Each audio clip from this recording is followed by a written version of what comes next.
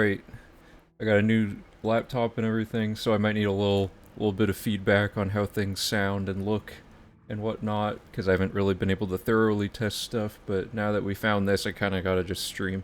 So, uh, we'll get right into it in a second here. First of all, is the game looking good, and is the voice and gameplay balanced well? I think I got it pretty decent, but I had to set it up pretty quick. Looks good? Okay, cool. Let me test dock mode really quick. There. Okay, boom. We have a wiki now, by the way, if people are interested in that. Um, Bring it back. Okay, let me catch up on chat really quick. Sorry, it's been a while. I know it's been a while, guys. I'm still a little bit burned out, so this stream could, like, take a nosedive right after I get the important info out there, but the goal here today is going to be to figure out kind of how to work with this new discovery. But first I'm going to very quickly recap it for people who maybe weren't here a few months ago when we did the original class reset stream. So first of all, hello everybody, it's good to see you all. Recognize all your names. Overall audio seems quiet, but the balance seems fine. Yeah, maybe there's a way I can turn... I don't have like a way to turn up the whole thing. Yeah, let me do Apotheosis. That's probably the best way to test this.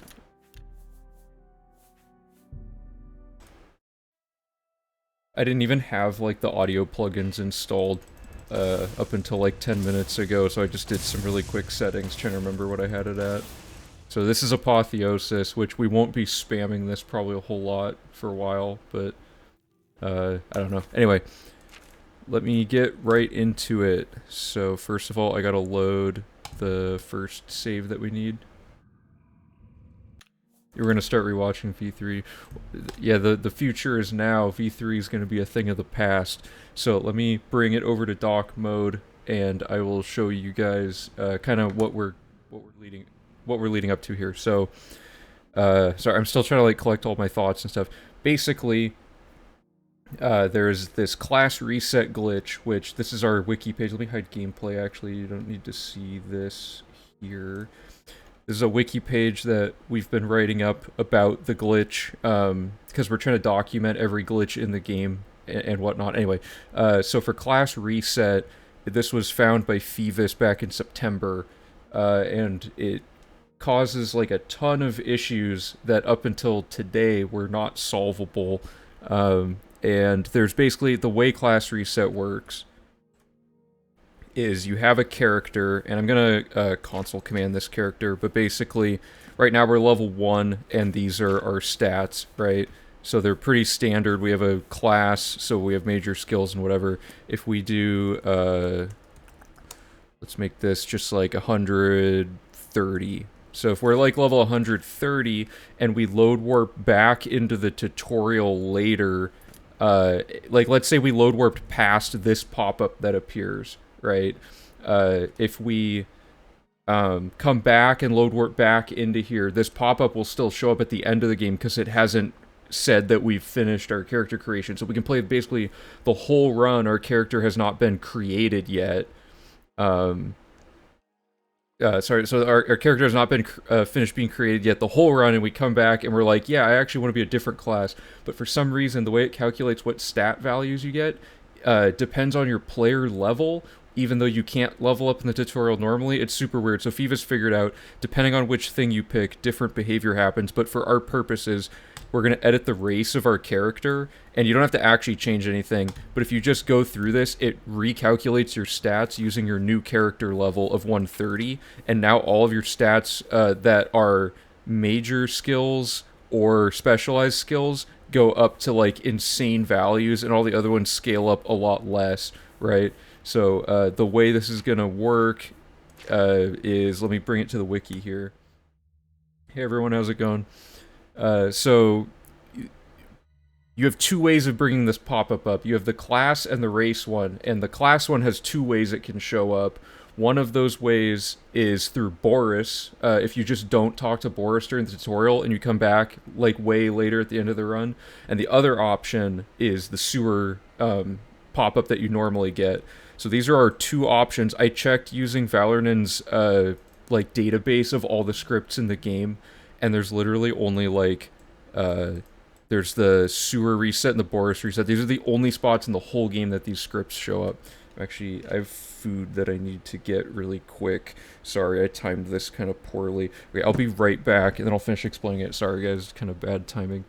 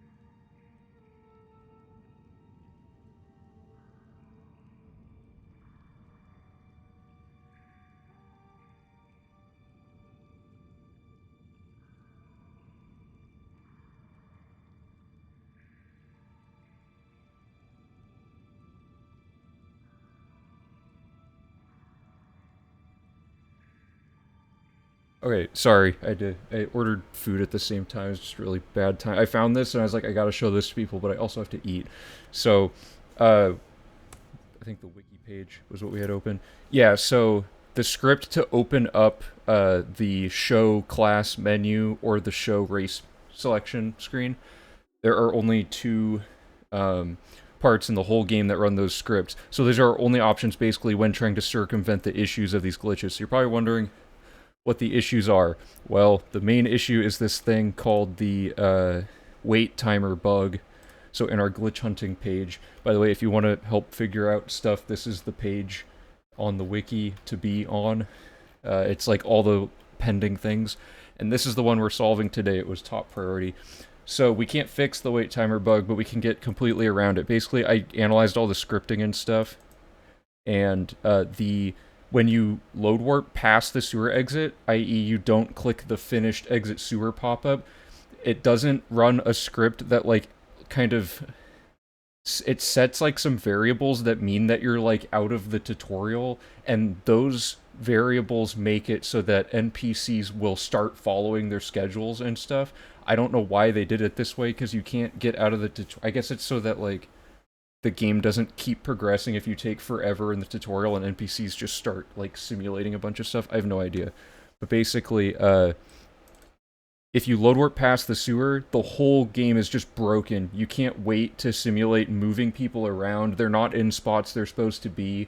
The entire quest logic of the run gets broken, meaning class reset is not a viable option normally, because you can't... sorry, I'm really bad at explaining. I've got to warm back up to explaining stuff. But does that make sense? Like, you can't... I'm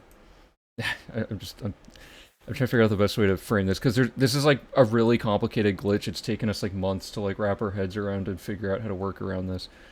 I guess the way to think of it is we need a way to be able to, at any point in the run, activate this pop-up, but you can't bring the pop-up up after you've said finished exit sewers. Does that make sense? The last time you click finish exit sewers, it'll never show up again, and the only other option at that point would be to go back to Boris, right? So, would this be useful for shorter category runs? Possibly. So here, I've taken too long to explain this. I've failed to explain this that well, but here we go. So, when you have a character Let me get the gameplay up, please. Oh, I hid the gameplay on the other thing. Okay, there we go. So, I already did it on this character. Let me load it before I had applied. So imagine we are in the tutorial, right, as normal, and when we get to... So this is the first save we'll need to make. We play the tutorial like we normally would, including talking to Boris and doing all of that stuff, right? So, first step, you make a save like here, or you can make it on the other side of the grate, like as you're exiting the tutorial to get to the sewer area. So that's step one. So we have one save so far. Then you go to the end of the tutorial as normal, and you could probably load warp this in some other clever way, like load warping out of the exit of the sewer or something, but I haven't thought about the routing options yet. I've just gotten it to work. So now, when you get to the end of the sewer, estimated time save, like a ton. I don't have a good estimate, but it's like a lot, because it makes class reset have no downsides anymore, basically. Other than that you have to power level. But when you go here and this pop-up shows up, before doing this you should make another save, which I already have, so I'm just gonna bring it back up. So we have save here, and then we have save here before we've done anything. These are two saves you need. So now what you want to do is you're going to go play the whole game, do anything you want, but you make sure that when you exit sewers, you click the finished exit sewers button so that NPC's wait timer and scheduling stuff all works. So those are the setup steps of this. So here comes the new part. So now we're going to take a character like this one from... This is the end of the V3 run, so we've clearly done everything. We've clearly exited the sewer normally already, so the pop-up won't appear. We've already done the main quest, so we can't talk to Boris to get the class reset. Hours or minutes? I think it's like... It's probably... Compared to the old version of class reset, it's probably maybe like an hour more, but class reset's already gonna save like... probably like 3 hours or something. I don't know. I don't remember the numbers off the top of my head anymore. But here we go. So we got... This character's like done with the game, so it doesn't make any sense to class reset this one in logic, but the whole point is just to demonstrate this. So this character now, we're going to load warp that character into the sewer using the save we made at the beginning of the game. Does that make sense? So we got the Sanctum. We're going to load warp. If you guys don't know how to load warp, I think I have a chat command for it that links to a tutorial video. But anyway, we're going to basically take this character and push it into the tutorial version of the sewer, which is a different version of the sewer than normally is in the game, like when you come back to it later. So you can only get back here via load warping. I'm over encumbered. I gotta drop a bunch of garbage. So now, our character that shouldn't be able to class reset, I'll show you why you shouldn't be able to do it. So normally... the conundrum is going to be that you can't class reset at this spot, and I'm going to make a save, because when you try to exit, there's no pop-up anymore, even, you know, because you've already clicked finish exit sewers. So the way we're going to do this, spell stacking is going to save, like, a lot. So, yeah, so you got this here, and the way this, for some reason, I don't know why this works, if you load the save of your level 1 character, so see, this is our level 1 character, where the pop-up does appear, there's a very particular way you have to do this. I don't entirely get it, but basically, I'm going to see, can you guys see this? See that one frame of actionable gameplay? Can you see that? There's one frame where you can do something. So this might take me several tries, but I gotta get a pop-up to appear. I'm mashing escape as I'm trying to select my race, like that. So now that you have this in place, what you want to do is you want to click load, and you want to load the version of your character that's also standing in the sewer area by the sewer grate that is at the higher level. So the character that normally can't bring up the pop-up, you're going to click that one, and it's going to put them in the race selection like this, and then you're just going to say yes, and then it runs the race reset tech on this character, so now their luck resets to 50, their personality resets to base, their major skills become 100, their minor skills become 22, and with some clever, like, routing, which Bosch and Phoebus have already largely figured out, we can get our character to have every skill except for like 6 of them to all be at 100 without having to farm any of them. So this is the way that we have gotten around the pop-up closing, which is really exciting because now we don't have to worry about NPC schedules. We can play the whole tutorial normally and just set a few specific saves at locations, which only takes like a second to do each thing. And then we can play the whole run however we want and be able to just insert the class reset at any point that we want in the route now, and there's no downsides. So the next step, now that we have this all up to speed, is to analyze what is the best possible way to incorporate class reset now, which is like a super complicated thing because well, okay, for example, let me show you. So Bosch has been working, this might take me a second to pull it up here. Bosch has been working on putting together like potential routing options before I figured this out, but there's a lot of ideas in it that can carry over. So we got, where's, oh sorry, I don't have the right thing opened up. Okay, so Bosch has been working on this. Can I make this bigger?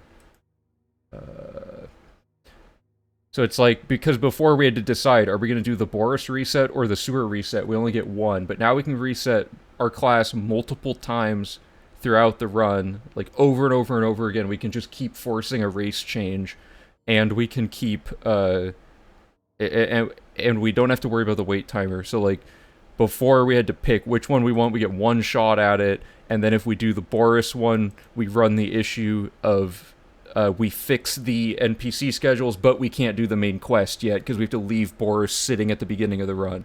Now that's not a problem. Sewer Reset had the opposite issue. You can do the main quest at your leisure, but you don't have the option to come back without sacrificing NPC schedules. So these two things are like horrifically bad things that we like. Neither one was great, but Bosch did a great job working around both possible options. So now we have a ton of new stuff that we can get into the nitty-gritty of, and I'm still trying to catch up on some of it because for those of you who don't know, if you can't tell, I'm still pretty like scatterbrained and like burned out from doing a lot of this, but this was too exciting not to share. So Bosch has been putting in a ton of time to figure out like the spell stacking. Like, these are all the spell effects that we now need, and there's a lot of timing things that are going to shuffle around, but the spells themselves are like ridiculously good. For just to summarize it, I'm probably going to make a much longer stream or discussion, like video of some sort, like talking about Bosch's spell stacking. Bosch figured out how to get to 200,000 of a stat in like 8 seconds. That's how ridiculous spell stacking has gotten at this point. In under like 10 seconds, you can get pretty much any stat value you want now for 2 minutes, because it's the longest custom spell duration. Just like insane tech. We have a bunch of pinned videos in the Discord if you guys want to see those. They're just like unbelievable. And then we have, so like Bosch basically has like this layout of like a potential order we could do stuff in, but now there's like new things to consider, because you can underflow skills as well, which was a thing we had to get rid of before, because if you try to underflow skills at the beginning of the run, you end up with the problem that your underflowed skills make it so that they're above 100 at the start of the run, and you can't read skill books anymore, so the 100% is done, right? You can't do it. But now I think we can do underflowing, so we need to get a new spreadsheet set up here and like map out exactly how class reset could fit into the logic of this. The spell stacking Karsto used in all guilds. Yeah, so Karsto's using like an older version of Bosch's, because Bosch has been like constantly improving how to spell stack effectively. There's a new stack for speed that's like even faster and even shorter setup time. I can actually, let me find one video of this. So let me pull this up. I think, Bosch, do you know where you posted this? Latest version of spell stacking. Let me pull this up.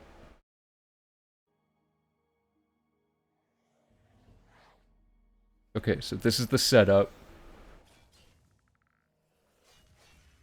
This is the 5th version of the spell that he has made, and he's been improving it consistently. So now he's at 1,000 speed already, and 1,000 athletics, and on top of that, look at the health and all that. Like, we can't really feasibly control the game without... I don't know if you noticed that. That's 24,000 weakness to magic in, like, 8 seconds.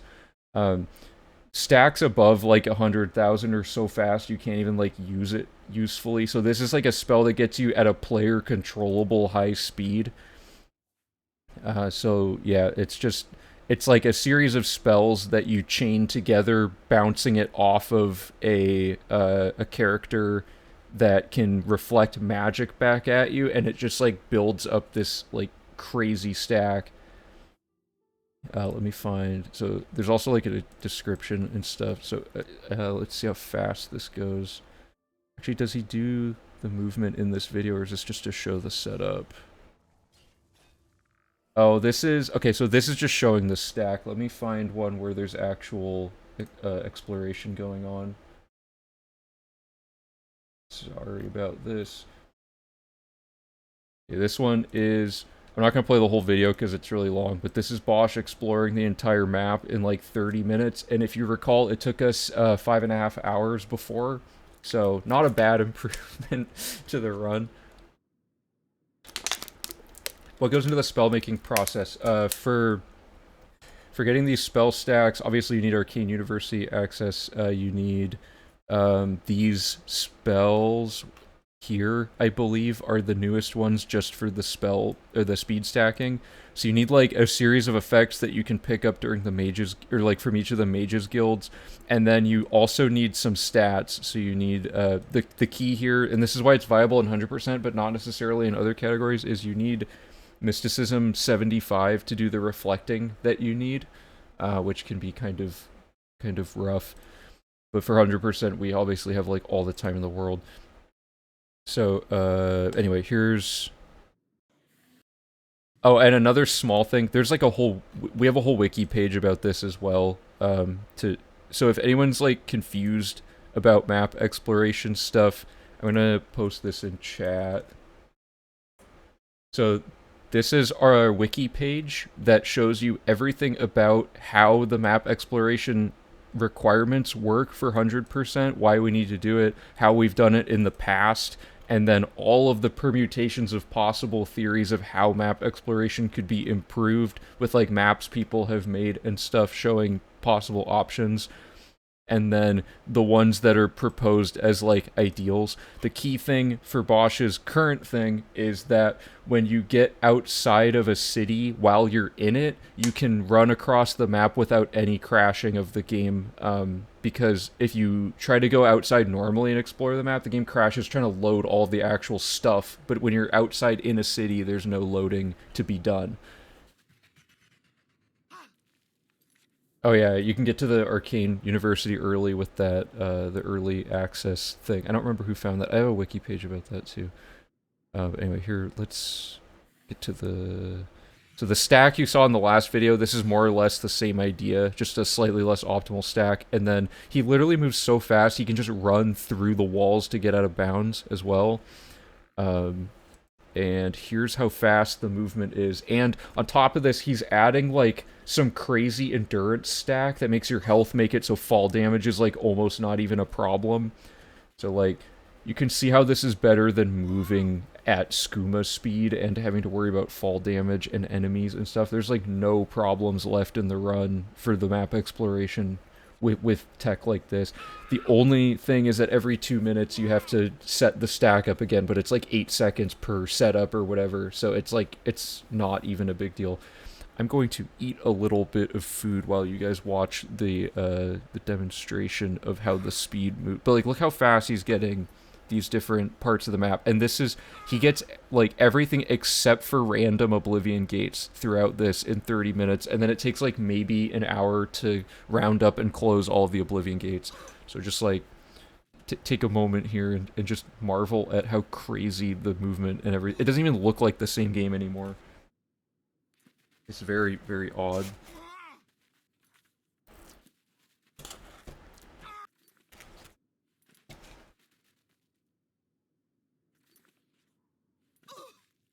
And let me see if I can find another. Bosch has like all kinds of crazy stuff.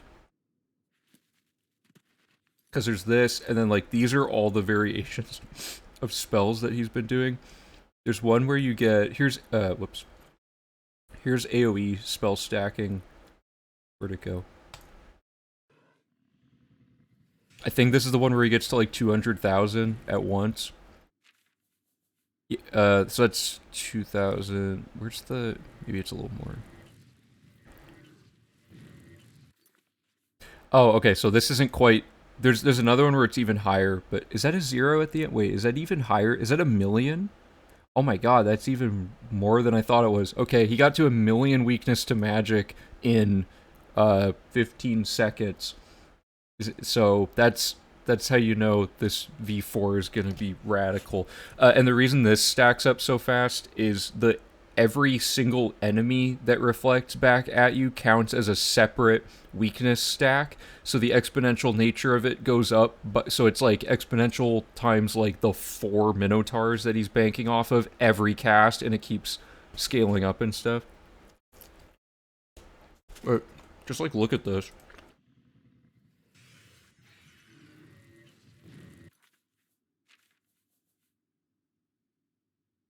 So like really quickly gets up to that much.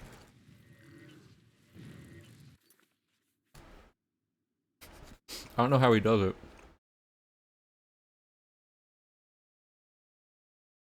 Yeah, so what we want to get done today is just kind of we're back to like a brainstorming phase because there's now a completely radically different thing going on.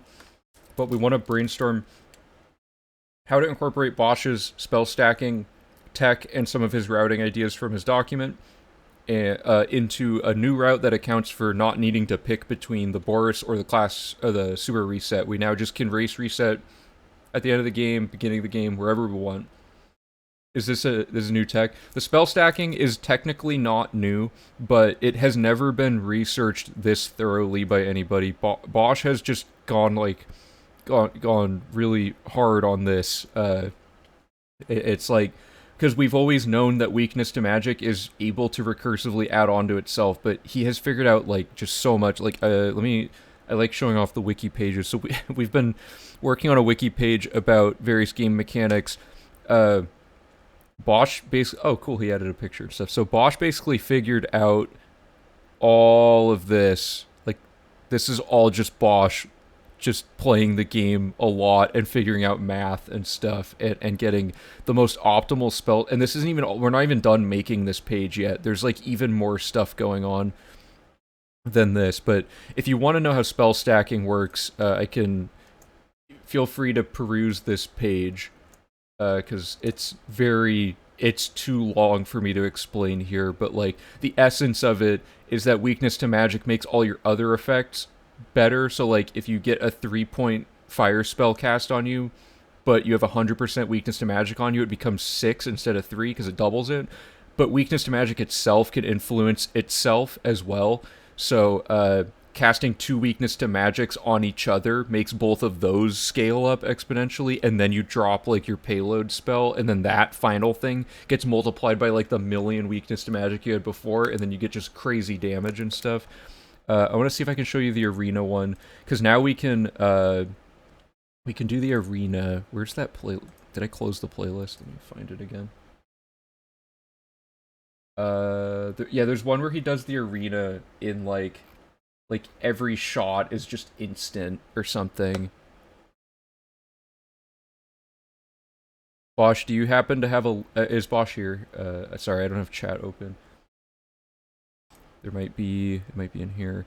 There's one where he does arena and it's like hilarious. Oh yeah, here we go. Check this out.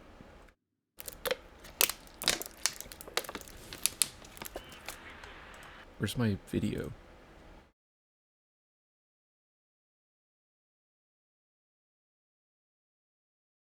Oh, there we go. Okay. That's the whole fight every time. And this is him just reloading and showing you how quickly and consistently this works. You can basically run up the stairs and shoot an AoE spell at the ground that's like maximum damage, maximum magnitude, because you can just get to like a million magicka pool. and you can just sit there and just hit the ground with AoE. And when you do that with lightning, it like directs it at every enemy in the AoE with like a separate projectile. So just by doing this, you can basically just bank a spell off a wall, and that combined with the gate lowering glitch that we found a while ago, the arena is going to be faster in the 100% route than in any other way it's probably ever been done. It's just like an insane thing. So I'm going to play this for you guys one more time while I take another bite.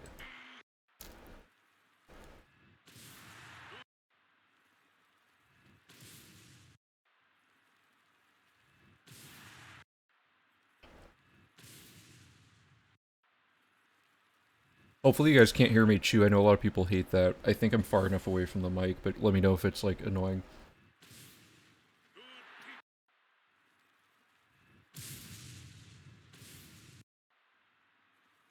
Yeah, there's like... Yeah, so one thing Bosch has been working on, I don't know where the link to the page is. I can find it really quick, though. And, like, the wiki is a work in progress. I'm sending the link out now, but, like, it's still very much, like... It's a work in progress, so that not everything we know is in the wiki yet. This page needs to be reformatted, but basically Bosch has taken all of the main spells we're going to be using in 100% that do various like useful things, and has shown exactly how they work, what you need to set them up, etc. And he's in the process of mapping all of these out. So basically you're going to have the page that says here's how spell stacking works, and then a page that says here's spells that are really fun or useful to mess around with. So it's just, I can't believe this. It just looks hilarious. And if there's like multiple enemies, like this will kill all 3 of the champion people during the final fight. Okay, so after I finish this, we're gonna get into talking about routing stuff.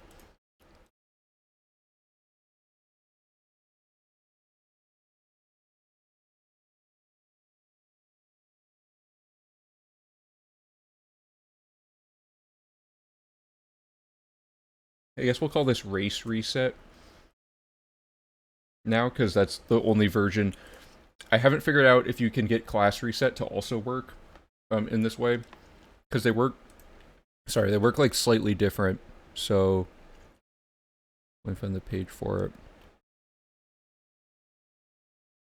This shows like how your stats are affected by class reset. It's like a flow chart, because there's so much that there was like no other good way to explain it. So all your skills are increased by 0.1 per character level when you do the race reset, and you get like your specialized skills go up 0.5 and your major skills go up 0.9, and then your skill values are capped at 100, and it overwrites things like boosts, which means now we can actually explore the idea of underflowing things. So that's one thing. There's so much to try to map out here that it's going to take me a while to get to a point where we've charted everything out, and I'm hoping that between me and you guys, we can all kind of figure out everything we want to test. So there's underflowing is now probably possible, because we can now race reset at any point in the run after the tutorial, which is good. And we did a lot of math to try to figure out like the optimal ways to do underflowing and stuff, and Bosch has a spreadsheet as well that I can pull up that does stuff like involving mapping out the best way to do stuff.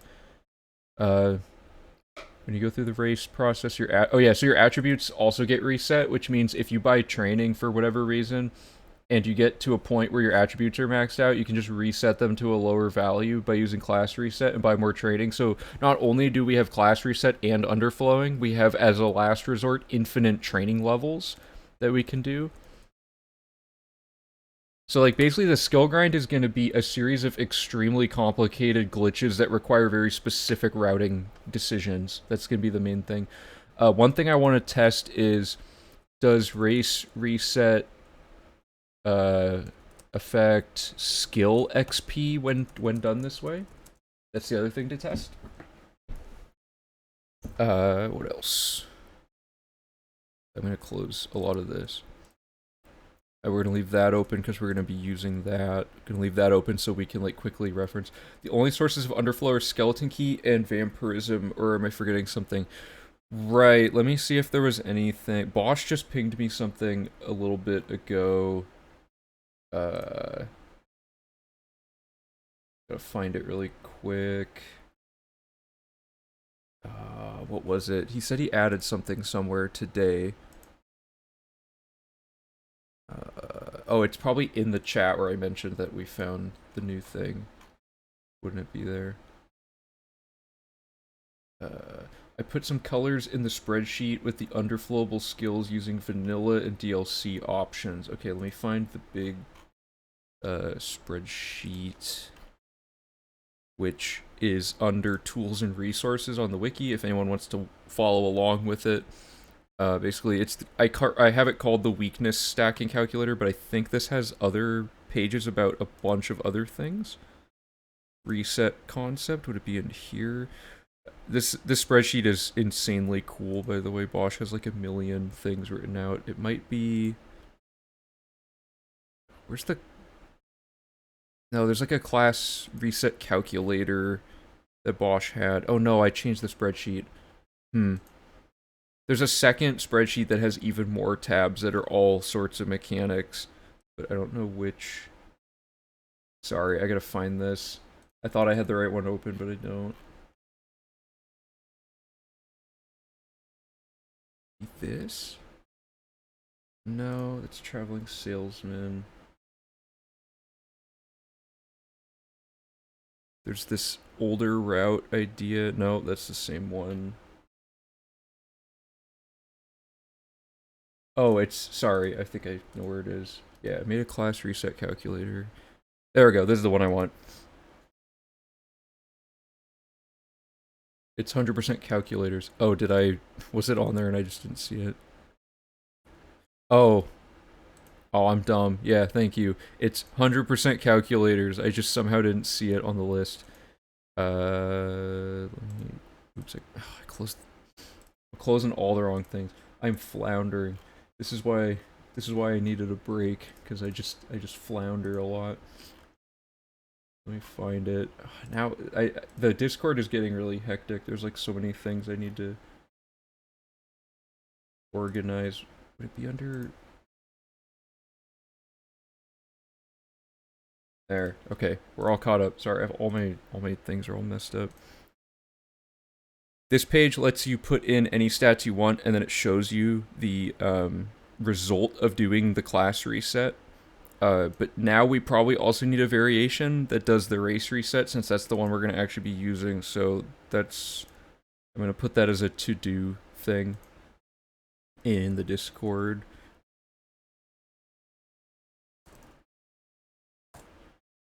Okay. And we got... Sorry, I haven't been keeping up with chat super great here. But yeah, I believe it's just skeleton key underflowable in the vanilla game. So you have blade, hand-to-hand, block, athletics, acrobatics, security, and sneak. And security is because of skeleton key, illusion, mysticism, destruction. Yeah, I think these are all just because of vampirism. I think you're right, except for skeleton key. Unless there's some other way to do it. Oh, wait. Oh, no. You can downgrade a lot of them with jail time. So, like, you go to jail repeatedly, and you bring all of the skills down.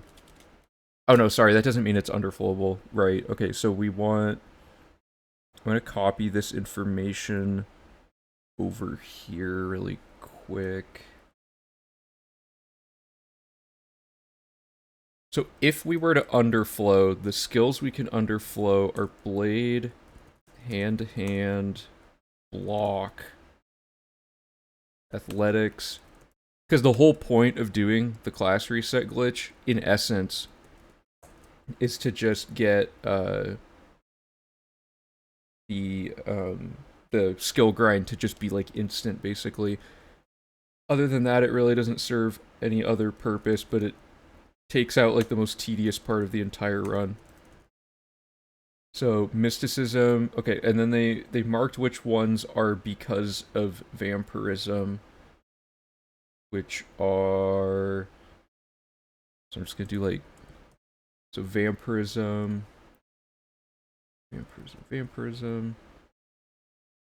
sneak, acrobatics, athletics, hand to hand, and then this is skeleton key. And I gotta be honest, I don't know how they underflow blade and block, so I gotta ask one of them how that works. But yeah. Underflow, right. Okay, let me just console command the skeleton key into my inventory really quick so I can show you this. I gotta find it really quick.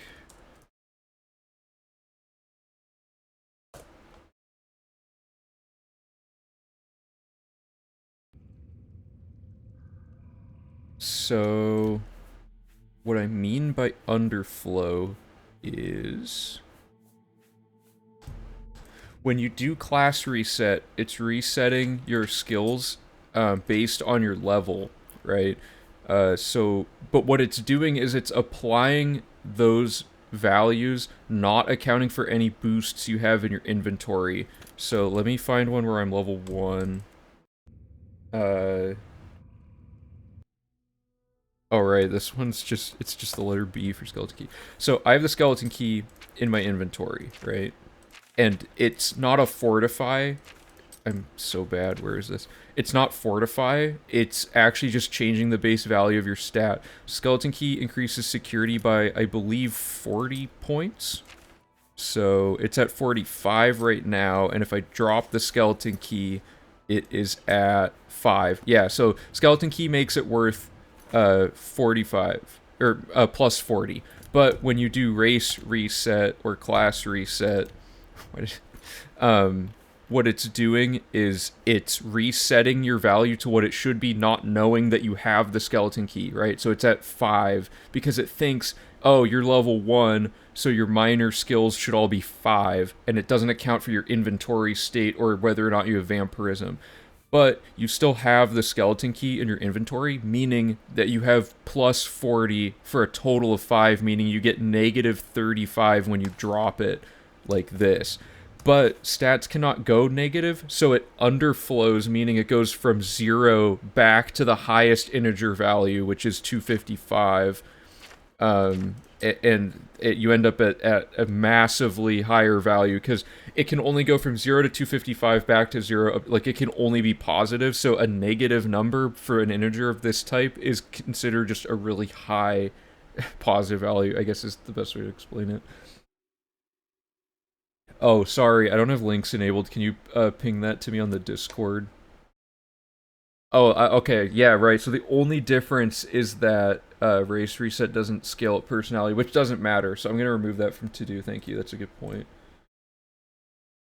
Uh, yeah, just if you could ping me in like the 100% chat somewhere, perfect. Oh, it's a text file. Okay. Can I somehow? I'm gonna take a screen cap of this, or no, I'll just paste this like in.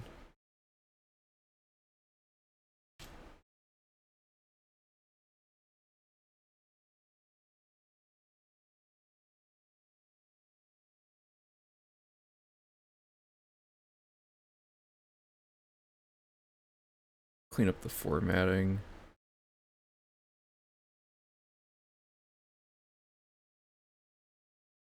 So Phoebus has identified, what is it, 14 things that can be underflowed somehow?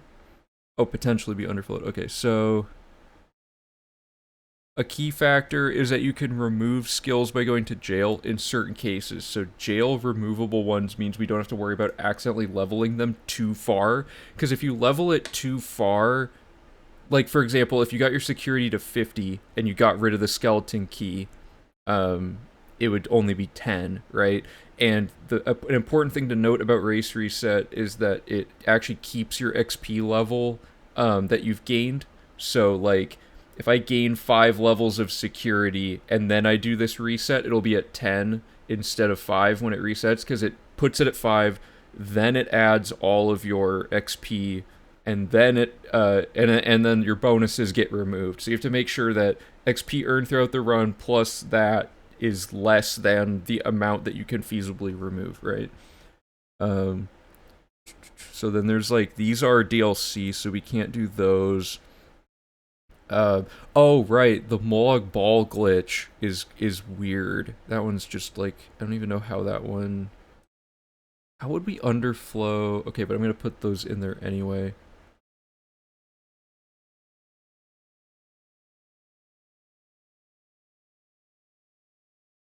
A few of those going. So we have athletics, blade, and block.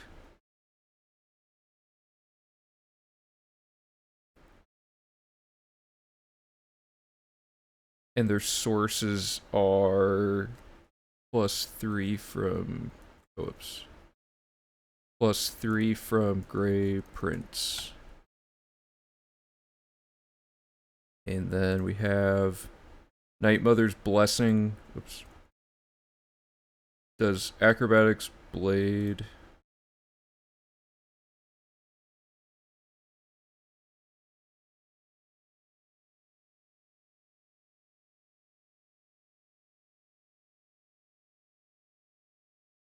From Night Mother.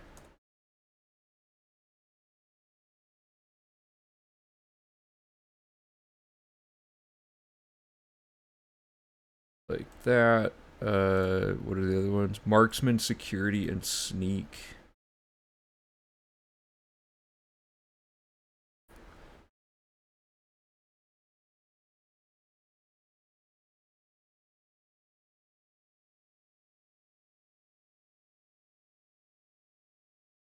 Okay, so we can maybe do those.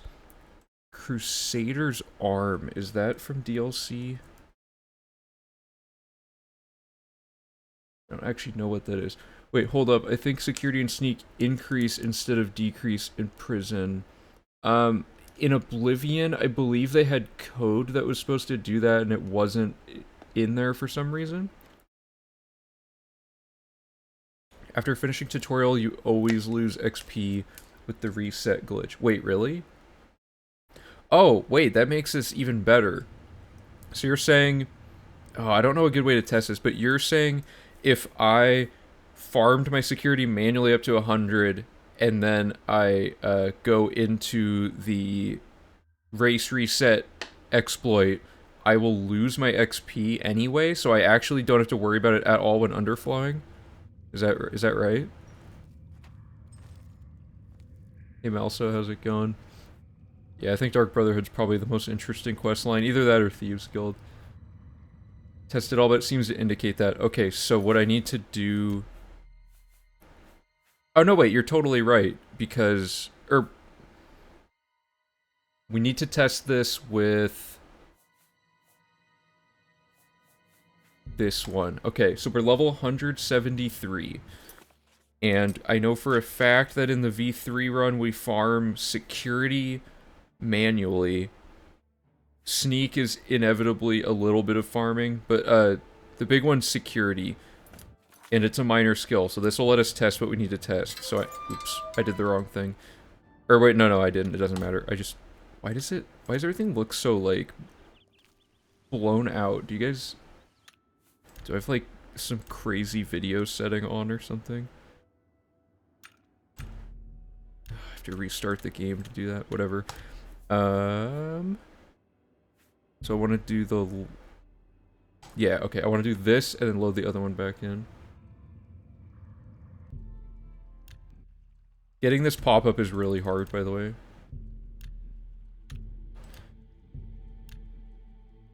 I just hope there's not some other, like, bad side effect of doing this glitch that's, like, even more subtle.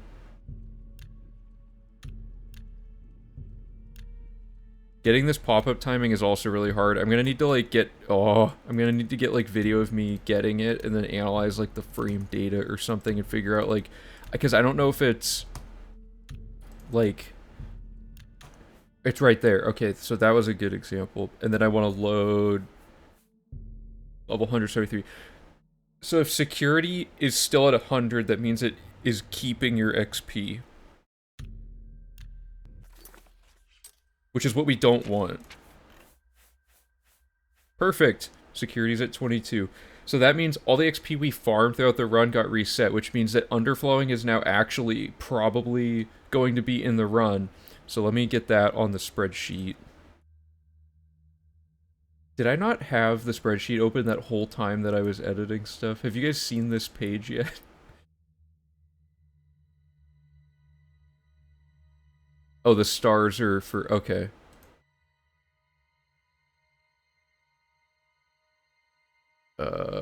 Where did it go? Did I close it? Oh, man.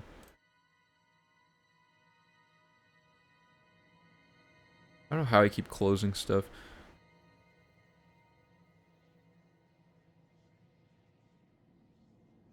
One thing... Okay, so...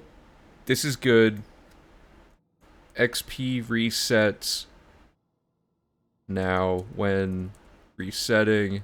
Or, race resetting.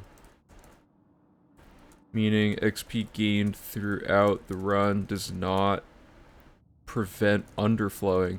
So we can underflow all of... So the goal, that we were trying to solve when we originally were working on... Like, when FIFA's first found class reset, we had a whole stream where we were trying to math out, and that was on this page.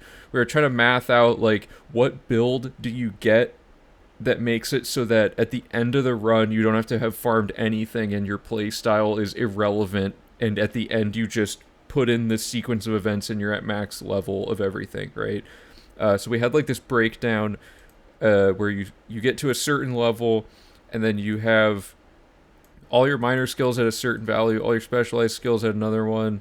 The key here is you want to underflow the minor skills, and you want to reset all, like, you need your specialized and your major to be different from each other, because that way you get double the skills up to 100. So like let me just I'm just gonna copy this over and like do it again, but like from scratch, because we need to like rethink how this works now. There was something else I was gonna write. Oh yeah, jail decreases, thank you. Birth science page. So jail decreases, skills could help with underflowing. So these are all going to be things specifically, this is like miscellaneous. Race reset does not affect skill XP, or it does affect skill XP. So this is all going to be like, whatever. This is just the underflowing page.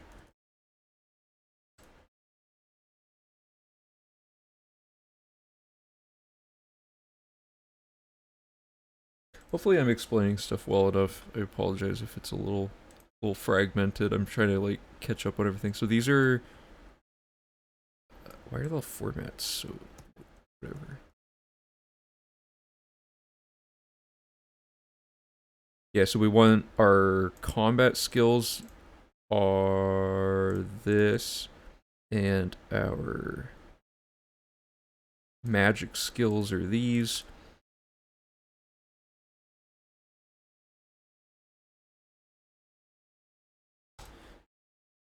And this will be important when we're picking the right specialization. So we're trying to maximize like how much we can milk out of this class reset. Oh, another consideration, does resetting multiple times in the run help in any way? Because I remember a long while back we had a few ideas of how you could reset in like stages. I don't remember exactly. Oh yeah, this is the 100% channel. Welcome. How's it going? So yeah, we need to like figure out, does resetting at multiple points help for anything in particular? Off the top of my head, I think it would help to race reset. Well, no, if we can't change our class, maybe not, because currently, like, I could be wrong, but let me try it. I don't believe that there is a way to force specifically a class reset, which would be better than what we're currently doing. Because class reset means we could shuffle things around to prep the underflow in a better way. And we could have major skills at the beginning of the run that help us get certain things and change them to minor skills later when we don't need them, right? So if I do... what's the best way to do this? So I want to do edit class, and I want to see if there's a frame in there where I can get it, right? Oh, there is. Okay, so then the question is, does it work? It might take me a while to get this pop-up, but the question is, can I force the class pop-up to show up on the other file instead of this one?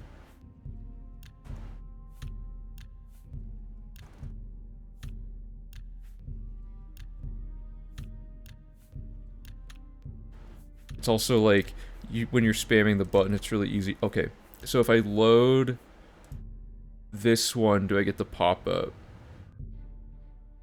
Woo, okay. We just forced a class reset on our character. Boom. Oh, I didn't know that was actually a thing. You could slow it down. Okay, sweet. So now we can do race or class reset. Having options is very good. Also, before I forget, I'm going to write down how this works. So in the tutorial, set save at sewer grate. In tutorial, we want to finish exit sewers to fix wait timer bug. Oh, and before that, we actually want to talk to Boris to advance main quest. And then we want to like do anything else, like the rest of the run. And then we load warp back into tutorial sewer with great save, and then we run to sewer grate or sewer exit, select class, and we want to hit escape on the one frame as pop-up closes. And then after that... Oh wait, no, that's not what we want to do. That's not the next thing, sorry. Run to sewer exit and make another save. I don't know why this works, actually. Load original sewer grate save. Oh, this is so many steps. Select class pop-up. Press escape to load other file, or like newest file, I guess. Newest file in sewer as pop-up closes. Make desired changes. Okay, there we go. There's a lot of steps, but it doesn't actually take that long, which is nice. So...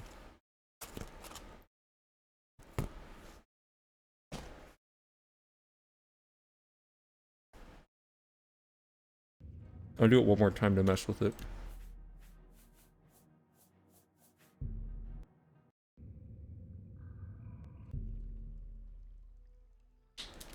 Actually, I want to see if birth sign can do it.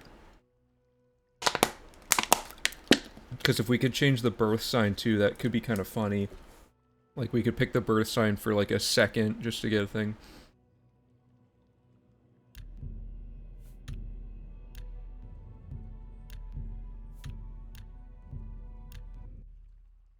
Oh, I clicked the wrong one, whoops. Or did I? Wait, why did the... One thing I find interesting about this is it doesn't seem to work if you're not in the sewer. Like, if you're not standing here, it doesn't trigger this. I think it's a thing I pointed out a while ago on the Discord. I pinned it in glitch hunting. If you look at the script for this sewer that triggers the pop-up and everything, it actually its script for detecting what your button input is in a separate thing that runs regardless of if you've already closed the pop-up before. So what I think is happening is when you stand here, it's triggering the sewer's like on game mode script to run and injecting like the button input from the other save file or something. I cannot get the timing on the birth sign. This should technically work.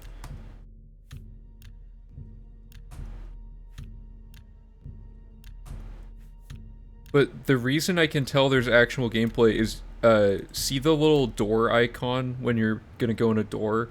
Oh, sorry, I don't have to... Get the gameplay up again. I need to get the gameplay, actually... here... There. So... there's like a... you can see the door icon, like, visible, for like a second as the menu closes, which is how I think it works.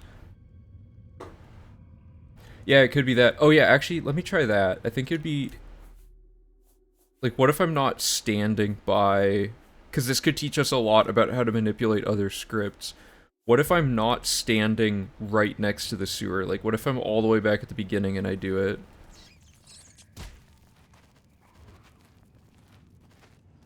Because it could be that if you're... it could be that my cursor's pointed at it, it could be that I'm standing close enough to it, or it could be that I'm just in the cell. So I'm going to make another save to test it here. And... let's try that. That'll teach us something.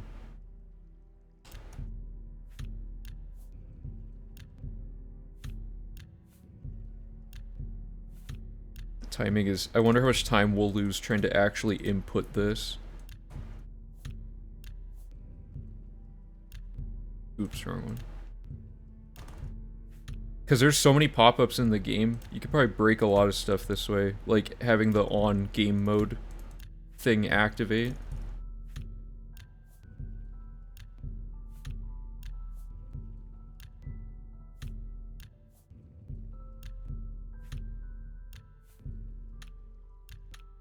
Oh, I had it. Okay, let me try it again.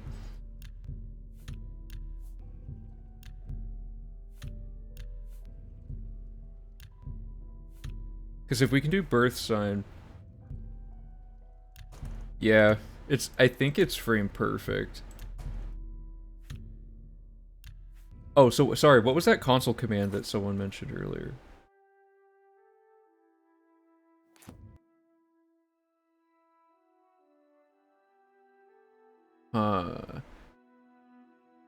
What is SGTM supposed to do? Set game, like, time or something?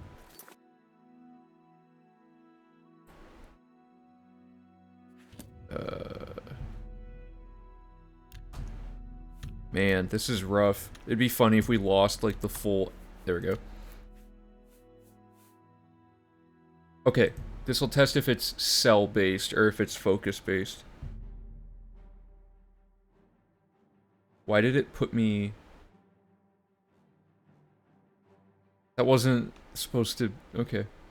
Set game time modifier. Oh, it's Skyrim specific. Okay. Well, it... wait, what? Interesting. So, it teleported me... how do I... I'm so over-covered. It teleported me, like, to the sewer grate just for that moment and then put me back at the... where I'm supposed to be. That's actually pretty interesting. So, it checks anything in... okay, let me... sorry, let me find... there's so much to solve now. Begin game mode is the script. So, like...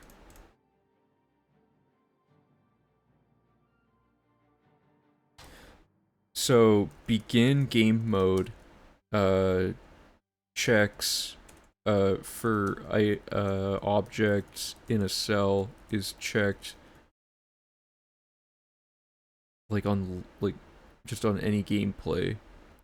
Because I read that begin gameplay checks constantly for any objects in the player's cell is checked constantly. I don't know if we can confirm this, but this is what it seems like.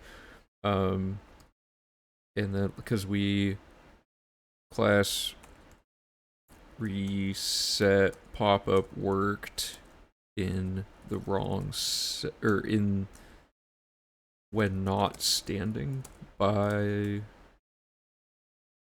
the thing, right? When not standing by the sewer grate. So that's interesting. So we could be on the lookout then for other quest related objects that have scripts that are like that that don't that don't like because so let me get the image up to show you what I'm trying to say. There. Okay. See, this is the sewer grate that we've been looking at.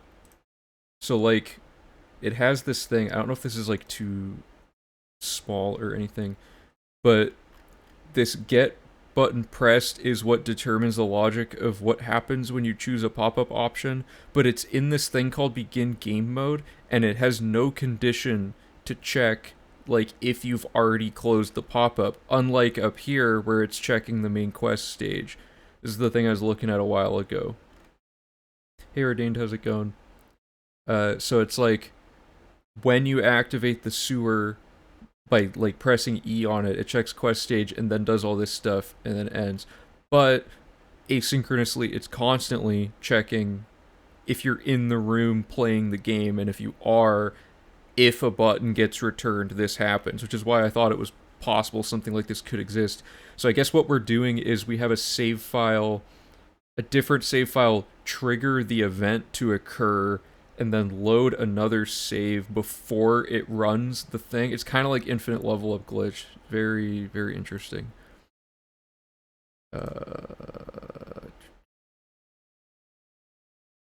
So there's probably a lot of huge, like, crazy broken stuff we can do with that. Okay, so we have our skills. Let me just finish making this.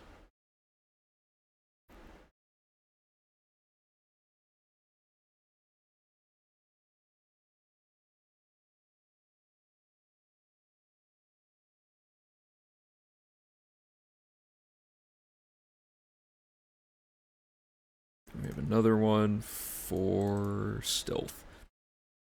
So ideally, we can have multiple builds throughout the run, it seems. And we can underflow stuff at the end of the run since it's actually eating our XP. As long as we don't... So we have to find a balance. We need to figure out a level we can get to that allows us to do... Like, honestly, I think Vampirism and Skeleton Key are the most viable for underflowing. I don't really imagine underflowing during Moloch Ball is possible in terms like using just these tiny boosts. Do you think you still need the JavaScript class reset? I think it would still be useful for people that are messing around with class reset, like in general, because like obviously we have the spreadsheet that can do it, but like I think it'd be cool if it's like built into the website as well, just so people don't have to like download or like make copies of sheets and stuff. So yeah, let's take a look here. So one of these entire things is specialized, and we also have from here we have Ogma as a consideration. Can we actually... No, if we underflow things with Vampirism, getting those back wouldn't work. So we also have to consider Ogma. And that has 3 options for paths. There's some way that I think this works out. So to clarify, when we do class reset at a certain level, all of our major skills and all of our specialized skills will go up. So we need to like identify which ones are which. Actually, I can just do it the way I did it before. Just have like, I think what we did before is we had all these be specialized.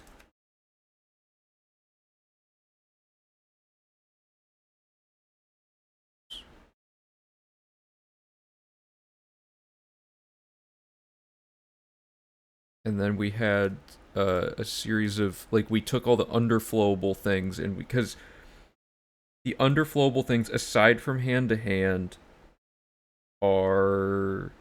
Oh wait, no, never mind. Vampirism actually has quite a few, so let me flag the right ones here.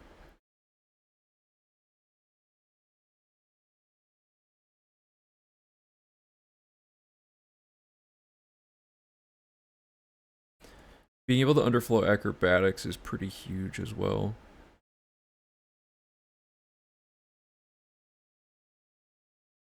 Illusion, mysticism, destruction, like that. Okay.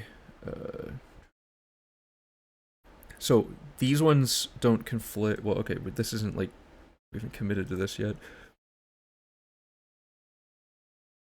It's got to be either stealth or combat that we do the reset for, because we can underflow some of them and still get... How would that work? Because you can, like, you get the bonus from the skills. What am I trying to say here? Vampirism's like Skeleton Key, I guess, is the first thing to understand.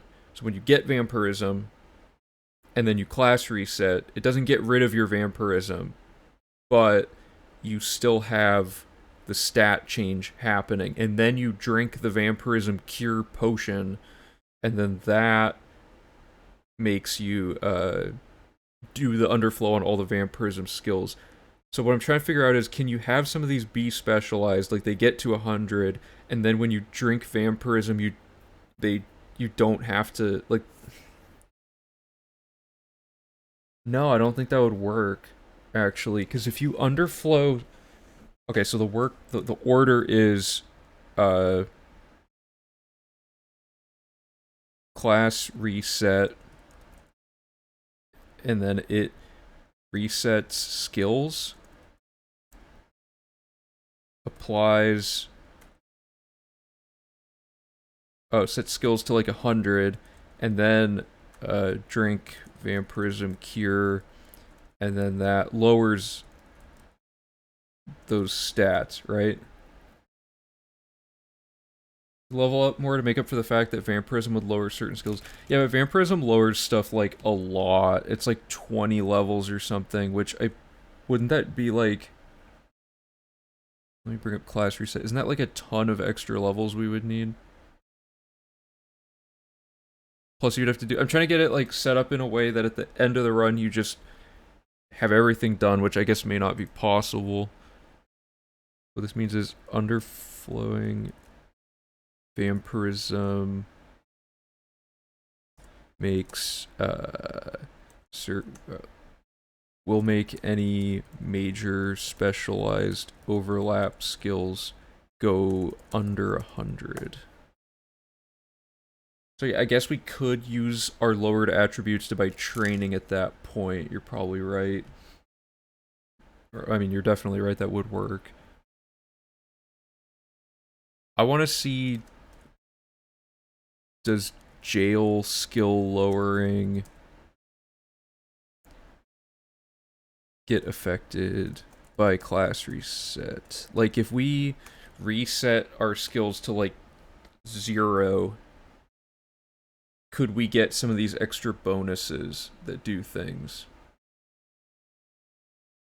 Suggest you mess around with the different inputs in the class calculator. Okay.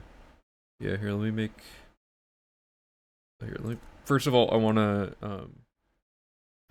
to make sure I can inject the birth sign as well. I forgot to test that.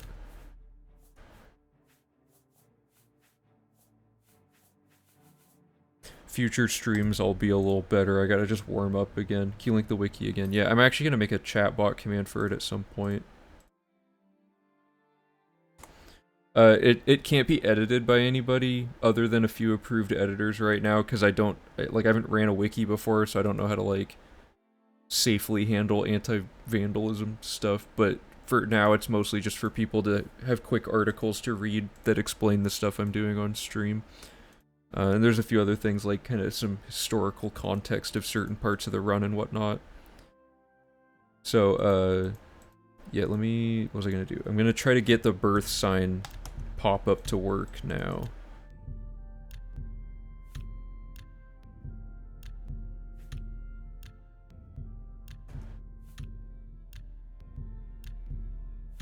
The timing is so specific.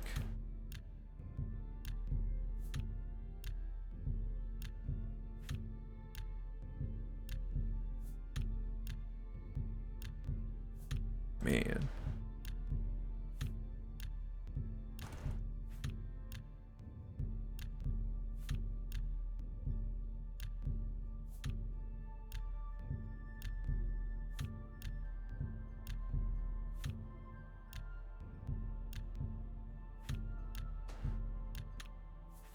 Oh, also, if you guys noticed any glitches that aren't on the wiki, just let me know. We have a chat on the Discord called the Scriptorium. Just let me know and we can add that to the list of pages to make an article about. So now I want to load this. Yeah, and see if the birth sign pop-up appears. Good. Okay, and let me just make sure it actually works.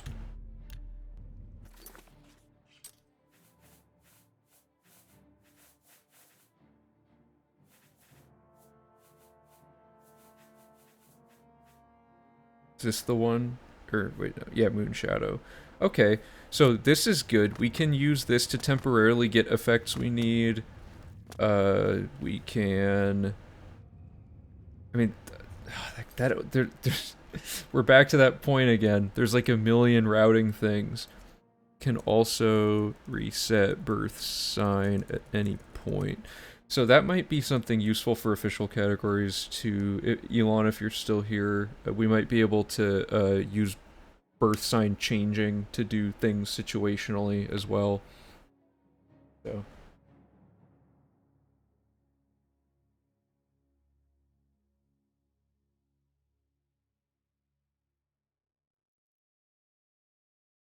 Hmm.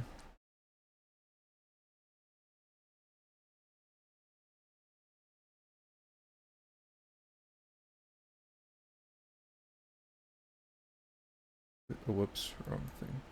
Okay, let's go back to the spreadsheet.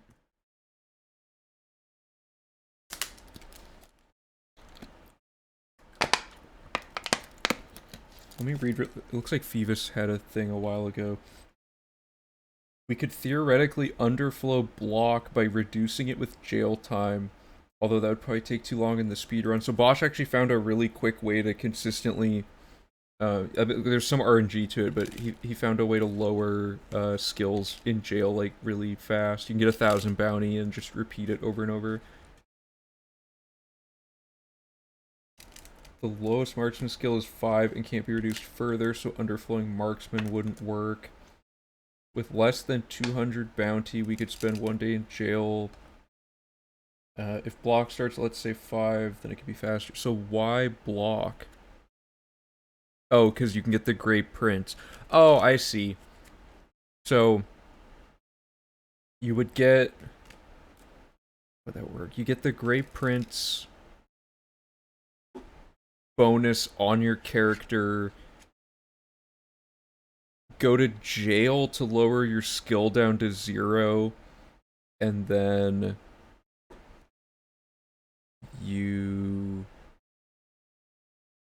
then you underflow that, which removes the gray prints. Oh yeah, race reset removes your gray prints thing, does it not? Oh no, he's talking about with the you would have to do Moloch Ball. Oh man, this is so complicated. Maybe for V4 we should only underflow a few of these, and then in V5 revisit the concept of incorporating Moloch Ball, because that's only like a handful more skills, and it adds 1 to stealth, And 2 more to combat, I guess. Hmm.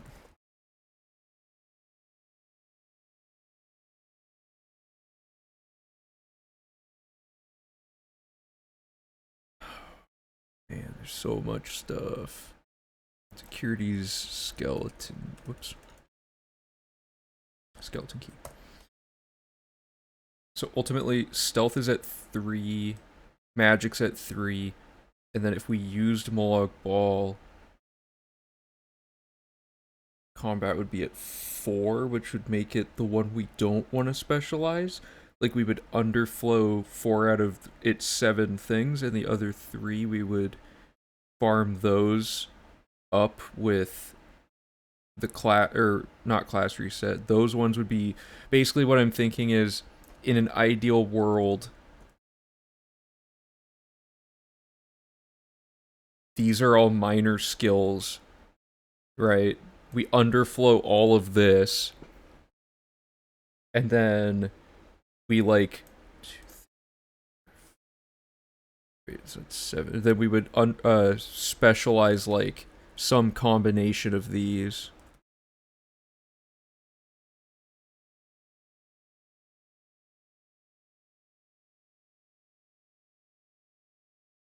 Like that.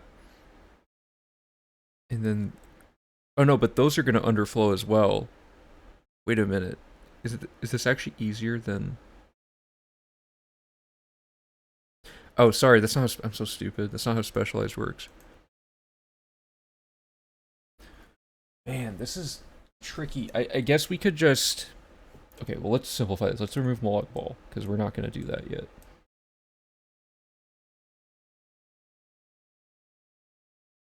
I mean, okay, so combat has 2 that are vampirism. So let's start by specializing, because you to reiterate, specialized means you have to pick one of these entire categories. So we're trying to find the one that gets mixed up with the vampirism underflow the least, right? So this one's only 2, the other ones are 3 because they would get in the way of skeleton key and everything. So yeah, I guess it's a no-brainer to pick combat, and then these 2 skills we'd have to like manually farm, which means we would pick Ogma Path of Steel, yes? Because Path of Steel is Blade Blunt Heavy Armor. Is that any of those? It's none of those 3. So those would already be at 100. So Path of Steel would have to, or it'd have to be not Path of Steel then. How does Moloch Ball cause underflow? There's a glitch. I haven't tested it myself. Uh, Only Vampirism underflow leaves you with tons of training left. Yeah, I'm trying to like absorb some of the because if we do underflow here and then we just buy like 8 levels of training at the end of the run, that's like no biggie, right? Like having to only farm those, and we could even like set it up that we have like skill books somehow in the mix here to finish this off. There's some way to do this, but it's like super confusing. But then we would have our major and our minor skills be some combination here. And what did we do last time?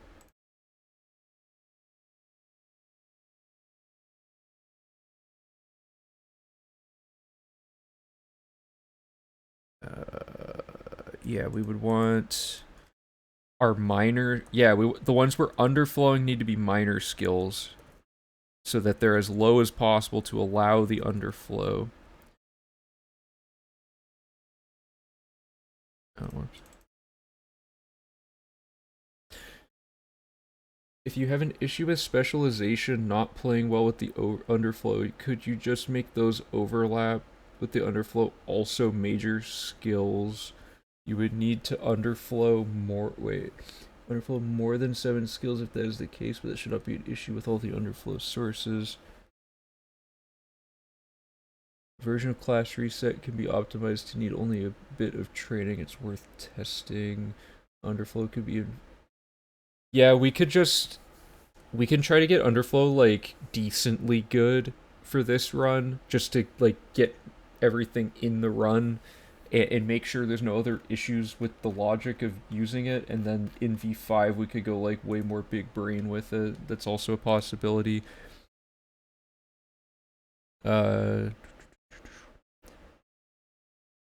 What's like the easiest minor skill? Because if it's not keeping our XP this way, that means we're actually we're not farming anything throughout the run anymore, which is a relief. You don't have to farm magic, you don't have to farm acrobatics. But what that does mean is at the end of the run, those things won't be leveled up. So we need to make them major skills as well.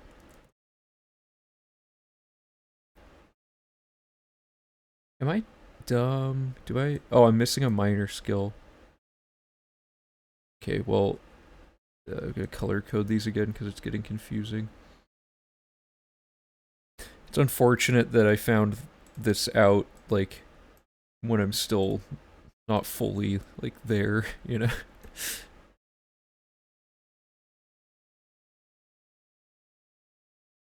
Major green, minor red.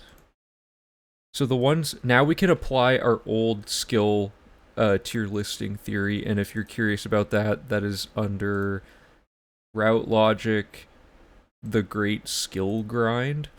We have this old theory of like which ones are the most awful to manually farm. We're gonna end up buying training anyway, I guess, so it doesn't really matter. But like alchemy, for example, is actually faster to farm than it is to uh like grind or to buy training for, whereas something like, oh, it also depends on when we're doing class reset, because if we do class reset at the beginning of the game, we do have the whole run to farm skills.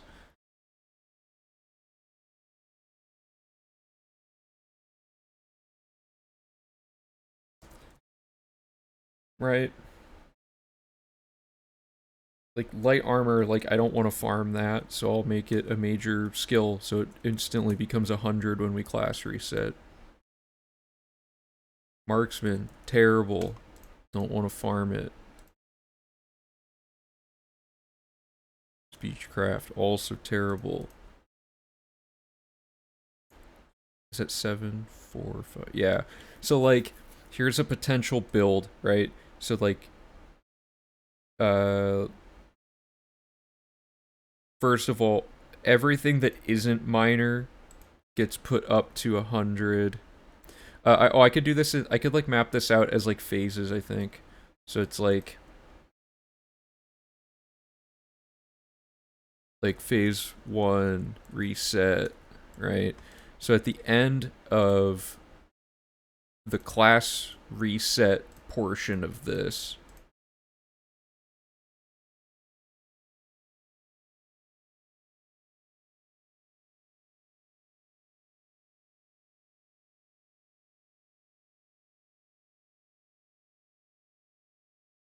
and these other phases would just be like farming and stuff. So at the end of the initial reset, I don't know exactly what level. Bosch, do you know off the top of your head? It wasn't like 134 gets you to 100 and everything or something. The class calc gives you major, minor, special. By the way, just saying. Oh, are you saying that you've already done all this?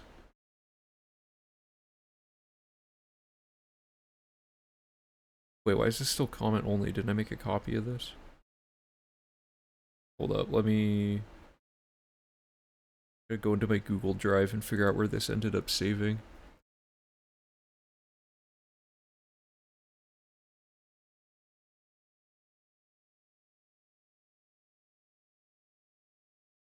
I made a copy and it's just like gone. Hold up, let me make another copy.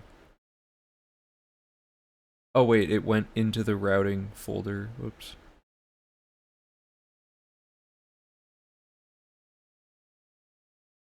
No, I'm confused. Things are not saving where they're supposed to.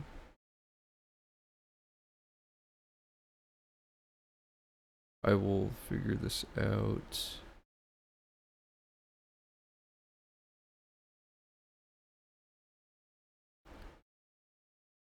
Where did it go? Ah, whatever. I'll finish this first and then I'll go find it. I'm also gonna get the music going again. Sorry. So these all get to 100 just instantly. All the major skills get to 100 instantly. But, oops. The important thing is the vampirism ones are going to underflow, so those are going to get undone.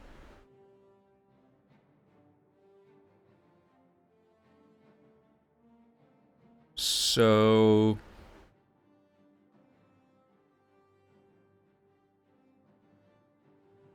So phase 2 is going to be drinking the cure for vampirism.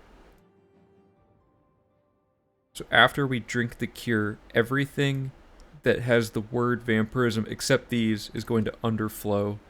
So those are going to be like... We're just going to indicate underflow by making it this high number, which is not true, but it's close enough. And then this is going to be the key.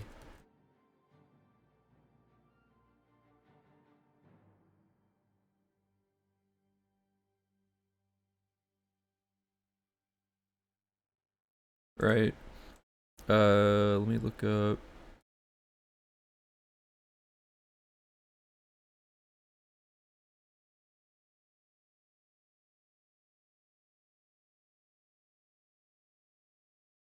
And we're gonna progress our vampirism as far as it can go, yes?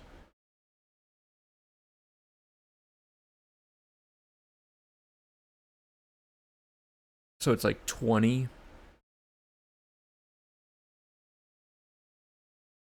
So these go down to 80 each, and these all underflow. And then skeleton key. So by this phase...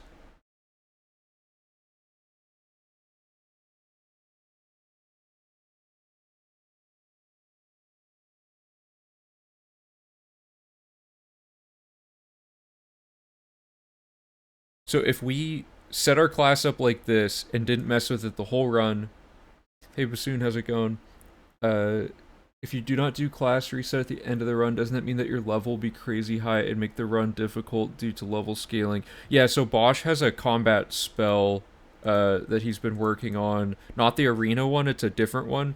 But it's, we were going to be testing that at some point to see like how effective it is. Basically, we have to figure out how much combat is actually left in the run now that we have 100% chameleon, and we have to figure out like how many instances of combat actually require using something stronger than Apotheosis, i.e. Bosch's spell stacking spell, because that spell takes like, 8 seconds to ramp up and it's complicated. But anyway, that's like the main thing.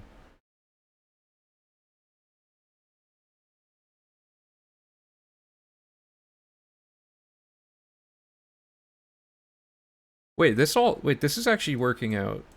Because look, then we buy training, so these go up to 100. I'm gonna mark what was unique each time, like what changed.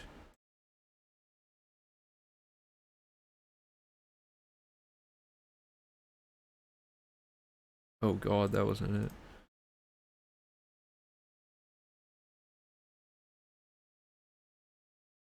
Almost did it again.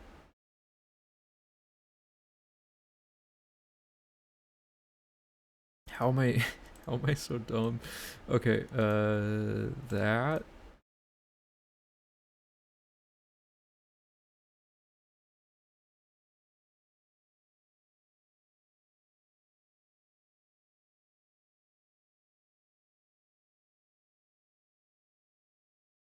And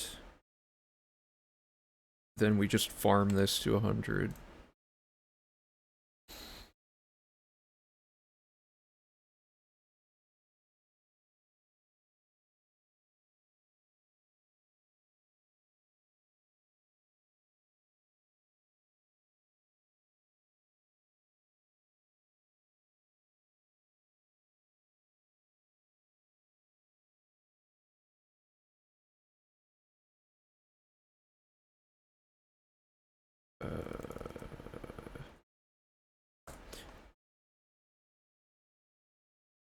Okay, so here's like, you know, a potential way that this route could go.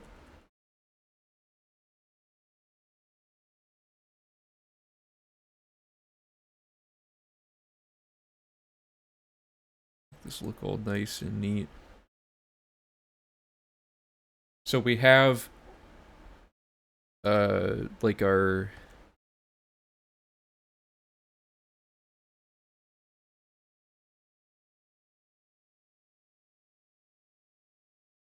sorry. Okay. Hey Han, how's it going? Check out the class calc for the max level you can get without reaching more than level 25 in minor skills. Okay, let me... I need to, like, add this to my favorites, because I always try to find all these documents through the pins, but it's like... Oh no, oh, whoops. I'm dumb, I have the wiki with, like, literally links to the things so that I can find them easier.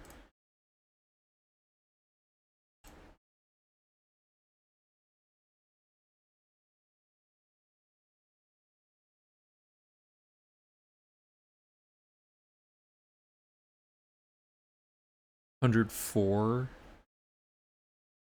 104 is not too bad. What was the level to get oh right, it depends on race. Here, I'm gonna make another second. The game. I wish I could just have the music going the whole time.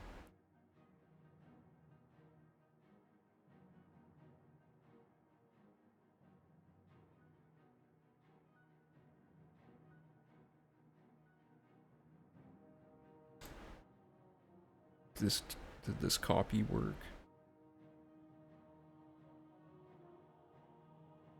Okay, this should be one that I can edit. Right, alright, so we're gonna be a female high elf like the whole run, but at the end of the run it doesn't really matter, right? Because like there's nothing left. Or well, are we doing it at the end of the run, I guess is the question. If we were to do it at the end of the run, race and whatever wouldn't matter. Where's the part where I have the question of when are we doing class reset? Did I not write? Oh yeah, here, let me move these back over. So like, when are we doing class reset? Affects minor major skills. If we reset at the end, we don't have to worry, or like, we can pick any race we want. If we reset at the beginning, lots of speed boost bonuses and whatnot, but harder combat.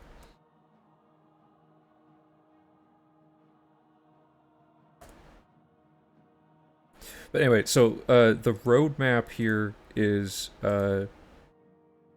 we pick this when we do the class reset, and then these are our underflow options. So like, phase 1, we specialize everything to be whatever we want it to be, and these will actually go up to 100, but then they'll change. Right? So everything goes up to 100 here. The minor skills are just like some whatever, like low value, who cares, and all the major skills. So this would be the option if we get to like some super ridiculously high level. I think it's like, it's pretty up there. Because the goal is to get these to go up. Let's see what like 200 is. Yeah, 150. 151, yeah. So this option requires us to get to level 151, which is not bad, like at all. That's a pretty good level to have to get to. Nothing super crazy there.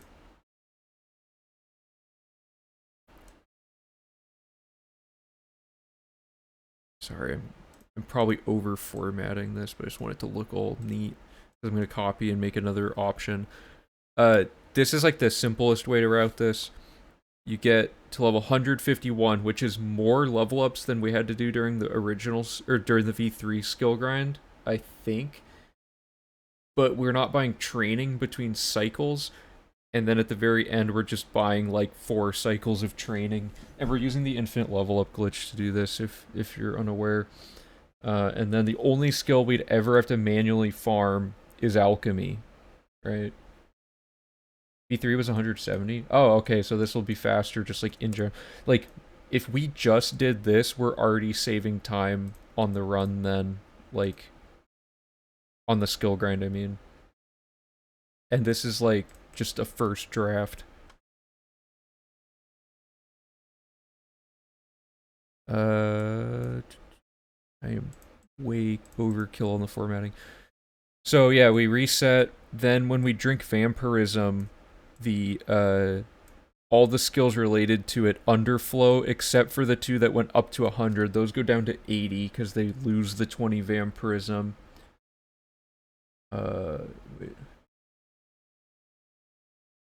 Leveling up without training is like 2/3 of the time. Okay, so yeah, that's a pretty big time save.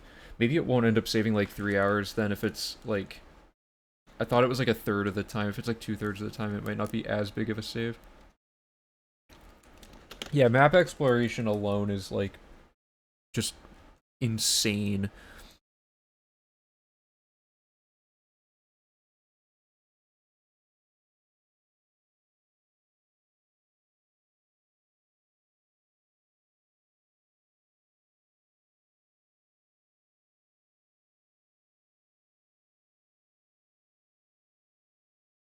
So ideally our goal, I guess, is to minimize what level we need to get to, right? Like that's the main problem remaining, is that you have to do the level up cycle over and over and over and over again. And I don't believe there's a faster way to level up. But getting to, luckily, level 151, which this represents like the highest we'd ever have to get leveled up for.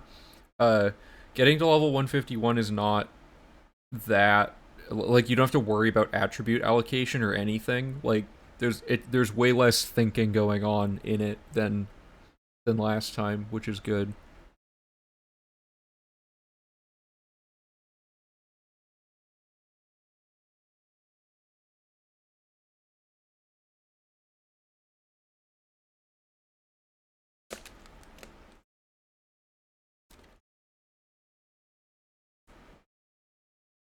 This makes me think though, we could do the pseudo route that we were doing last time now. Like obviously we should work in some of like the way, like all of Bosch's way better like spell stuff and all that, and like a lot of the other stuff on this document, but we could take the pseudo route from last time where you beeline it to the Dark Brotherhood and build off of that after we, like, if we're doing like an early class reset. The other option would be to just have Vampirism the entire run, which is not great. Although underflowing Vampirism at the beginning of the run means our Mysticism hits the 75 amount. Oh, it's been going good, Saturn. I really quick, I can just show you the glitch we've been doing. Long story short, we can now inject the pop-ups. I'll try to get the timing of it really quick. We can inject the pop-ups on this window by hitting escape on like the one frame that the window closes. So like, it might take me a while. Because we don't really know the timing yet. But at some point, I'm mashing escape to bring up this menu in the middle, like in the interim.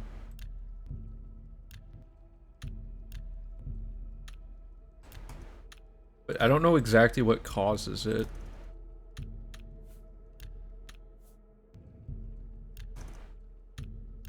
But well, I thought this would be quicker to demonstrate.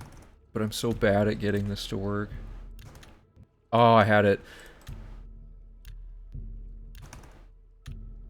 It's really cool. Oh, please.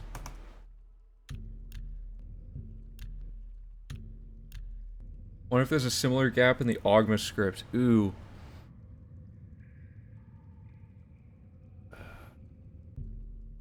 I believe the reason we couldn't do this with Ogma...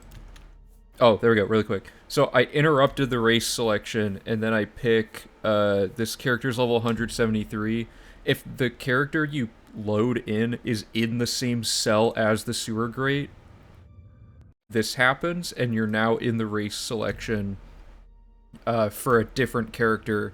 So all we have to do is make sure we can load warp them into the tutorial at some point, and we can keep coming back and resetting this over and over again. Yeah, okay, so we can look at Ogma really quick. I have the script written down somewhere on the wiki. Yeah, so that it solves something that's taken us what, like 3 months to try to figure out how to work around. We can now just not have to worry about it, and it like all of the best aspects of this glitch are retained and all the worst things are fixed. It's like the exact ideal thing. What was I looking for? I'm on the wiki. Oh, Ogma, right. We have like Ogma's been a thing for a long time. Uh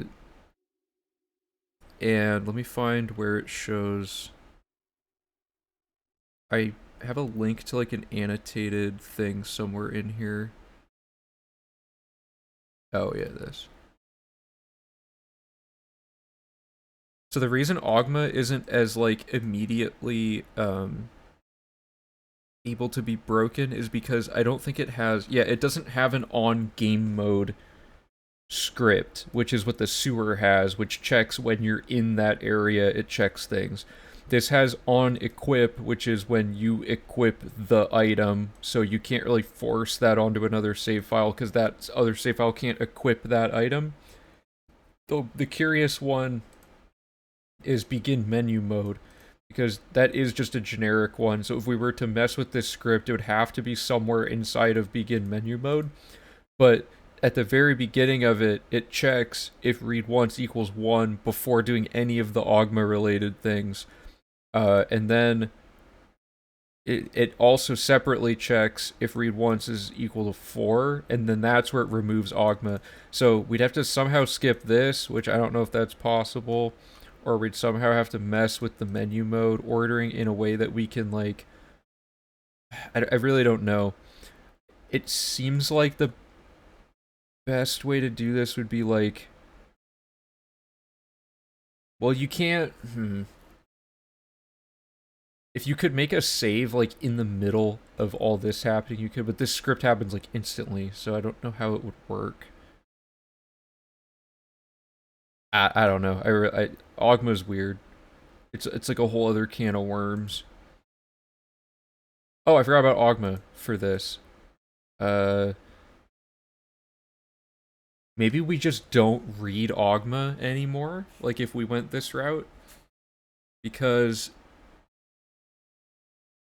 if we read Ogma, our options for this are Blade Blunt and Heavy Armor, which are already at 100, so that one's useless. Light Armor, Security, and Sneak, which would undo... Or no, that wouldn't undo Skeleton Key, I guess, so maybe Sneak and Light Armor could be Ogma'd. Light Armor's already major. Sneak is minor, but it's underflowed by Vampirism, so that'd be bad. Conjuration, Destruction, Restoration.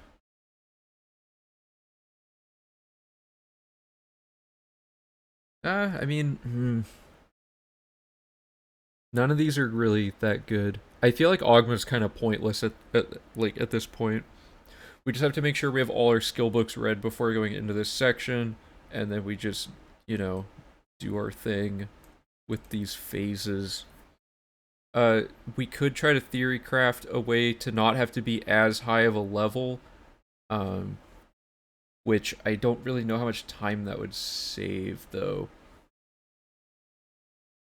New glitch is great. NPCs not moving when waiting was a pain. Yeah, definitely. Not really sure that Ogma would still even be used if we found it, though, since class reset is solved. Give Ogma to Martin in the main quest just for the flex. That would be kind of funny if there was a way to get the book that early. Well, I think. What do you guys think? Do you think this is a just? Personally, I think starting with this as our outline for doing the run would be nice, and then it's just a matter of do we, like, we would have to do this at the end. Is there any reason to do it at the beginning? I guess would be the question. Because if you do it at the beginning, skill books become an issue. If you do it at the end, oh, if you do it at the end, you have to be a vampire the entire run. That's not good. Let me look into that. But we are a vampire the entire run. Yeah, okay. That's. Hmm. So you can remove vamp. Oh wait, actually, something removes vampirism in class reset. What was it?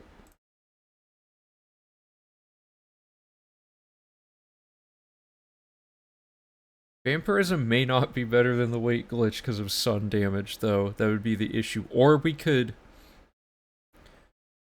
get vampirism. No, oh, that's annoying. Because if we got vampirism and we just didn't progress it to the point where we're getting sun damage and just let it be like a low level vampirism the whole run, we never really. I mean, we have to wait a lot, I guess, which would eventually catch up to us. But oh no no, vampirism only progresses if you sleep. So here, what about uh okay, so pseudo route. Oh, you can't see it because of gameplay. Uh Pseudo route through getting vampirism from Dark Brotherhood, right? That'd be the first step. Then we would what was I gonna do? Uh Not sleep to advance vampirism to sun damage. Vampirism can advance on waiting, but you can't develop the next phase until you sleep. Like, let me find where in the guide we do it. There's some order you have to do it in, so we could just slowly achieve that order over the course of the entire run. Because I think you have to sleep twice, and that would be Unexpected Voyage and Through a Nightmare Darkly are the two quests where you have to sleep, and conveniently Vampirism you have to sleep twice.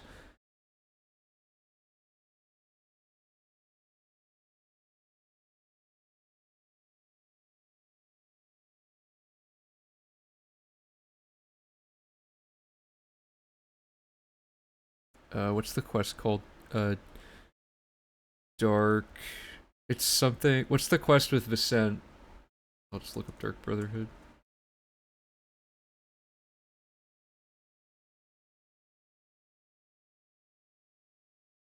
Hmm. Well, I mean, there's Vampire Cure, but I have to start it. Oh, this. Yeah, it's No Rest for the Wicked. If I remember right, waiting can increase stages, but you have to sleep for the actual become a vampire to trigger after getting the disease. Oh, wait. Could we avoid training those two 80 skills, athletics and hand to hand, by making them major skills in addition to specialized? Maybe we could avoid training those two if we incorporate Warlock Ball, something can serve for V5. Interesting. Uh.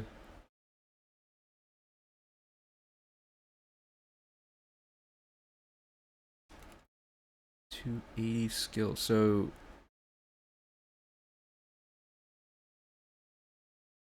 if they're major and specialized though, that's two minor or like that's two other things on here that we also have to now farm manually. I don't know, like realistically buying 5 levels of training, what is this, 8 times or whatever? That's like nothing time wise for now. But yeah, for V5 I guess.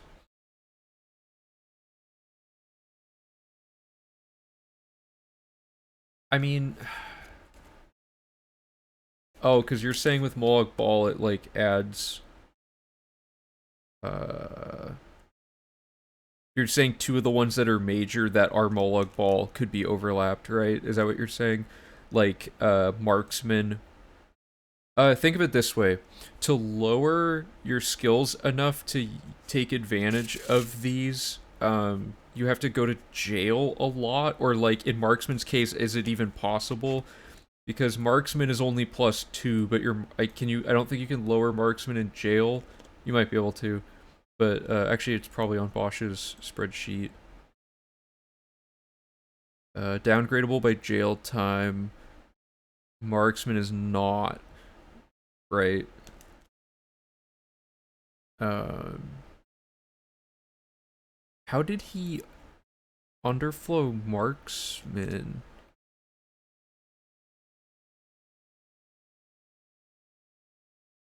He would have had to. Phoebus would have had to lower these skills like. I don't know how this would have worked because when you class reset. Oh, okay. Think of it this way: class reset, our minimum skill on the calculator. Did I close the calculator again? No. Okay, so the minimum stat is going to be like 20, right? That's the lowest one. Ooh, wait. We need to pick a race that lets us reset. Hold up.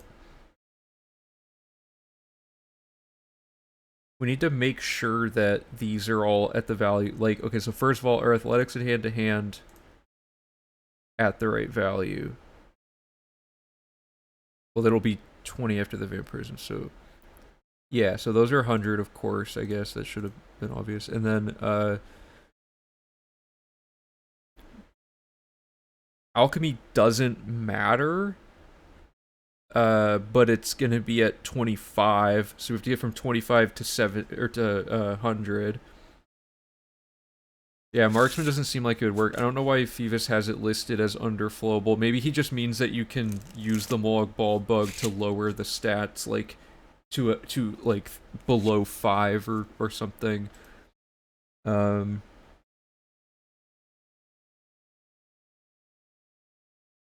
Well, and then we have.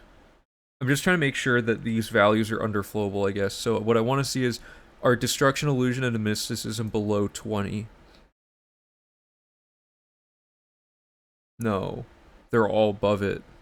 So we could lower those with jail time, though, can't we? Oh, no, we can't. Actually, none of those three. So that wouldn't work. There's some race combination that'll make this really good.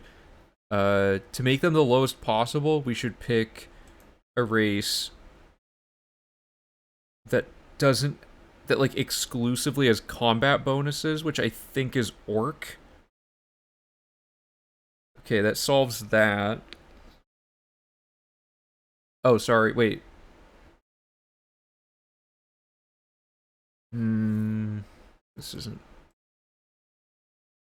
necessarily what I want. Oh, I didn't even fill this out correctly. My specialization should be combat. Good. My major should be alteration. Spreadsheet's so good. Alteration, conjuration, restoration, mercantile light armor,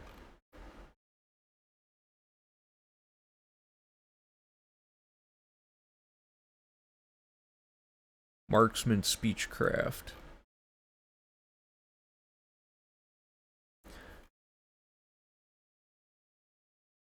And then these other things don't really matter yet. So the end goal we want here, the desired outcome, is that we can underflow these 6 minor skills. So we need to look at each of these and make sure they're 20, 20, 20, 20, 20, 20, 20. Okay, so female orc works. Let's see if high elf would have messed this up. Yeah, okay. So let's just make it female orc. Does male orc... Or, well, okay, if we want to be, like, super efficient here, we should do the race that has, like, the highest movement speed that can still have those minor skills all be 20. So, Let's just try them all first and see which ones this is the case for. So Imperial 2020. Yeah, so okay. Let me just gonna write these down here. Oh no, you're right. That makes it makes it 0. Oh, they can't be 19 unless I lower this though. At which point the other ones would get lowered and I'd have to farm all of these.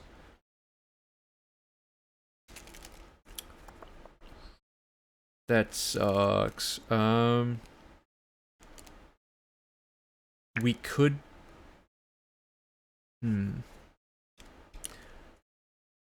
Well, we can, like, lower combat skills with jail time, it looks like. And we could just make all of those the... No, you can't underflow the...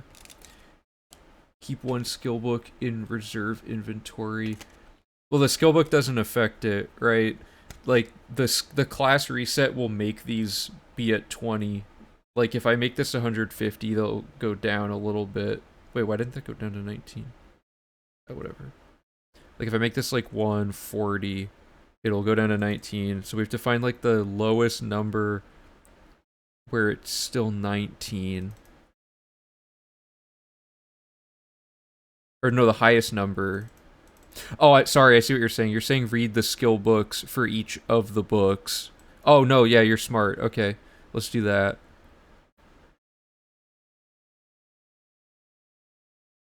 That gets all those to 99. Is there a number that gets them all to 99? Wait.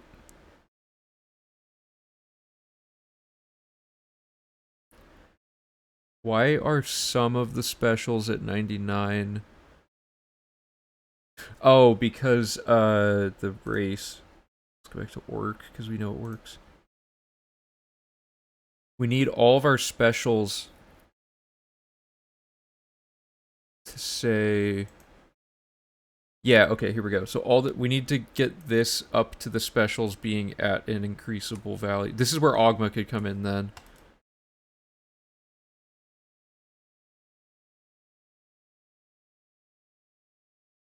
Because we... okay, so we want... 145 seems to be the threshold, leaving all of these at 96. Which doesn't matter. Okay, let's... So if we're a female orc...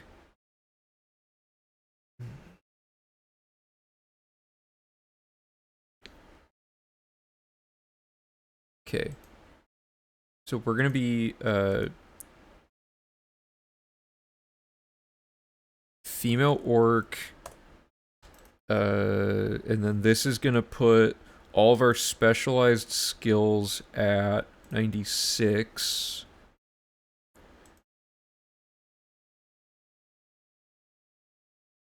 We'll just recalculate this.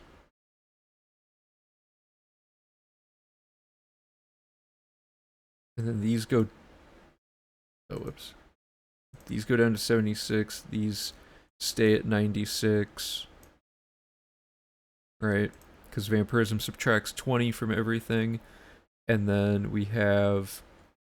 all of our major skills...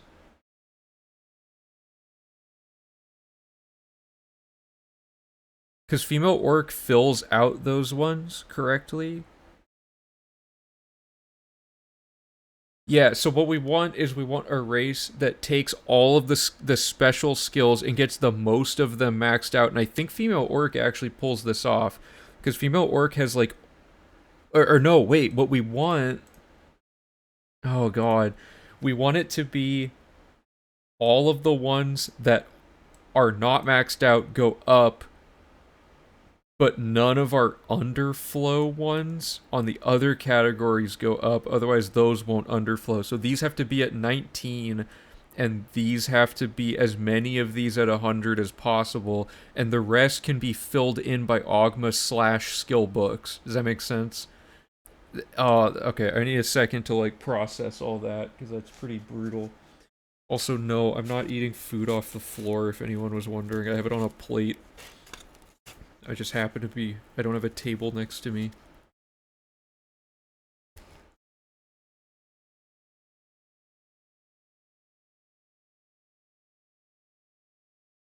Hmm.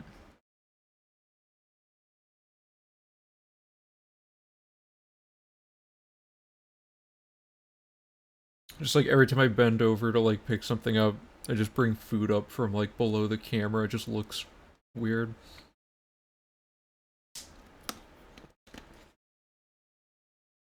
Okay. I need like some background music or something during this. Like, I wish the music would keep playing. Actually, there's like literally no music in here.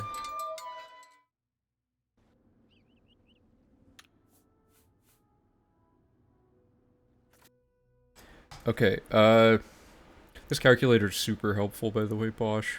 This is like the most efficient thing ever for figuring out routing for this.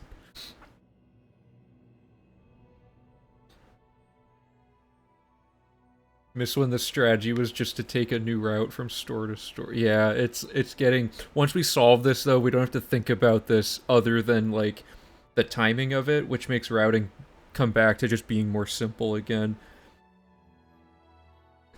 Uh, so let me just map this out really quick, because first things first, we're going to apply our underflow. So let me map everything out up to stage 3.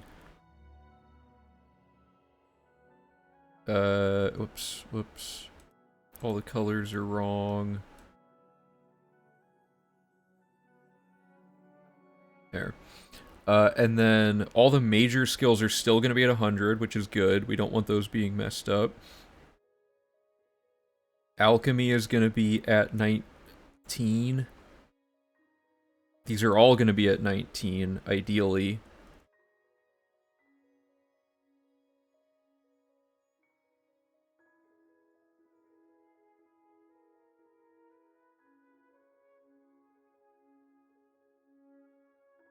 At least we have like a good way to visualize everything. We have the calculator for that. We have the table for this.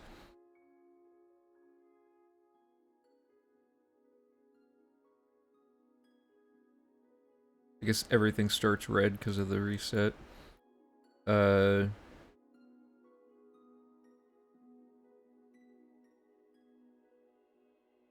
of this changes for skeleton key underflow. This should just stay 19 up until the end. And we want...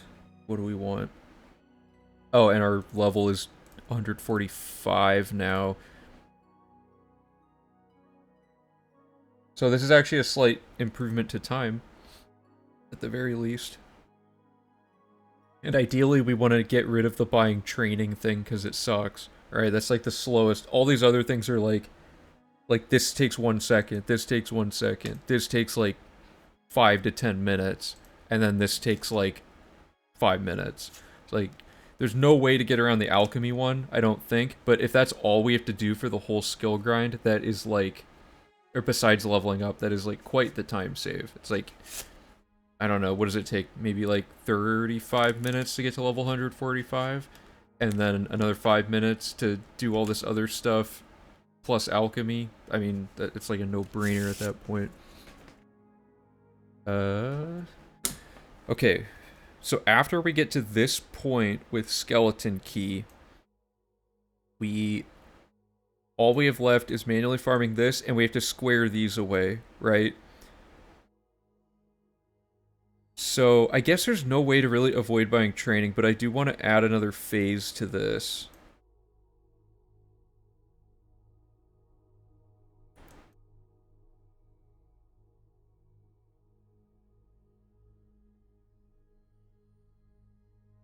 And this will be... Because phase 4 is going to be Ogma.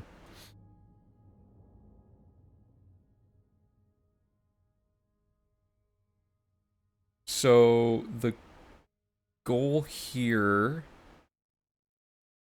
is to get combat as filled out as possible, which is a combination of which race bonuses we get and what Ogma books we get.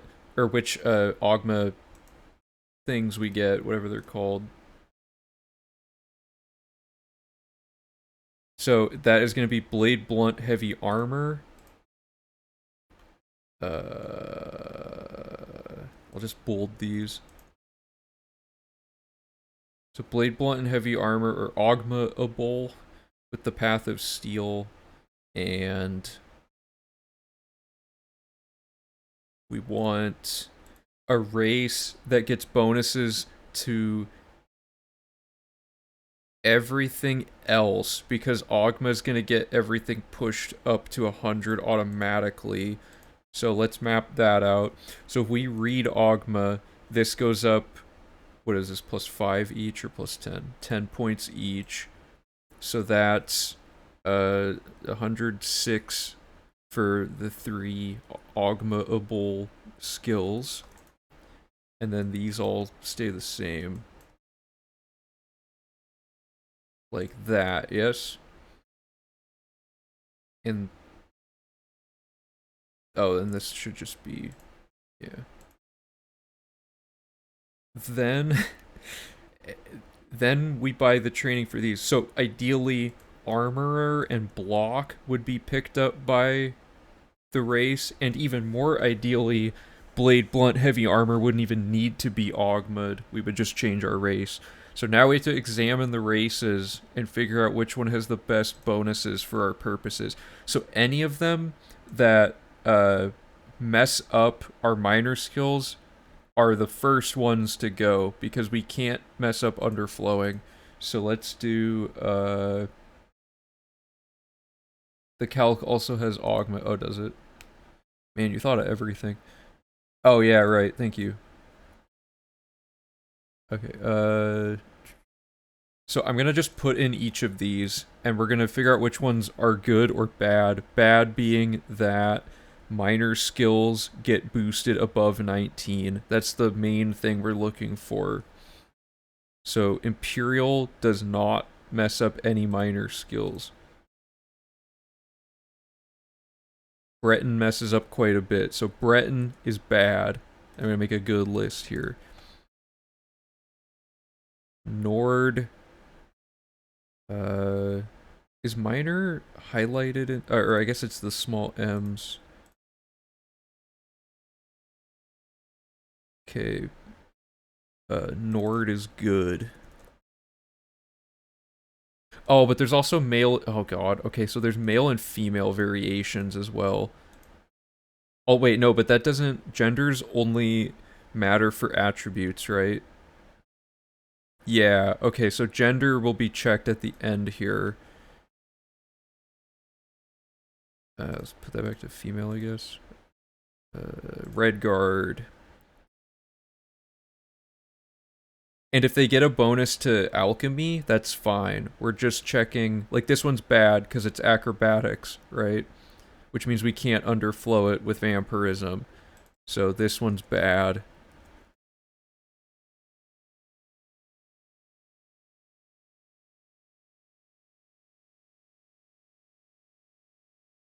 Sorry, I'm kind of defacing your spreadsheet a little bit. Orc was a good one, because those all stay at 19. High Elf is really bad.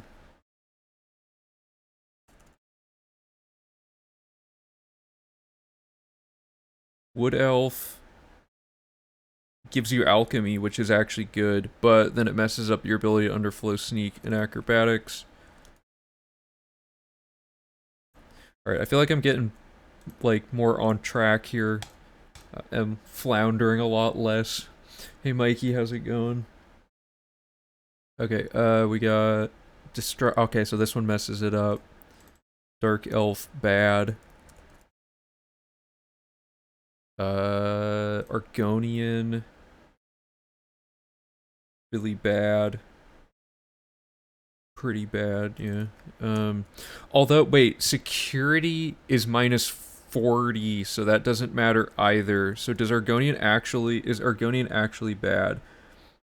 Because acrobatics is fine. This is actually fine still. Oh no, it messes up illusion. Okay, and then Khajiit. Yeah. Alright, I think I did this right. Let me double check some of the ones.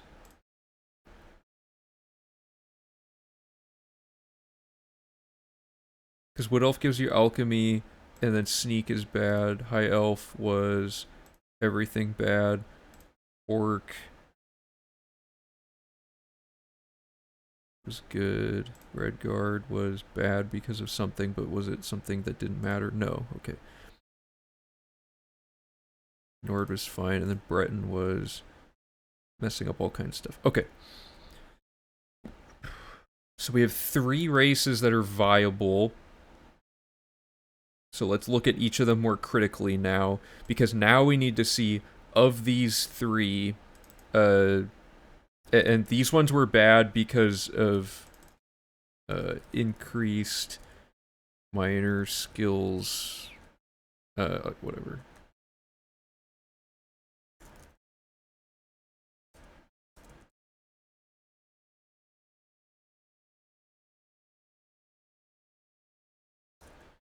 What was the other one? Security and alchemy. Okay, so Imperial. We need a second bad category now, which is going to be for ones that are not giving us the right distribution of Ogma things. So like, and you can also see it here. Imperial gets blade, blunt, hand-to-hand, heavy armor, and then mercantile and speechcraft, which are irrelevant because they become 100 anyway. I'm doing pretty good, Mikey. Thanks for asking. So like plus 10 to heavy armor. Like basically, ideally it would boost the ones, like we need a combination that minimizes how much training we need to buy and how many total steps we need to take to get our Ogma stuff, right? So, like, okay, I'm just gonna write these on the main spreadsheet. So Imperial is heavy armor for 10.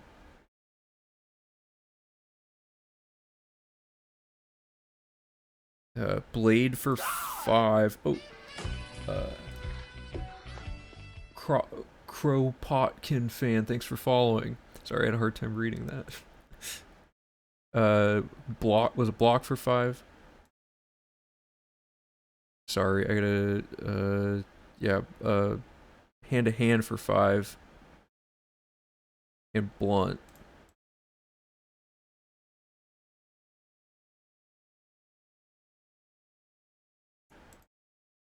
And there was one other one. Acrobat. Oh wait, no, what? Blade. So in this example, if we were to go with this, ignoring the Ogma thing for now, we'd go from 96, so we'd get over 100 in these skills, and we'd buy 1 less level cycle of training for hand-to-hand. And then when we read Ogma, it would just completely redundantly replace those, and then that would go up, right? So the end result of this is we need to buy, or we would need to hold on to 4 armorer books. Is what this puts at 79. Yeah, so okay.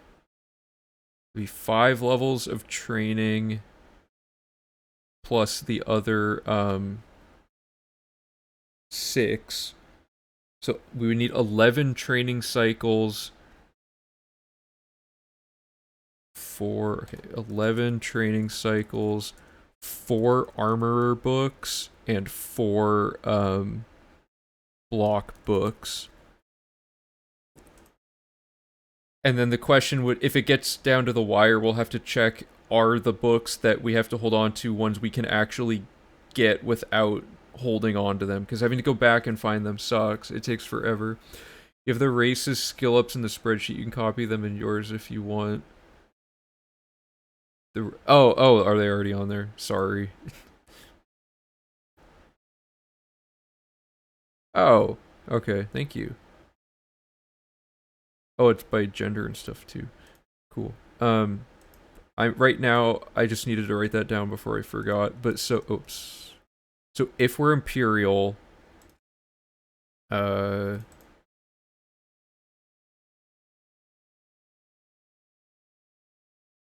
we have to do all of this, which would be like, oh, I don't know, maybe it's not bad. We'll see. And then Nord, and then Orc. So Nord is well, let's put it in. Nord's looking pretty good. So going over to here.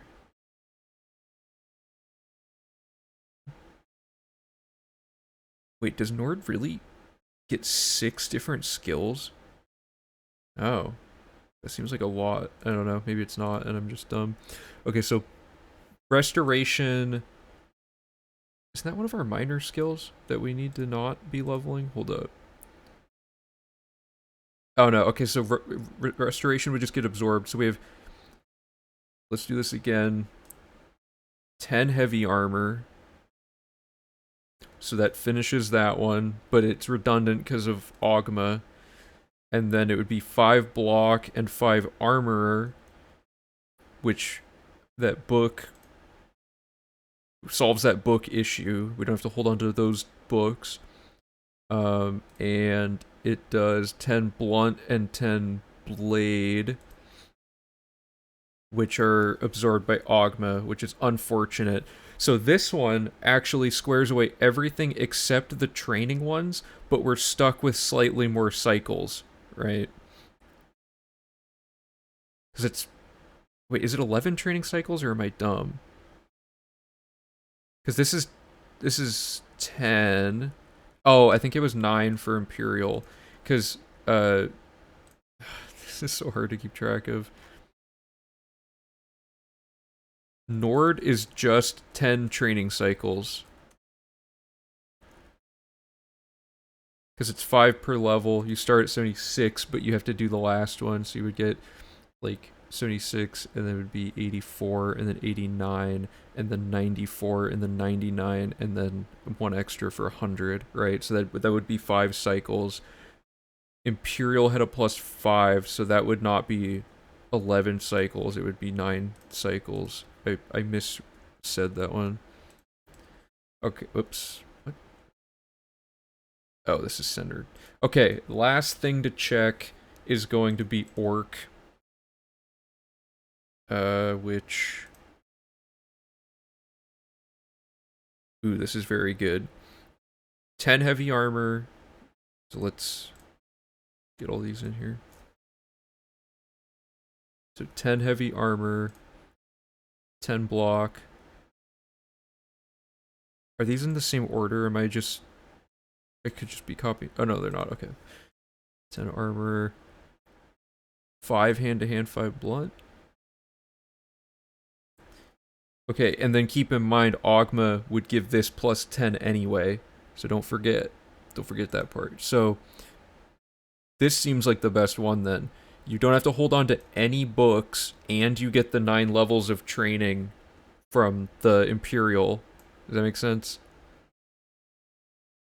Oh, 5 blunt. Well, either way, the point is just that these get up to over 100 except for these two, but this gets the +5. So that's 9 cycles of training.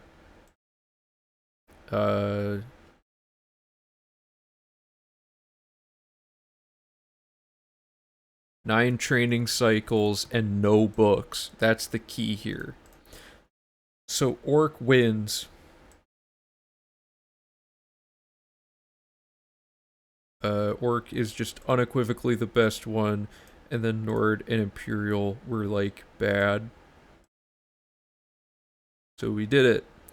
We found our thing. Now, final step is we have to... Oh yeah, picking the Orc is gonna stir up some jokes, isn't it, for the run? So the next thing is just simply which race, or which gender of Orc is best for this. Uh, if it's at the end of the run, things won't really matter. So like 40, the main difference is it looks like less intelligence for the male orc, whatever, slightly less willpower for female, irrelevant. Personality is different. Yeah, okay, so there's really no difference between them, and since we're already going to be female high elf, let's just keep it as female orc.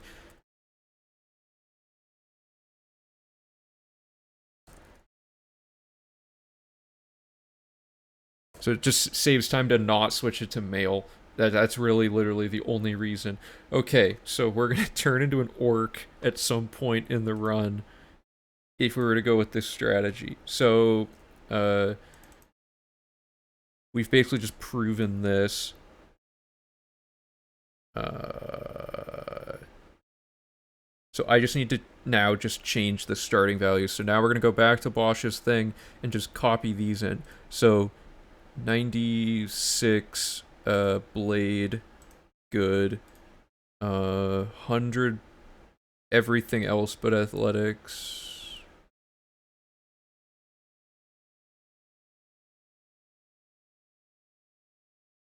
Like oops. Like that.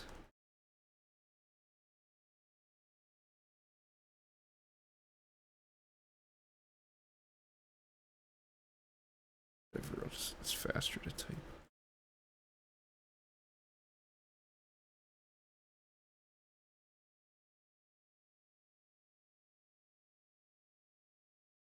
Wait, hand to hand isn't 100, is it? Wait, how is hand to hand 100?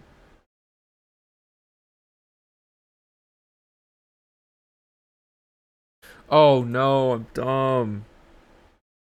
Oh, wait, no, am I? No, I'm not.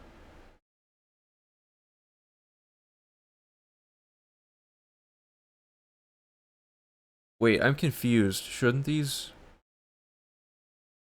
Oh, sorry, the orc gets bonuses to all those. Wait, doesn't that mean there's no training?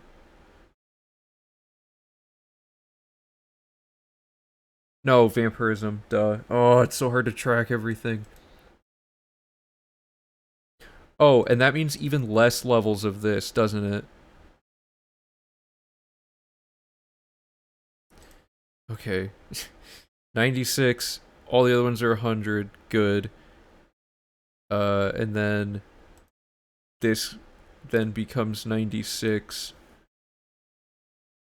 and then goes up to 106, and this would just go up to 110 even though it doesn't really matter, and this would go up to 110 even though it doesn't really matter. So we would need to read Ogma just for the blunt. And then we have 100, 100, 100. This stays at 100. This stays at this stays at 100. uh This stays at 96. Or no, sorry, these go down by 20. So these go down to that. Oh, they're different values now. So that's 76 and that's 80.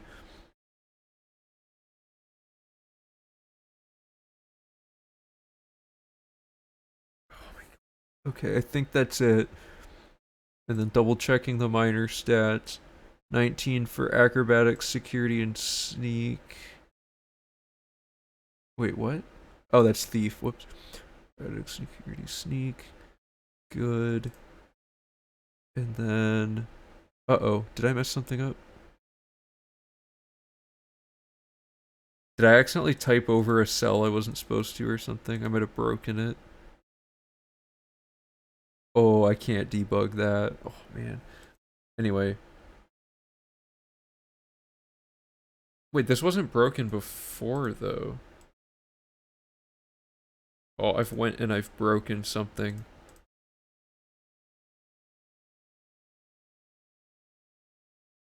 I'm just gonna take all this and, like, funnel it into here, and then I'm just gonna undo a bunch of stuff until this isn't broken.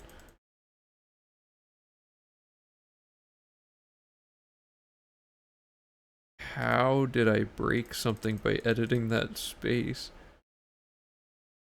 Yeah, his spreadsheet game is strong. This is just to determine things like type and stuff. Oh, it's just such Such a good spreadsheet. But anyway, we went female orc. Yeah, destruction. Okay, so the only three should be restoration, alteration, and conjuration.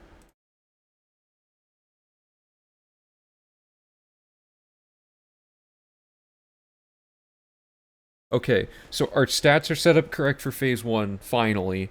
Now we drink the potion, and everything that has the vampirism tag loses 20, which underflows these ones. And then we underflow skeleton key, so these should all stay the same, except for this. And then Ogma increases these three by 10, which effectively we're just doing it to get Blade up to 100.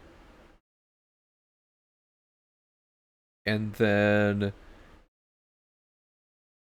we're left with two vampirism underflowed, or not underflowed, but two vampirism skills that got reduced because of underflowing, which means we then buy. So these all now are just going to stay at their values. And then we grind this at the end.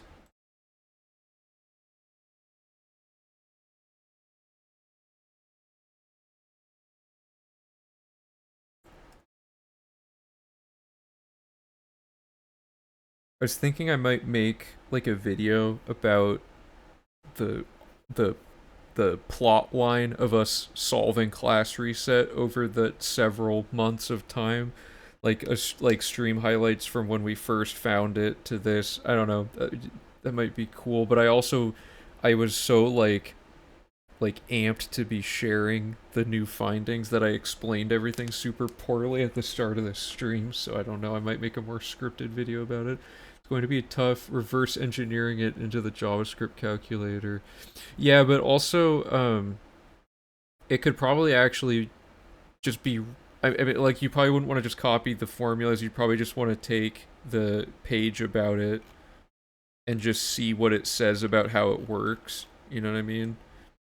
And then just follow the logic chart of it that way. There's like it probably could be programmed without needing to understand like what's going on in this, but I mean, I guess Bosch has more specifics about how the rounding works that are important, like that it rounds down and stuff like that. Okay, so when we buy training, it is so 85, 90, 9500, and then 849, 94, 99, 100. So that's 9 levels of training, which is not bad. Putting these both at 100, and then we farm our alchemy. Okay, finally, I think this actually works. This is good.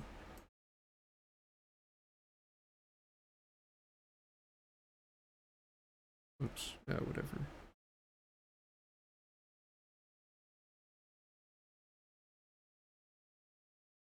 What did I want to do? Oh, this, and then this.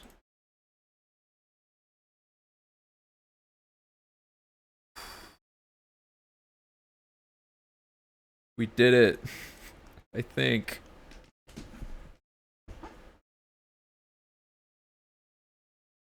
So let's say this is like, I don't know, 5 minutes.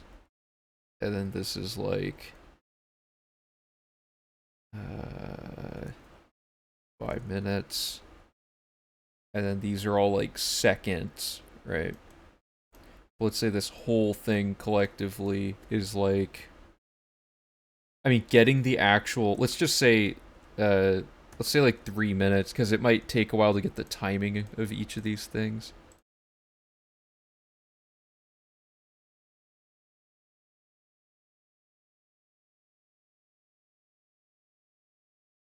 All right, we have a game plan. This is a good start.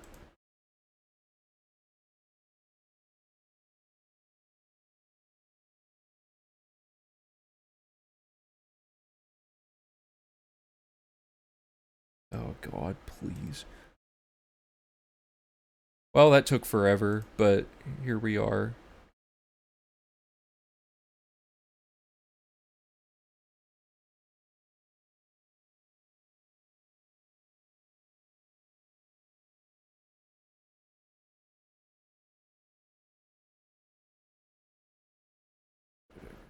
just want to make it look nice.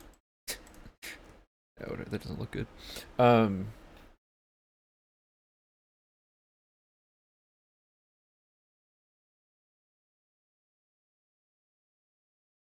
sure. No, that looks like garbage. I don't know. What do we want to do from here? Because now we have a having trouble with the game, like getting it to like work or something. What do you mean? Also, welcome to the chat. How's it going? Ultra's teaching you JavaScript to work on it. Okay, cool, nice. Yeah, JavaScript's pretty fun. Resets. Oh yeah, the level up process is like 30. Yeah, you're right. I forgot about that.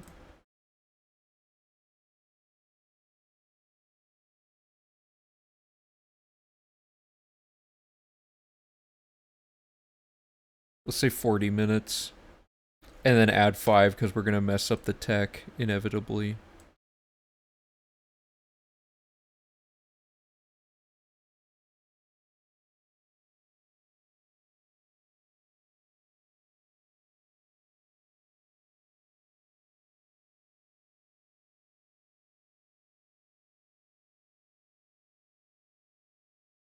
Oh, that color's disgusting. Why is it?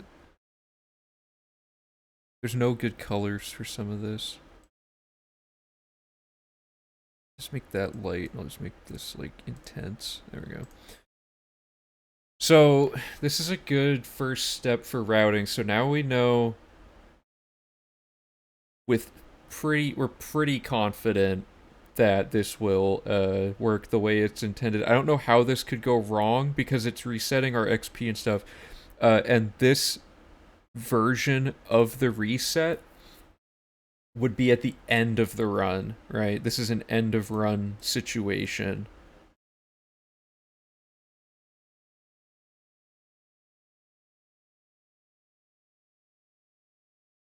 Started Xbox, starting the Wailing Prison quest level 11. We go to fight the guards and character gets frozen. Yeah, I don't know. It could be like a console specific thing. I haven't heard of that issue before. Uh, sorry. I just don't know. Time to try out the strat. Uh, yeah. Okay. So how would we actually test this without playing the game for like hours to get to this point? We need to give ourselves Augma and the skeleton key and some gold for buying training, and then the alchemy. I mean, theoretically, all of this should work. The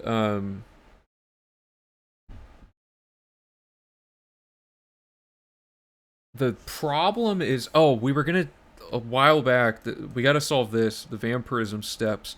We got to make sure we can actually do this by being a vampire the whole run. Is there anything left? I think there's everything on here that we can use for now. Also, be on the lookout for other ways we could underflow stuff, guys. I don't think there's much left, but there could be something we're missing, especially with weird things like the ball glitch. Who knows? You know what I mean? Time for more floor pizza.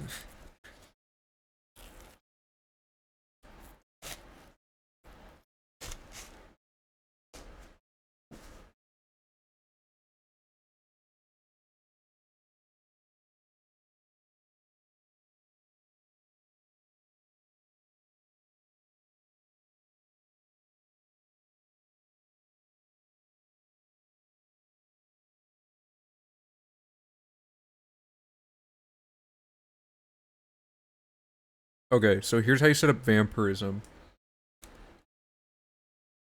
Sleep in the bed for 1 hour. Wait 24 hours 3 times. Oh, so the first sleep is to get Vicent to like give you the bite, and then you wait 24 hours 3 times. And when you do that, I guess after that amount of time has passed, you sleep in the bed for an hour and you get a pop-up about a dream. And then I think at that point you're not a full-blown vampire, but you're a vampire. So we could just hold on to the disease the whole run and just never sleep in a bed, except for those 2 quests.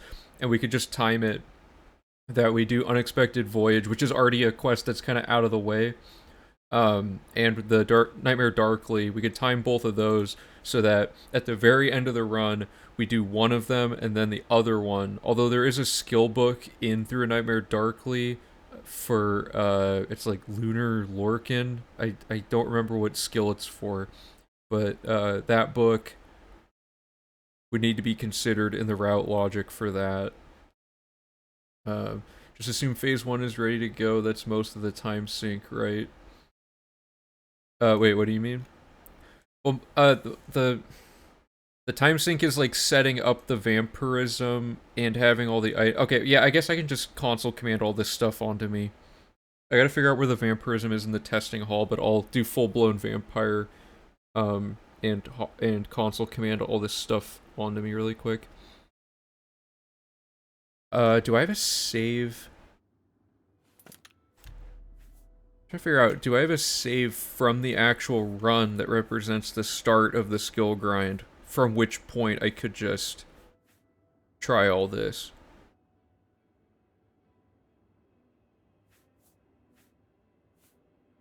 Why is this like in the middle? Oh, I must have bumped that save up or something.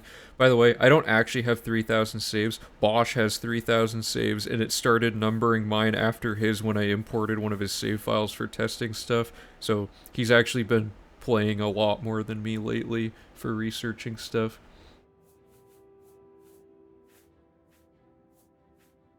Oh, these are Steam when I got my new laptop set up. Oh, that was Phoebus.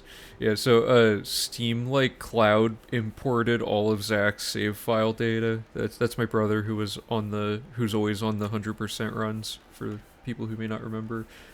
So it has just like all of his old characters and stuff at the bottom of my list now.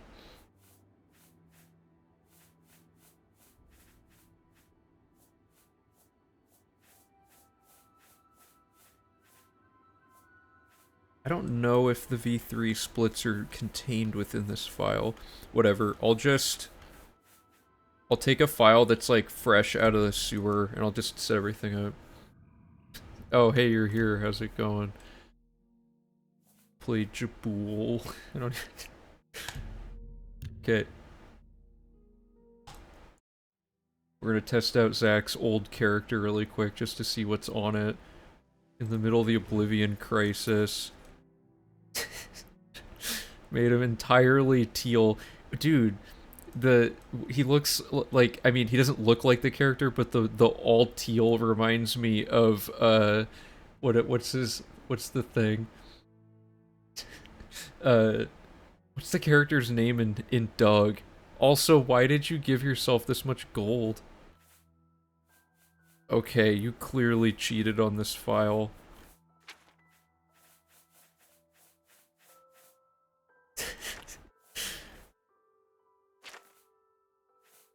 This was just the Dunder Club. Whoa, wait, that's actually a pretty sick weapon. How did you even get that? Hold up, I want to mess around with this for a second.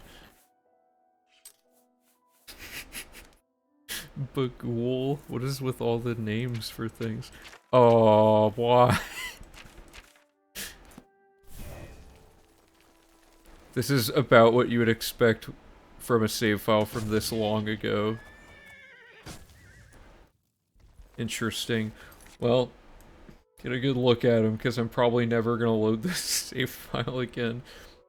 I did all this? I don't have any... I remember on Xbox I made a character that was also a red guard, and we were trying to just see if we could, like, only use the club. But I don't remember ever enchanting a club and stuff. This number is not a Dorian glitch number, there's no way. Anyway, so... First things first, I need to exit the sewers normally to, like, glitch this out. Oh, sorry, no, first thing I need to do is be female high elf to represent, what we would be doing in the actual run. So if I do female high elf, and I do the steed, and some class... Oh, good, the cornman class is already there. Some class that isn't the class we want to be later. So now we're going to exit the sewers. We're going to make a hard save here to represent this. We're going to do player.set level 145. Yes. Yes. Okay, so now we're level 145 to represent having gone through the whole game. Then we're going to... I need to look up the console things for each thing. So I need to get Ogma Infinium, which is 228F1.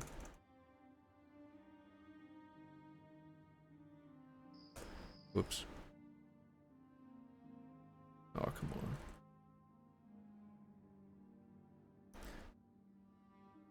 on. Okay, and then we're going to... What do we want to do next? We want to... So many things to keep track of. We want the skeleton key, which is player.add item B1. So now, did I already have a skeleton key? No, good, okay. And we need the cure vampirism potion, and we just need like a ton of gold to represent buying training. And then I'm not going to actually grind alchemy, I just know that we could. Is that fair? So let me look up the vampirism potion cure.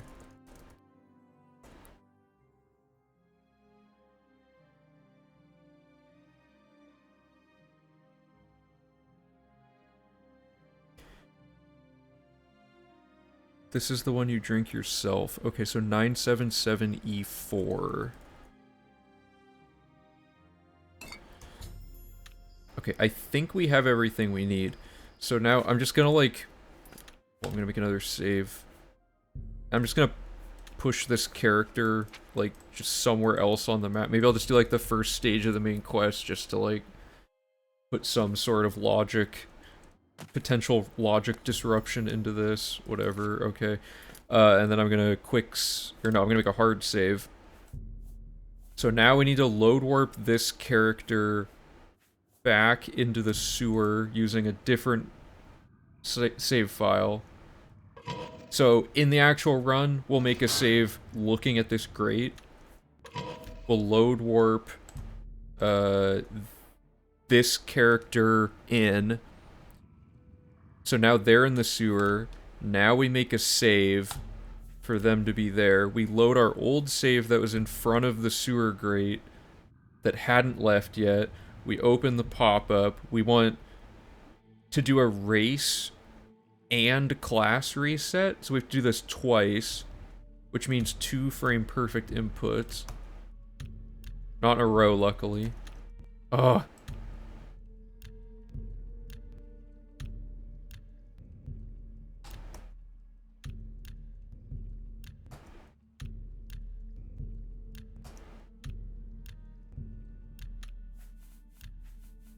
Load this, and because we're in the cell, it should work regardless. Good. Oh, it's so creepy. So now we want to be a female orc specifically to get stats. This means we're now going to be 3 different races throughout the run, which is kind of funny. So we're going to become an orc. Oh, it added... Wait, did that do something weird? Why did it add skeleton key on race reset? I mean, that's not the end of the world, I guess. Oh, and it also... Wait a minute. That didn't reset our XP that time. What's up with that? That didn't behave the way that was supposed to.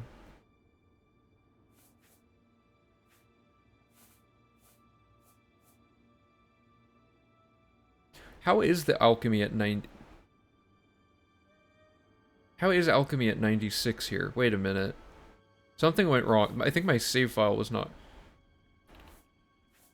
Yeah, you're right. The XP did reset, but it applied... Okay, so we're gonna have to drop skeleton key or something? Well, okay, this was fine. I don't know how 96 alchemy is possible unless my save file had 96 alchemy already from, like, some sort of testing thing.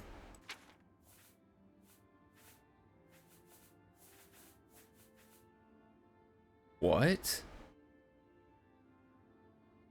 Oh, yeah, I hadn't picked a class yet. You're right. Okay, I'm dumb.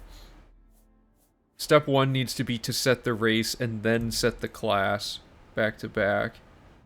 Yeah, we might also need to drop the key somewhere in here.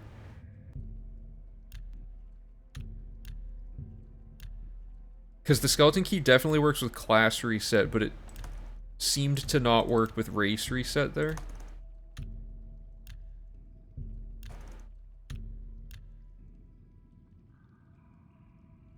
Oh, I didn't give myself vampirism. Whoops.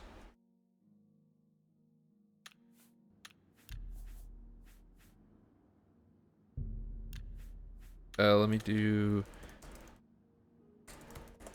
You can get vampirism if you do COC testing hall, and then I don't remember which room it is. I think it's one of the blue rooms has it.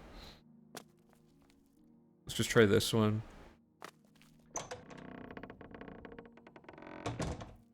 First try, baby. Alright, full vampirism, so now...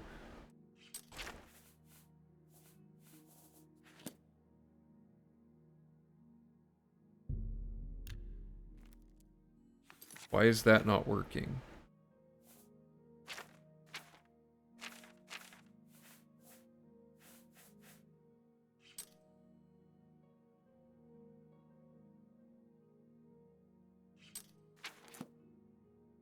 Shouldn't this give me full vampirism?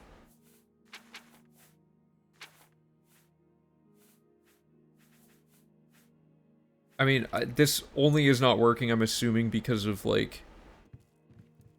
the fact that I'm console commanding a lot and whatever. I swear this should be giving me... Oh, I don't like this. Is there some glitch, like side glitch, where pop-ups don't appear or something? Let's try this again. Things are getting weird again.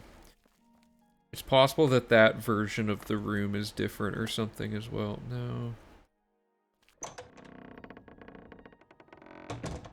Usually when I walk in here and I activate this, I just become a vampire, like, straight up. Do I already, like, have it or something?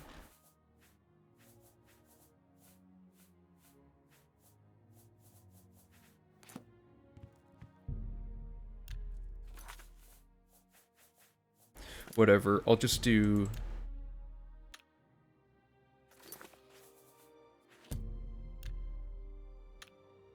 I'll just have to do the setup.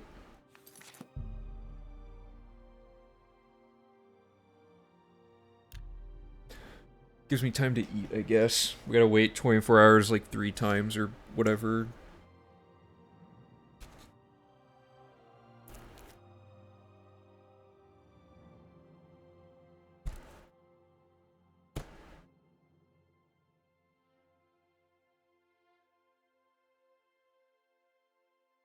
I'm gonna be so sad if there's some glitch related to pop-ups.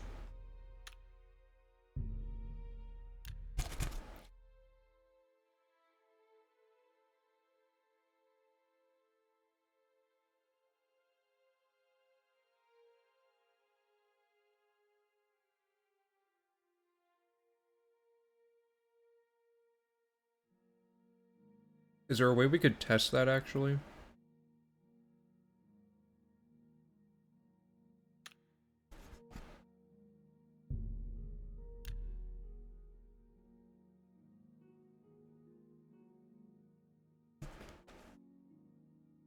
This character is not already reset. We just walked out of the tutorial and did finished exit sewers.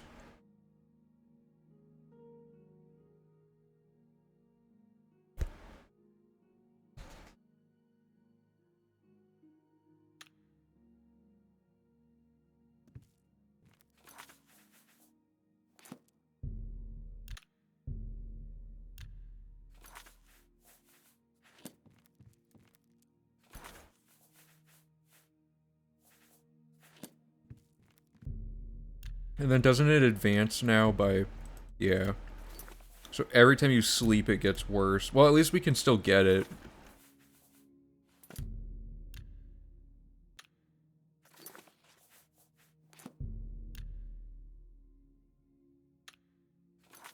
Maybe you just sleep like 24 hours.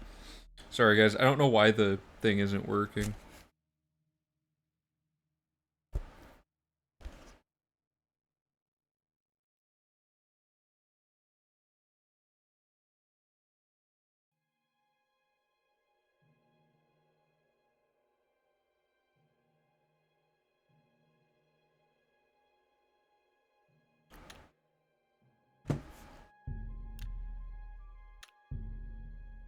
Okay, so we're one way.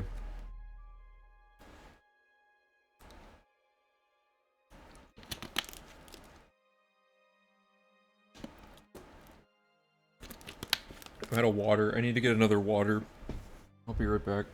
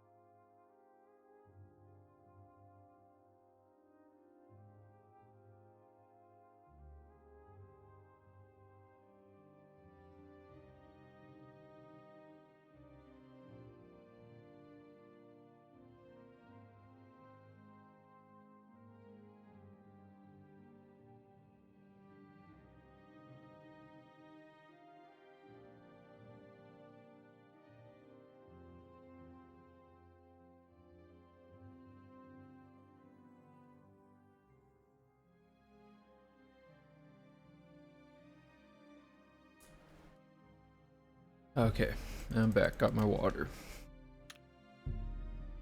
Okay, so I believe... Okay, so good. I'm 100 vampirism now.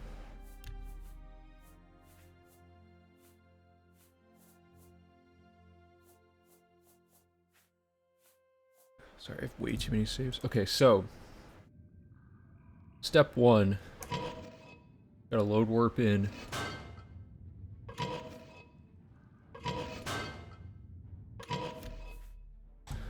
So we're putting him into... So Keith is in the building. So now we make another save. And we take our tutorial save. And we do a race change.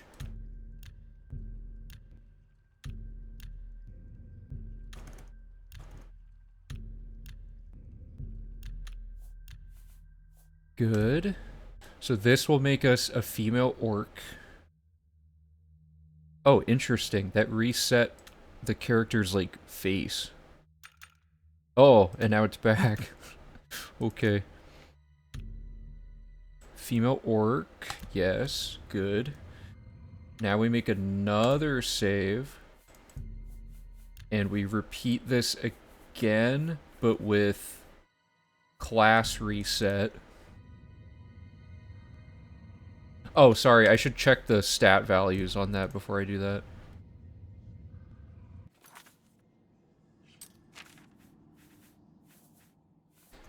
Something is odd here. I guess that means... Oh, no, I haven't picked a class. I'm dumb again. I'm dumb again. Just forget me. So now we want class reset.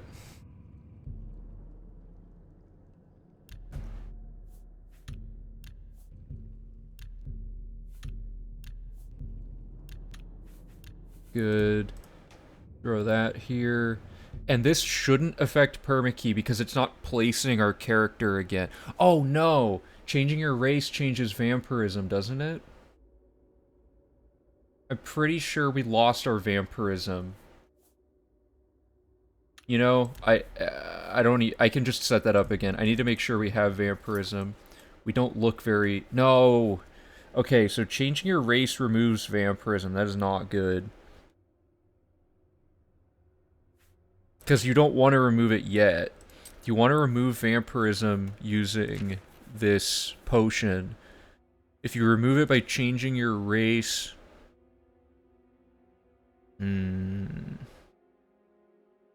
I suppose we could be a female orc the entire run and... But no, there's so many routing issues with that, though. Well, we need to change our race and our class to do the underflowing because, it's just... This is tricky. Because if we don't change our race, all that math we just did to add everything up won't work. Because, we can't underflow like anything if we, change our race. Oh god, this sucks. The other question is there a way to just get vampirism back? Like... Or maybe, like, change our race right before we get vampirism, and then get vampirism, and then change our class, and then underflow? I'm gonna write that down in case, but that seems tricky. Need to change race before vampirism, since it removes it. Once you cure vampirism, you can't get rid of it, but maybe we can get infected again. That's a good point, because then it won't be like a quest logic thing. It'll just be like a get vampirism again thing. So, I need to now take this character, who's a female orc, and just go get vampirism really quick. So where is, like, a good cave for this?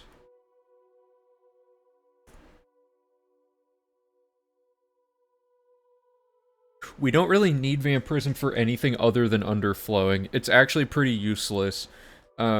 It makes your athletics go up 20 points, but that's negligible, you know what I mean? So, like, ultimately what we want to do is just have vampirism by the time we class reset, you know what I mean?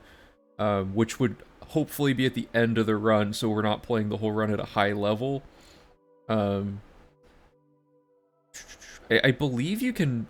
This doesn't cure your vampirism, it just removes it. Isn't it better since you end up at 100 in some skills instead of 80? Wait, what do you mean? You mean like because they go up... Oh, wait a minute. No, no, no. Okay, so to clarify, when you change your race, I don't think it's curing vampirism, it's just removing all status effects from your character that are related to it. It doesn't count as like a cure, so you can't underflow by changing your race. Like, if I go to my stats here, they aren't underflowed, right? Like, my class is still weird, so some of my stats are really high, but I have not underflowed my, my vampirism skills, because what you guys are saying, I think, is to, here, let me... What you guys are saying is to just remove it with vampirism to get the underflow, and then just get vampirism a second time. But you can't get vampirism a second time if you drink the potion, and the potion is the only way to actually underflow with it, because it's removing the status effects. So what we want to do is just get this character, the disease. So I just need to find a source for it.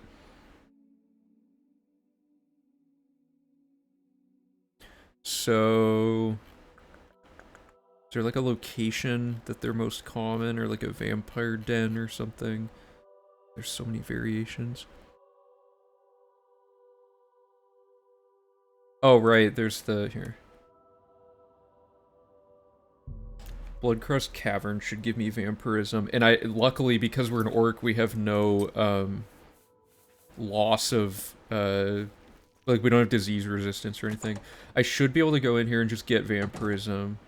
I want to see if I can organically acquire it, because that's what we'll have to do in the run. I was just getting it the first time to simulate, like, getting it for the Dark Brotherhood, but we can just, like, not...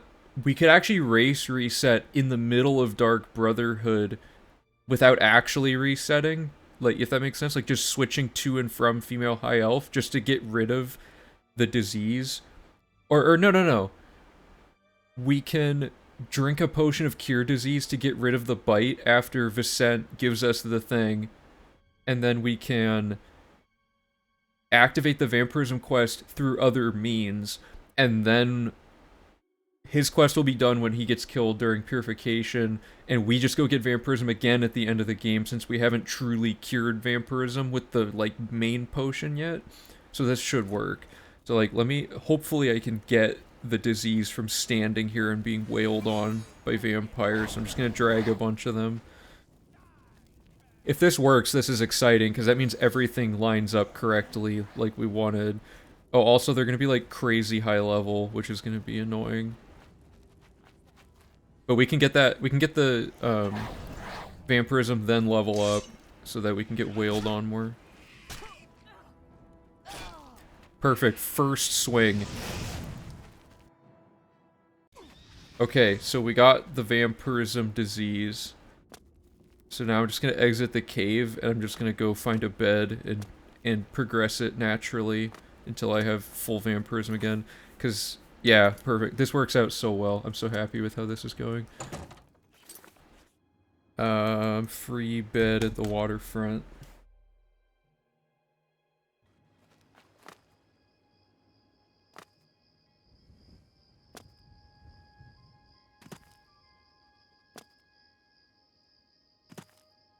And before I do this, I mean, it'll just work, so I gotta just write all this down. So the path here, pseudo route, well, we don't need to rush to get vampirism, so step 1 is, at some point during Dark Brotherhood Vampire Quest, use Potion of Cure Disease after getting bit. Or let's say after getting the bite. Oh, whatever. And then we want to activate vampirism quest some other way if we have to. Because I don't know if there's a different way that is faster, or like if Vicent won't let us look for a cure if we haven't. Like, let me look. We just have to start his quest, really.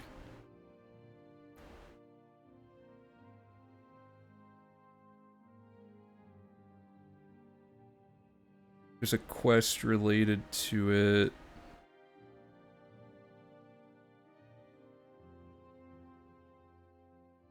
No, I don't want to do that. Well, okay, this starts... Oh no, before you can start this quest, you must be a full-fledged vampire, not just have the disease. Oh, okay, so we have to develop it, remove it with race reset. Yeah, that's probably, unfortunately, the best way to do it. During, okay, so Dark Brotherhood, become full vampire, use race reset to remove vampirism. Actually, can the quest not end until you drink the potion? Oh, no, we don't have to drink it ourselves, do we? There's no, yeah, there's no quest state for that. Use race reset to remove vampirism. Finish quest and rest of run, and then at end of run, race end of run, we want race. Oh, sorry, you guys can't see this, can you? We want to do race reset to female orc. Then we want to get vampire disease from a cave, and then finally we can class reset to underflow.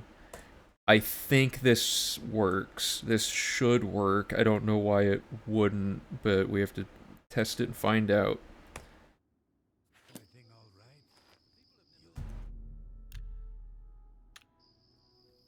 Oh, sorry, I have to wait, like... How long do you have to wait? I already forgot.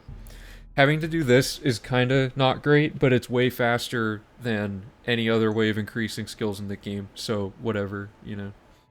It's worth it, even though we have to wait quite a bit. Or no, can't we wait, like... by doing time warping. I bet we can do time warping.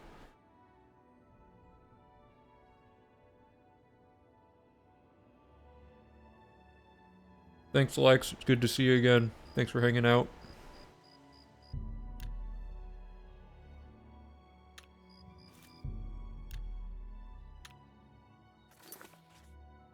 Did I do something wrong, or am I just not waiting long enough?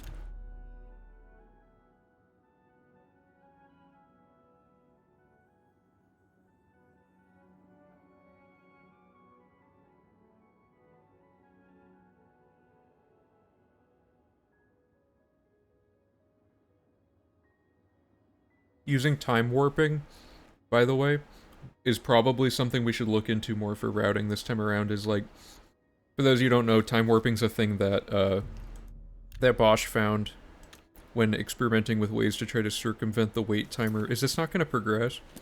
Or have I not waited long enough?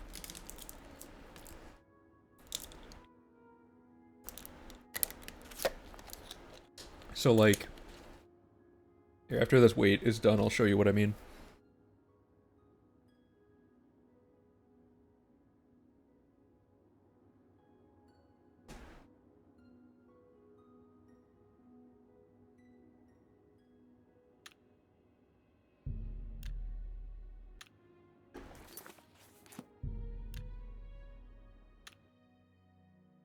Did I do something wrong? Or is it not going to update because I've already been cured? Like, internally, the game thinks I still have vampirism.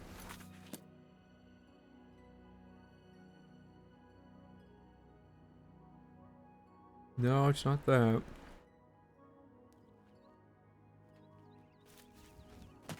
But really quick, if there's an unlocked door, one of these is, like, always unlocked. So, like, a good way to time warp is you, so, like, it's 9:30, and when you go through a door, it is 9:30. But if you, hit tab to bring up your inventory at the same time that you go through a door, and then you pick a fast travel location, it won't be 9:30 anymore. It'll be the time it would have taken to fast travel, which may result in the equivalent of waiting 24 hours if we can make that time warp last, like, a really long time. Like, we maximize how long the travel takes. But I don't know if that's the equivalent to actually waiting. Gotta read really quick.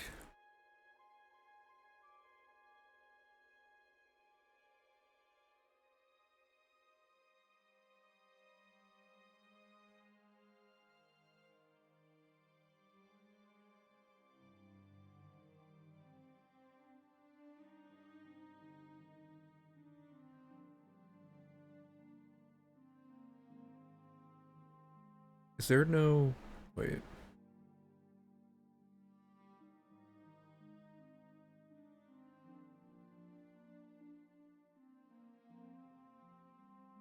Oh, I should... Wait a minute.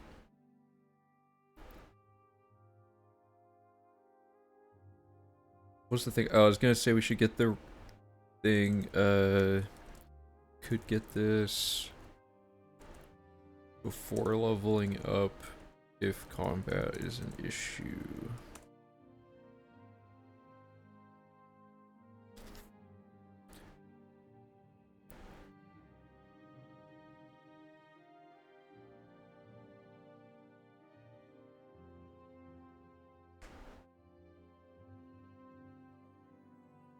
It says it takes 3 days, and then you sleep,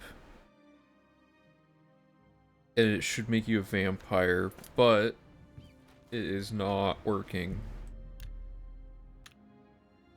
Which sucks, because this is the last step we need for this to work. We just need to literally be a vampire twice. I bet there's some, like, variable that's being tripped up here. Like, we're already a vampire in the game's mind or something.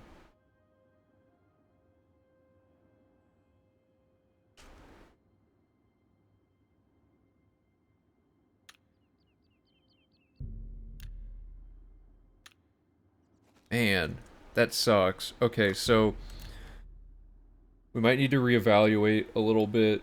I don't know why. Hmm.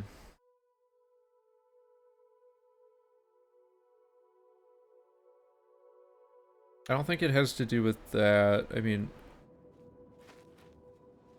I could try going in somewhere.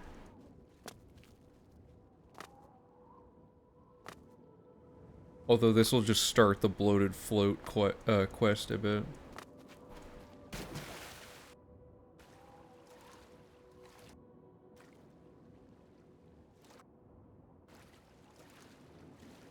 What is happening? Oh, is TCL messed up by...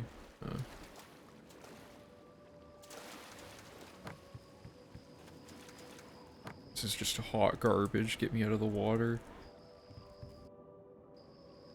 Okay. Well met. And yeah, this is gonna start a quest, whatever, but I just want to see if it works.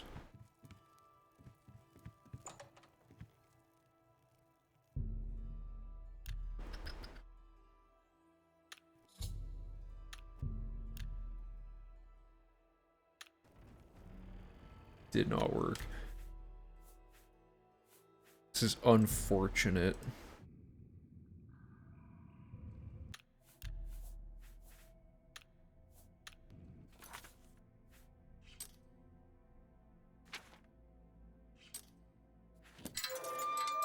I mean, we could... It's not ideal, but we could do Vampire Cure at the end of the run, but it overlaps with so many other things. Alright, thanks for hanging out, Fucat. See you later. Oh man, this was so close to coming together, and now we've hit a small snag. Let me just get the disease again.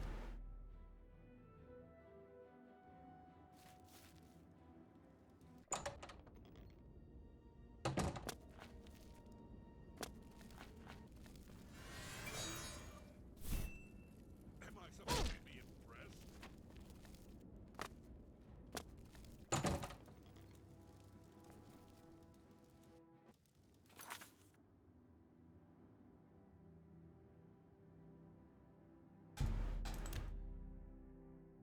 Do we have any way that we could activate vampirism that isn't this?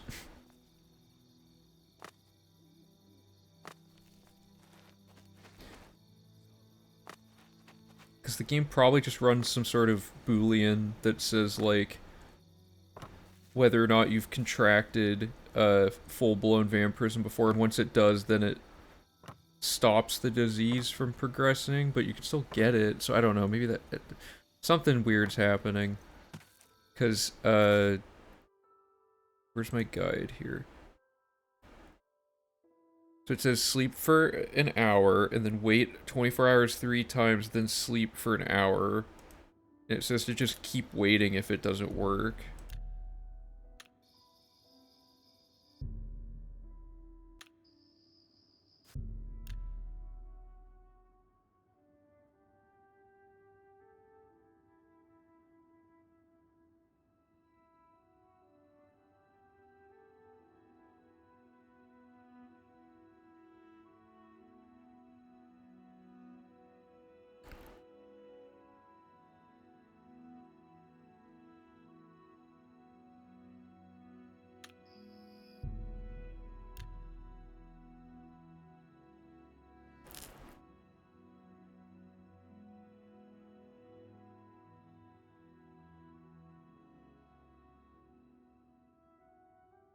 Does anyone have any ideas to test?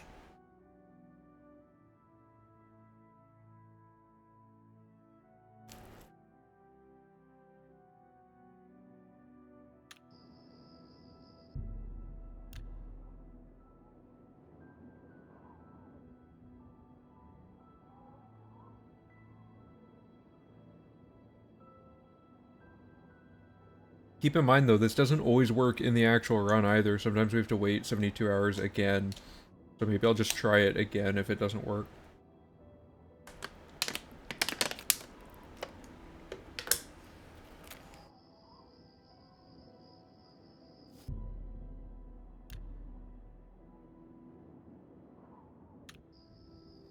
Hmm.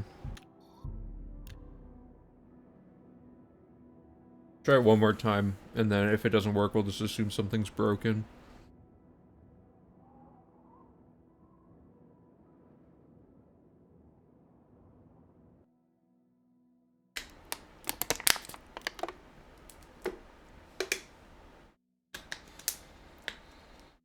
Man, okay, so if this doesn't work, what's the implication of that then? There's like...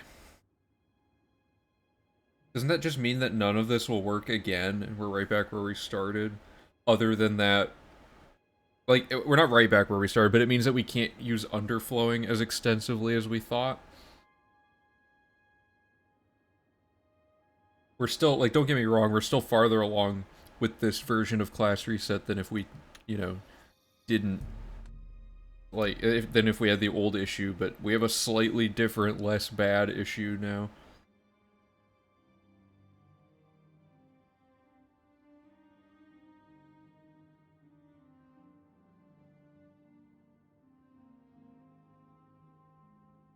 Hmm. Maybe, ooh, okay, what if we could somehow sequence break Vampire Cure? You know what I mean? Like, what if we, found some stage of Vampire Cure where it starts at, like, in the middle, and that allows us to not have to do the other stuff. It's unlikely, but that would be a double whammy, because that means you could... Vampire Cure would be a shorter quest, and we could skip the part where we had to become a vampire to start it, which fixes route logic. I might look into that. Because, yeah, this is broken. We just can't become a vampire, even though we have the disease.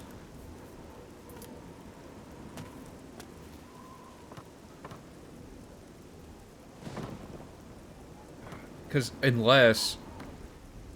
Oh, no. Okay, I want to test something.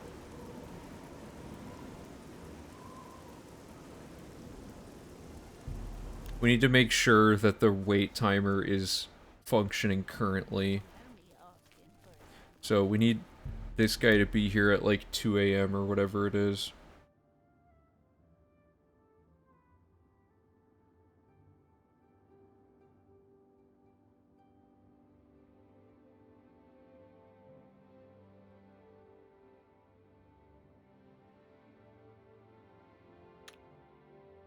Good. It's simulating. Yes. Okay, so wait timer is not the problem. I was worried that maybe like the pop-ups were being weird and stuff because of the wait timer.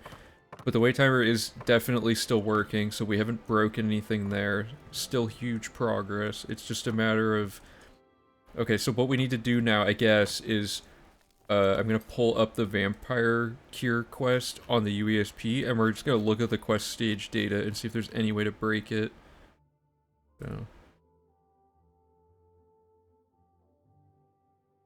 Because for those of you who don't know how this works, quests in Oblivion have stages, but the programmers didn't really put in things like, not in some cases they didn't put in things where it's like making sure you're on the previous stage before you can go to the next stage.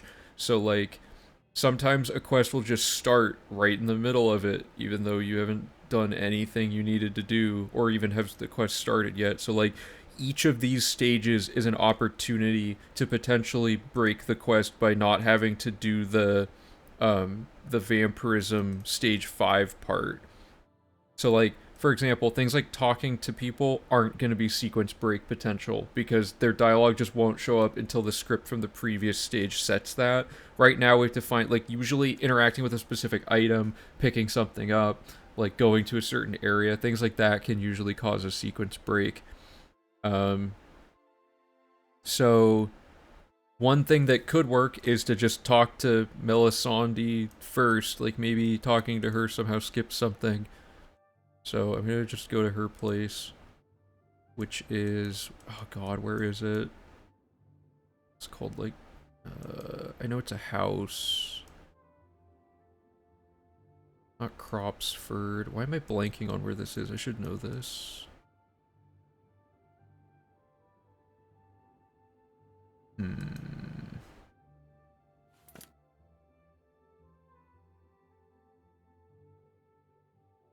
Drakelow. South of Shaden Hall.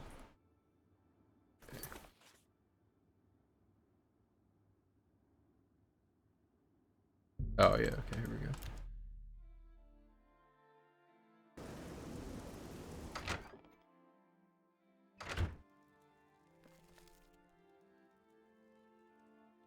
What brings you to this neck? Make it quick. Well, this seems like a dead end, but Every little bit helps. why is she so powerful? Jesus. Oh, I'm level 134, that's why. I don't know. This is unlikely to do anything, but... What brings you? Oh, I accidentally yielded to her. Let's see.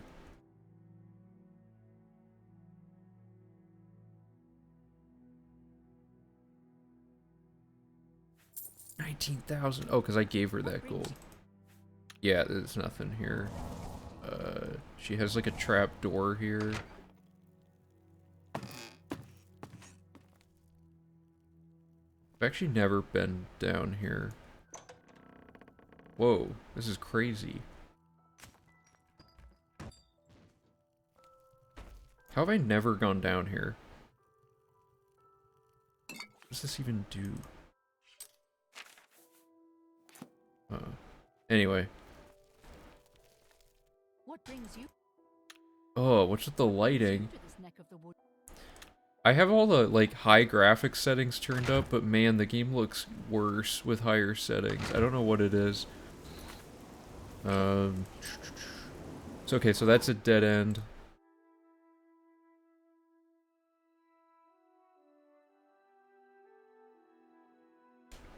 Man, this is gonna be tough. We could try... No, she can't... Okay, so all these stages, I think, are just talking to people. Oh, so, okay, so here's an example. I should search the area near the North Panther River for Hinderil, a vampire imprisoned in a cave. So if there's somehow a way to get into this cave and he's there at the beginning of the game and we get his ashes, it's possible that it'll give me a quest stage that says, I have collected the ashes, I should bring them to her, right? So, like, that'd be, like, the most likely thing to test is, I can't remember where anything is. Red water slow. Okay. East of Breville. I love the ambient, like, rain and weather stuff in this game.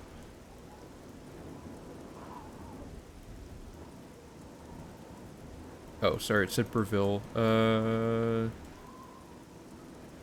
This. Okay. Let's test this out.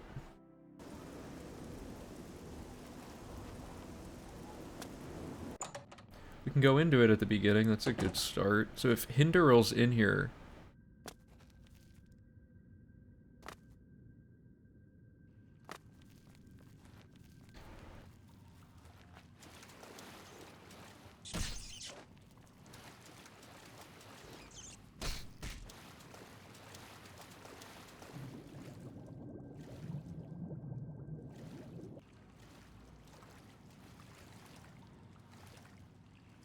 Okay, I think that's him. Oh, no, it's just somebody. For the sake of time, I'm just gonna kill... Oh, so is he just straight up not in here then? Because that's the whole cave, I think. Oh, no, there's a... Okay.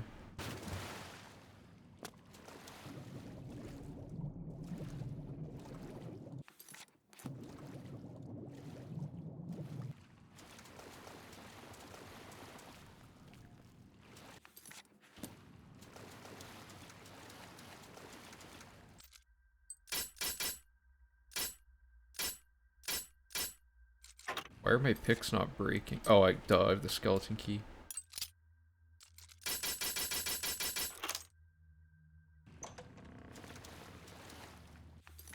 Okay, is he up here?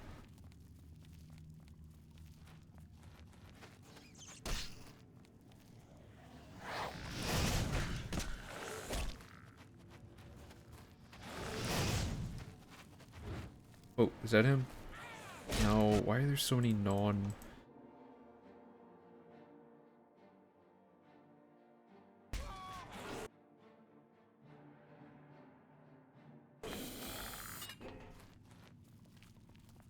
How have I gone through, like, every part of this cave without finding him?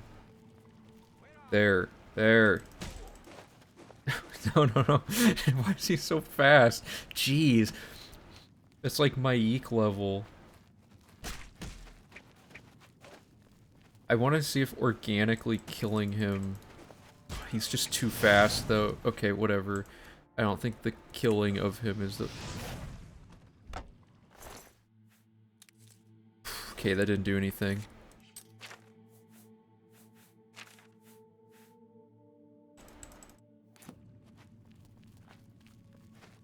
It's unfortunate. But maybe if we now go back to Drakelow...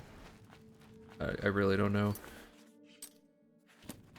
I probably tested a lot of this back when I was like trying to find the best sequence break for each route, but... or for each quest, but I don't know.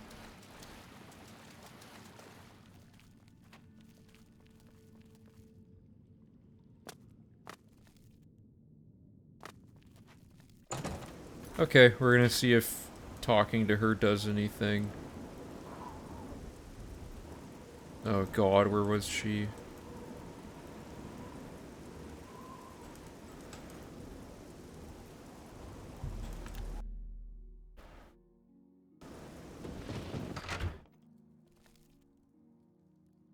What brings you? That was all cursed. Someone else. Well, oh, this sucks. I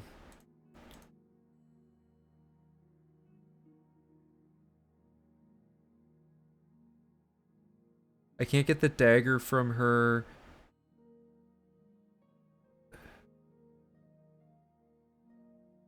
Can't deliver. Okay, I could kill the Countess of Skingrad if I can find her early. That's literally the only other thing I can think of. And it seems unlikely.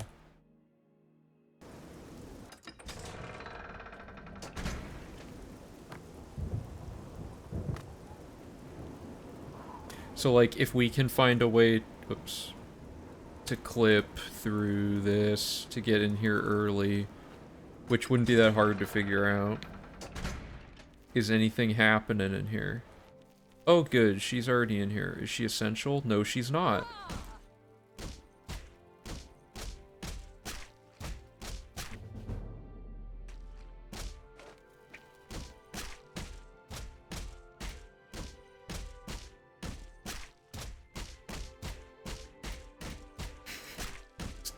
Top level gameplay right here. Only the best Oblivion players know this trick. Well, she's dead. So I don't know. Maybe I can get vampirism now. No, I don't know. I'm trying to think like what I could possibly do.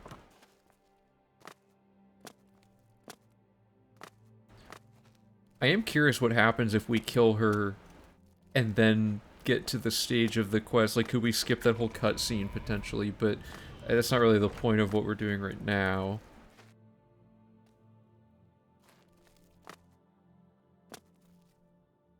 I'm gonna talk to the Count now that she's dead. I don't think any of this matters, but... Oh. You're new here, please.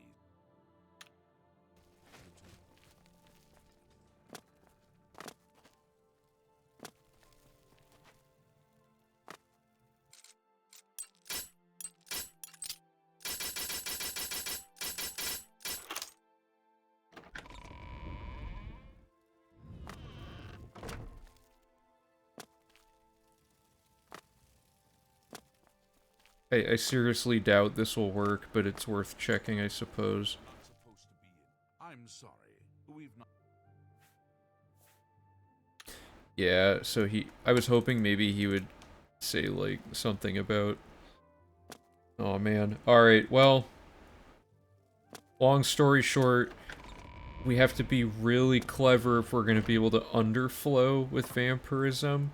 This doesn't prevent the skeleton key underflow, but this does kind of suck because this giant, like, mathed out chart of the best way to do the skill grind is now, like, worse. You can just straight up get up here normally? Really? Weird. Anyway. Maybe... You won't get any of my blood. Get away from me. What? Oh, wait. So I am a vampire? No, no, stay away from me. What is this? Does anyone know what the deal is with this? I didn't know that they do this. Oh my god, this proves... Get back, you filthy beast. I'll have nothing to do Wait, with a this proves what we were theorizing. That I am internally in the game still considered a full-blown vampire. Oh man, so changing race doesn't... Whoa, that's wild. Okay, so changing race doesn't, it just, like, hides your vampirism status, but it doesn't undo the thing that makes everyone think you're a vampire, which is, like, really bad.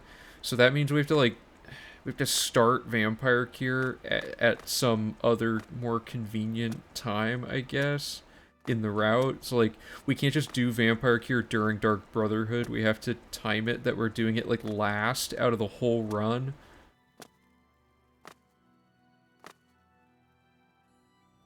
Because we're not a full-blown vampire on our screen, but they're reacting like we are.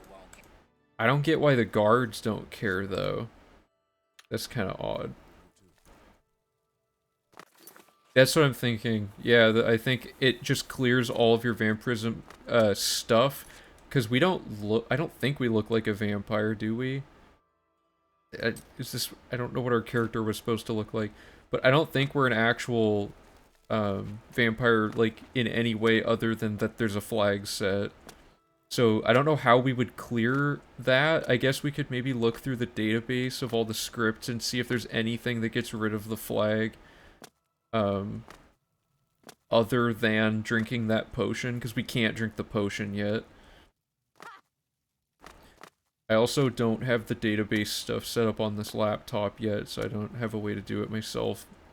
But I could have it set up for future reference at some point. What's like...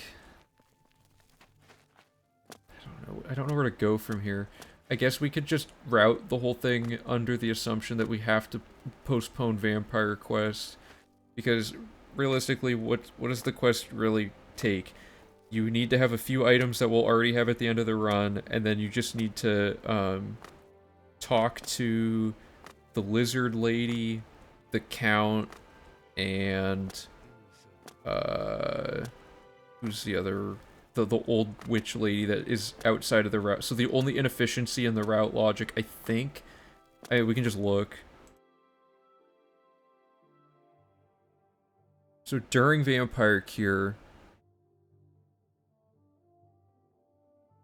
we talk to Raminus Polis, so we lose some efficiency on Mage's Guild quest timing, but that's... it's whatever. It's like a couple minutes or something. We talk to Hasseldor. We go to Drakelow. And we would just do this quest as an orc, I guess. We'll have all this stuff. We just talk to her.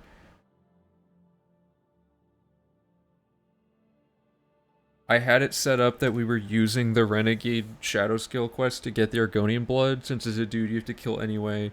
But we can't do that if we do this at the end of the run, because Dark Brotherhood will already be complete.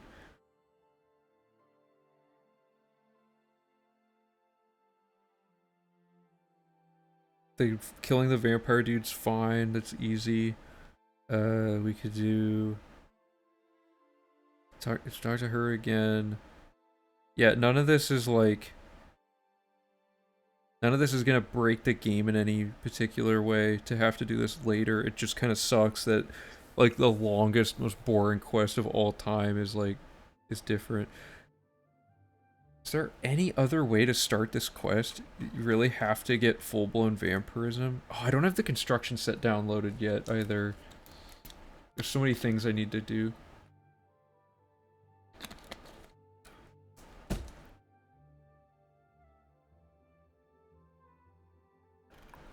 Is there a quest update for, like... No, but if the quest hasn't started, a lot of its quest update stuff won't trigger that normally would.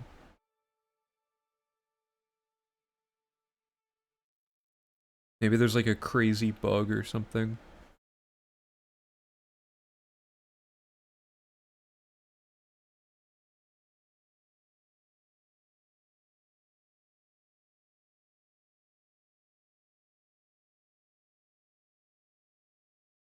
What is the font of renewal?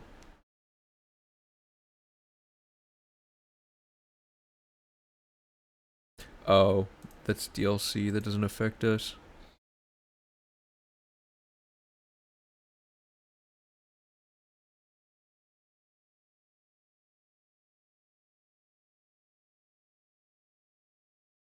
I don't see anything. First of all, look how many bugs are in this one quest. uh,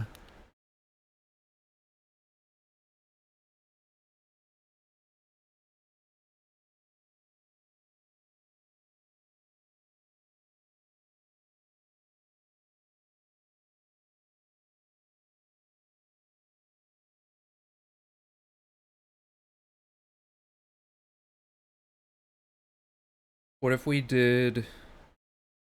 What about a double race reset? Maybe that'll, like, ultra reset it.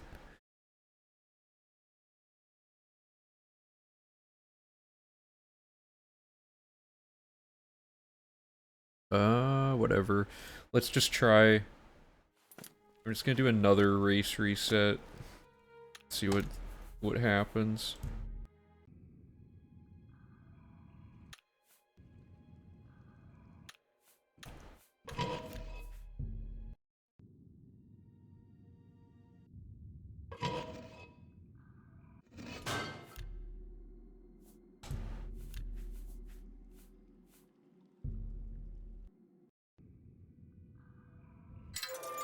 Oh, whoops, it's the wrong save file.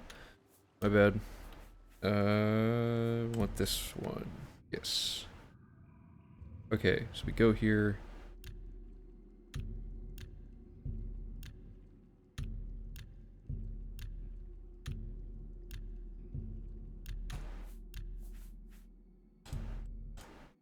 See what happens. Do I look less like a vampire now or anything?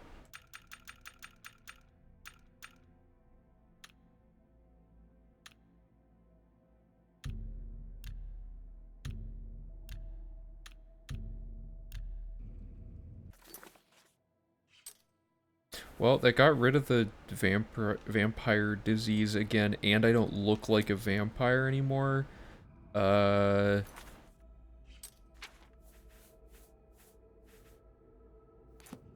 Yeah, let me just go see it again. Maybe you have to just do it twice or something. I'm gonna talk to the people in the castle and see what they think first. Because that'll be a dead giveaway if they're, like, super rude to me.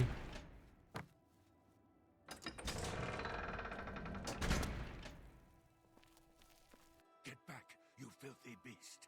I'll have nothing to do. Yeah, okay, so it still thinks I'm a vampire. Excuse me. I'm on duty. Does that mean I can feed on people even though I'm not... I'm gonna try feeding and see if that does anything. Because it could just be...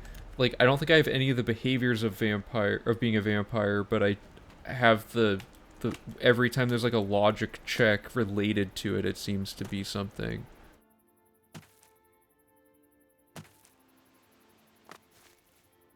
Yeah, I can't feed on people either. My run's 90 hours. Do you think I would... What do you mean? Like,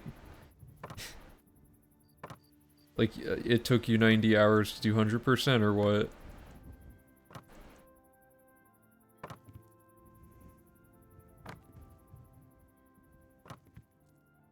"90 hours ain't bad, especially if you're on your own. With like a coordinated team of like 6 people." Oh, just the main stories. Well, what do you mean? You have a chance for what? Like to compete or what?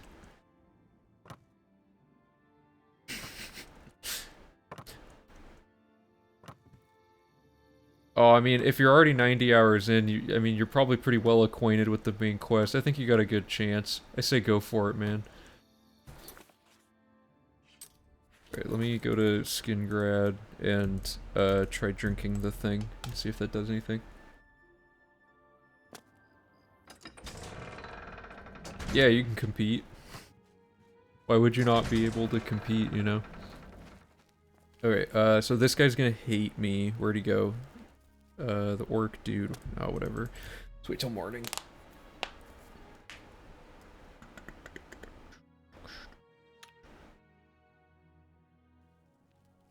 Greeting. No. No! Stay away from me! Oh, it's so over the top. So, yeah, I bet drinking this potion does fix that. Go on. Yeah. So drinking the potion cures it, but that also means I'll never be able to... Ooh. Oh, I see where... I think I see where you're going with this. Okay. You're saying, I think, so we need... Is this the race reset one? So we've just done our race reset, but we're still a vampire, but we have the potion. Now we get the vampire disease because drinking the potion removes vampirism. It doesn't remove the original disease that starts vampirism, right? So let's get it. So now we have the disease. Now, does drinking the potion remove the porphyric whatever?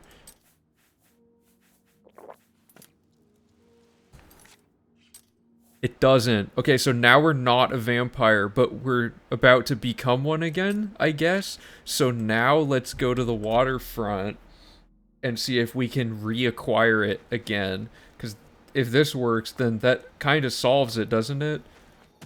Because then we would just... Can we dupe the cure and get 2 of them? If we can get 2 of them, that would work. Because now we want to sleep for an hour, and then we want to wait 24 hours 3 times, and then we want to sleep again. I think this should do it, because now we've, like, overlapped the 2 stages of vampirism in a really interesting way.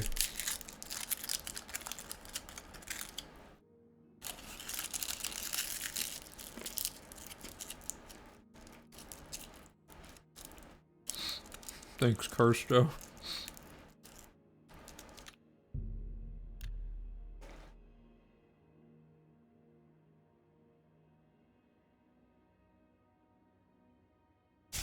I learned the other day that in Skyrim you can keep the wait timer held down with your mouse button, and then you can start the wait and manually drag it down to 0, and it simulates the wait like instantly or something.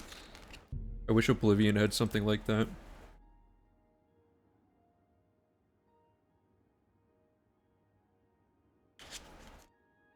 If we can get this to work, I think we've enabled ourselves to be able to do this.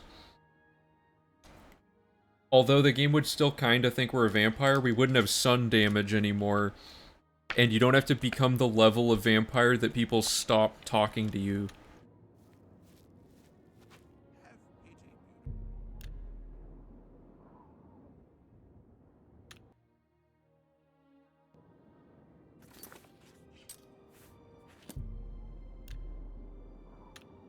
Unless drinking this potion clears the flag. which seems to be what's happening.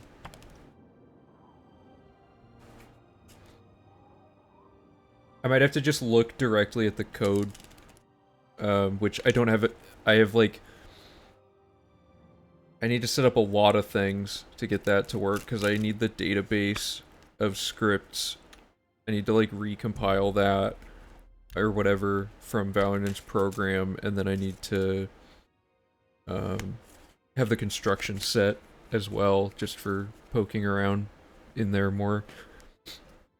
So I'll try to have those things ready by next stream.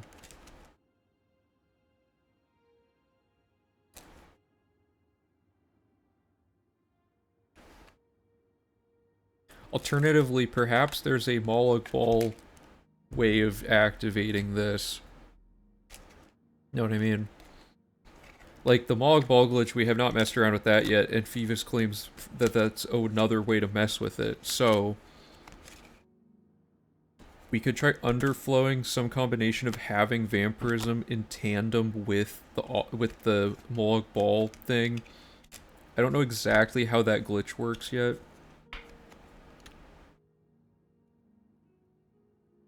Oh, there's something wrong with it? Oh, that's... I don't know, I mean... it got, like, the majority of the stuff, right? What I don't know what the node version thing means. Oh, is that, like, one of the dependencies or whatever? Sorry, I don't know all the terminology.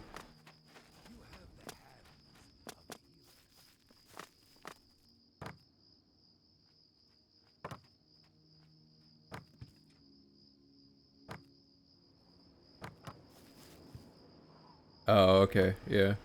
That's not too bad then, is it?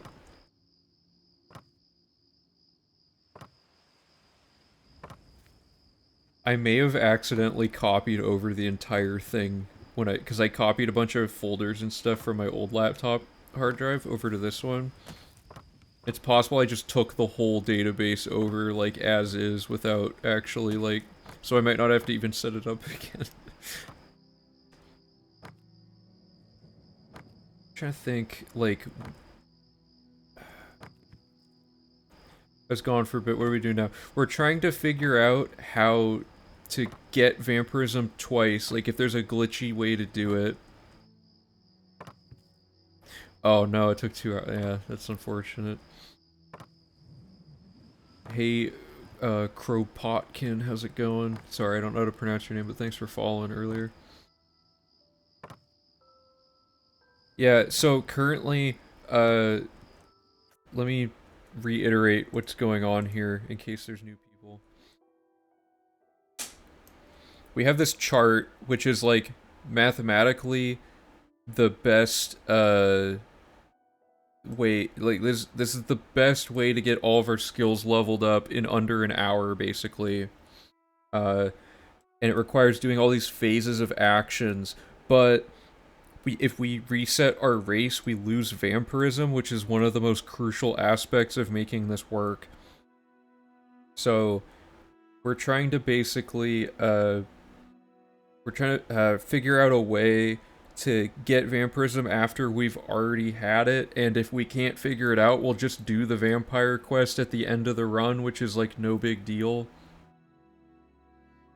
Yeah, because all this really changes is if we can't solve this vampire cure quest, we play it last, and that just wastes a little bit of time. So it would take the skill grind from, like, an hour to, like, an hour and 5 minutes or something. It's not, like, the worst thing ever. It would just be a much more elegant solution to have all of it in one thing.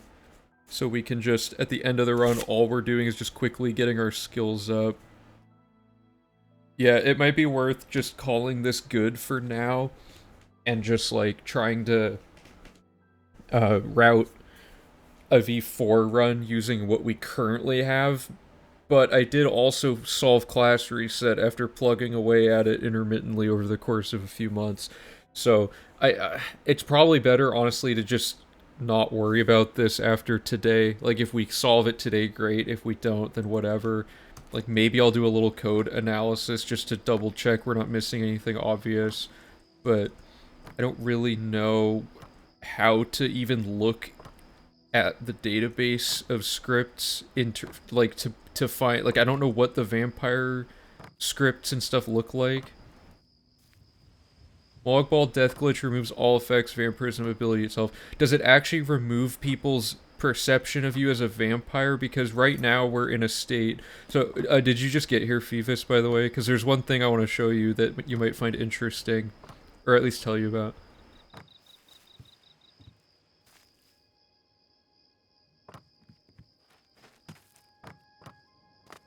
By the way, does anyone else just go to the waterfront and jump around these rooftops whenever they're bored? Like, I find myself going to this specific area in the game and just jumping around on it, like, idly sometimes. Like, I don't open the game just to do this, but you know what I mean? Like, if you don't know what to do next in the game, you just kind of jump around.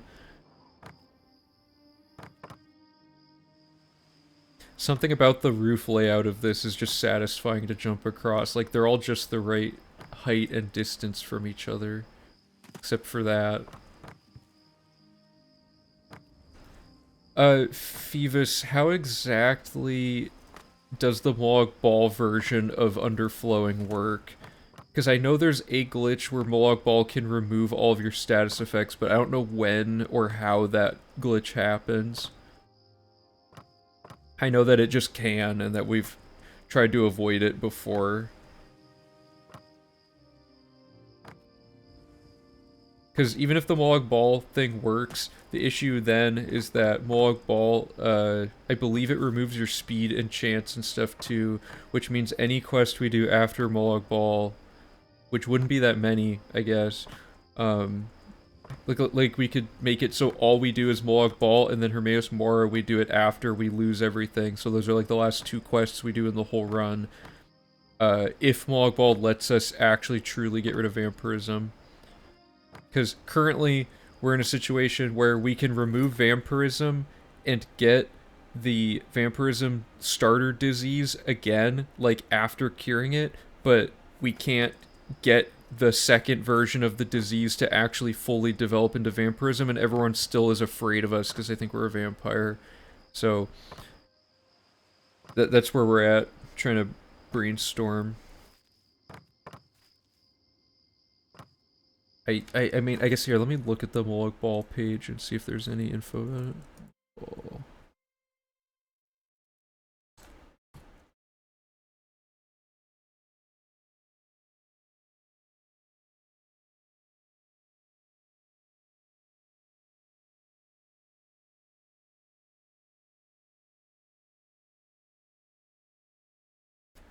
Oh, so if he overkills you...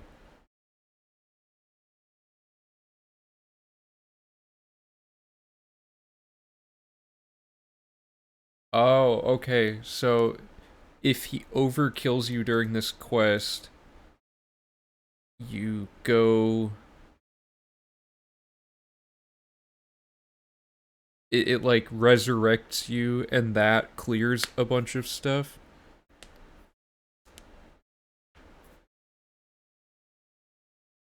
Oh, it says it sets your fame to 0? That's not good if it does that.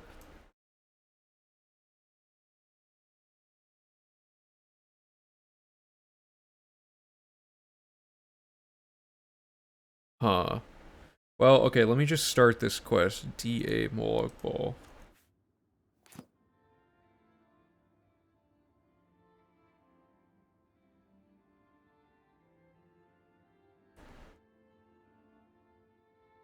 Oh, it's just set stage.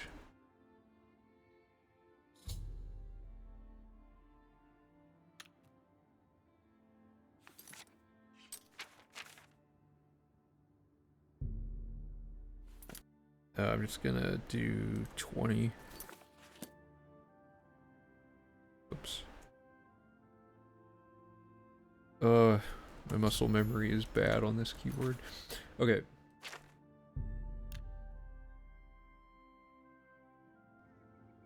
Oh, gotcha. Okay, yeah, then this might be the same issue that we're having with the other way, because we were just using the race, like, reset pop-up to fix it, but...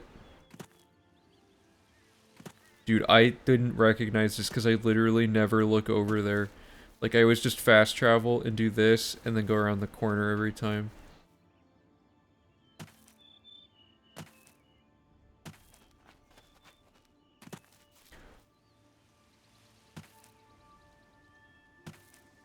Okay, so to do this, we have to wait till like 10 a.m. or something? I don't know.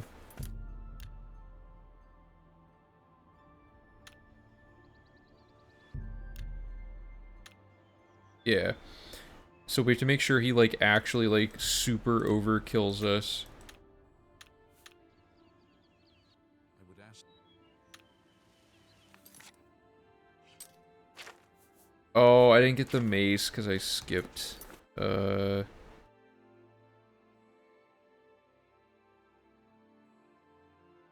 26F98.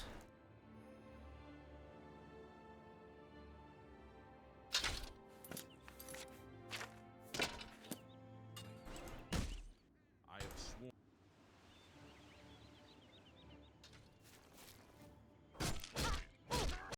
Okay, that seemed to massively overkill us. So we're dead, but we're alive because it will resurrect us. What is happening with the key? Oh, it just put me in third person. And I'm invisible. Okay. So did this... Well, yeah, that got rid of everything. So... People probably still think I'm a vampire. The Lord.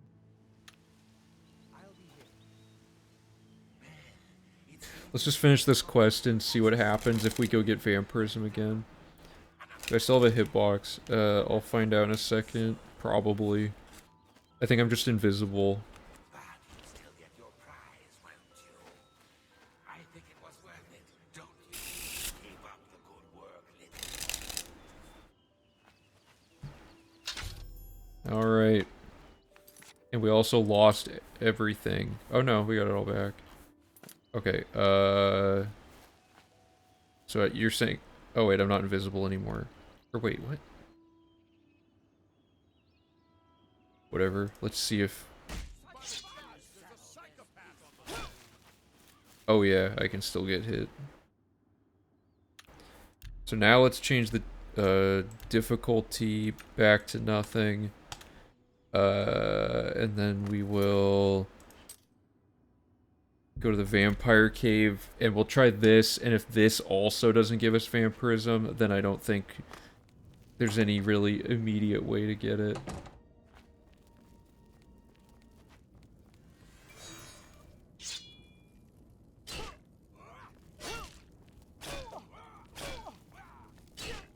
Oh, I'm dumb. I already drank the cure on this one. I have to... Can't believe I did all that and it wasn't even the right situation. So this one has race reset. So...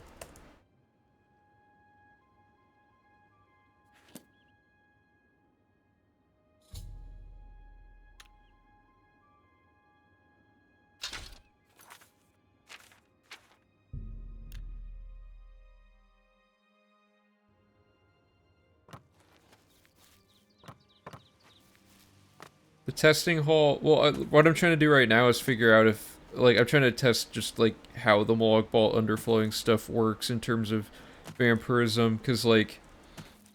I want to see... The issue is that the COC testing hall probably is all script-based things that just override, like, the variables that we may have messed up.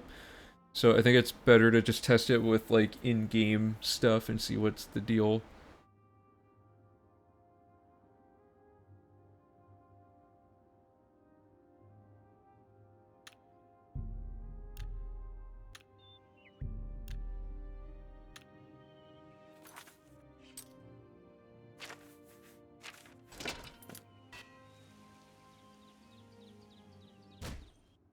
Also, what if my health was already low enough going into this? Oh, I have to...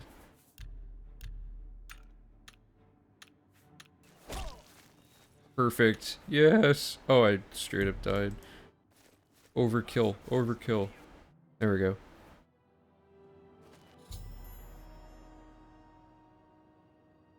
Oh, so PC Vampire is probably...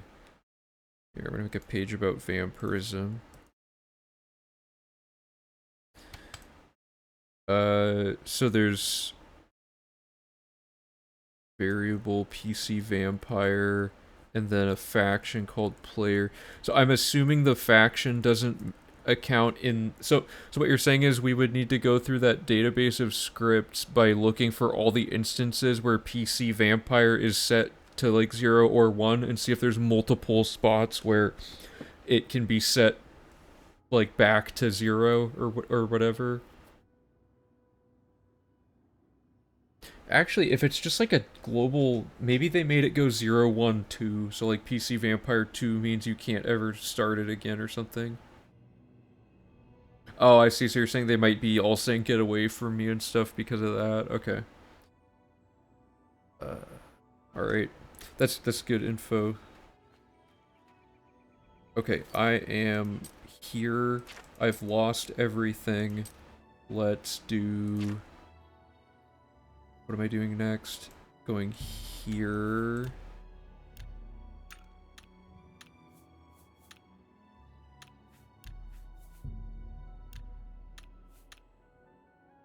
I've decided that I think that just doing this closes pop-ups. Like, all it's doing, I don't think it's inputting things on pop-ups. Like, I don't think you're actually able to inject choices onto overlapping things. It just closes all the pop-ups together, which is interesting.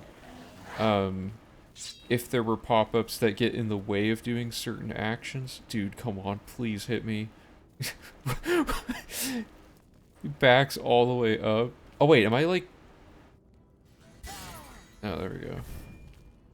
Come on, dude. Really? Can he not... Is he not able to swing at me? This guy's just like a total burnout. Let's get a different one.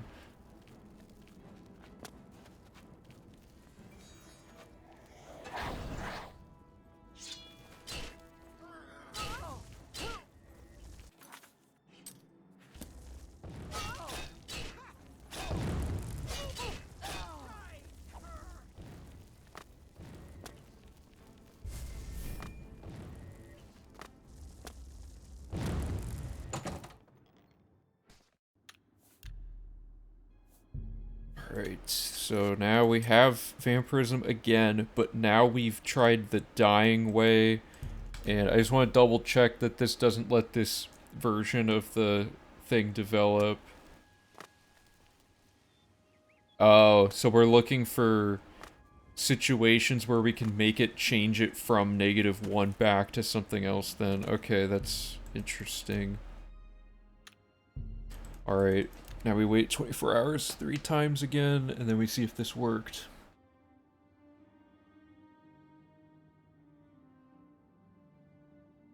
Just don't know. I really want this to work because this would be like super clean routing.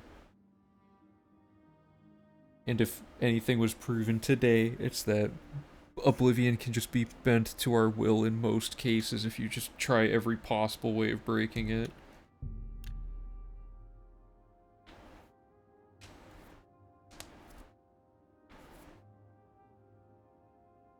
Now, if anyone can skip the whole tutorial, that would be awesome.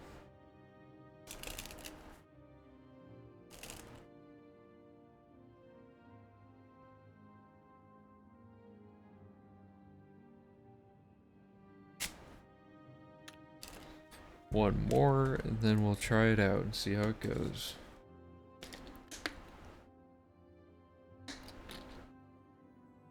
Let me actually... Okay, I'm gonna put that info in the spreadsheet.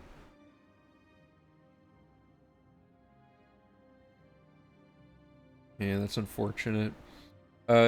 Is it like they all have a check at the beginning that says if PC Vampire is not equal to 1, do these things that change its value? Is it that kind of thing?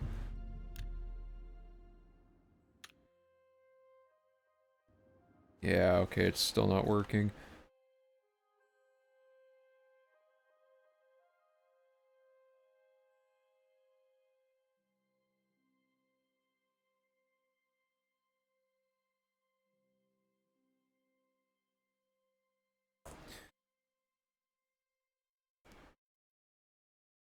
Okay, so this is like the theoretical optimal if we can figure out only 3 scripts look at the variable, the main vampire script, the cure potion, and the test cell. Oh really? Oh man.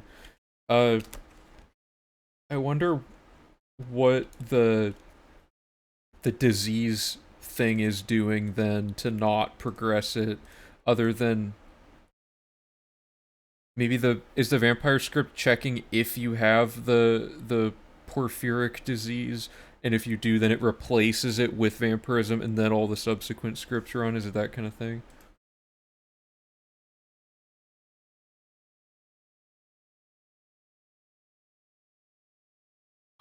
Darn. Okay. Yeah, I don't think we can get through that. That seems surprisingly airtight for a Bethesda script, but oh well. So I guess we have to do vampirism at the end of the run, uh, which not the end of the world, but not super fantastic. So the best way to do this then is to first become an orc. Uh, let's see. So we do Dark Brotherhood to become a full vampire, quote unquote, but just enough of a vampire to, or no, wait, we can here, let's do this. Dark Brotherhood to start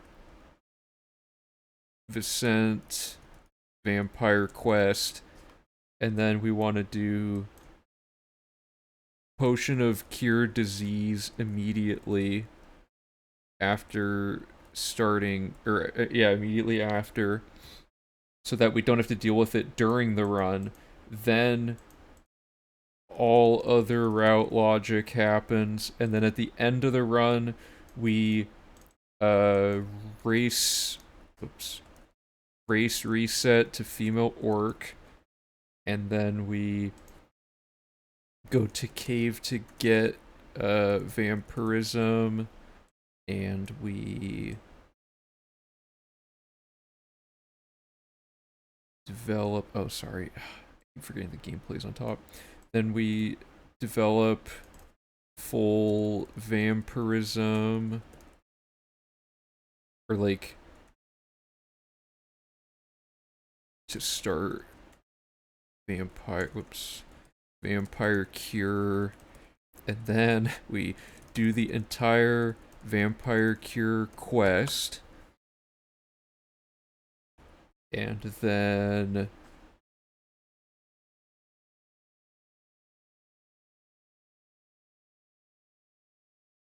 we power level to 144 or 145, class reset to underflow everything, and that should be it, right? All other phases of class grinding. I think this is the best way to do this. Oh no, it's commented code. Yeah, we're doomed. They're not going to be able to, or we're not going to be able to sneak past that then.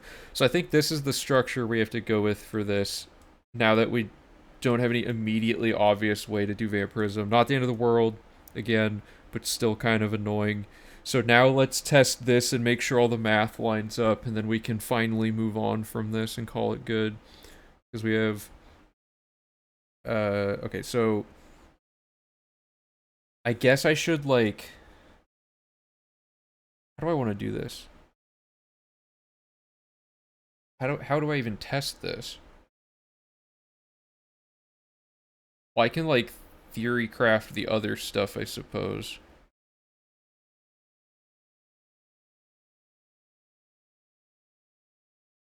I've looked through quite a few scripts, and I don't think I've ever seen one with comments, other than, like, maybe a single comment somewhere that says what a very specific thing does.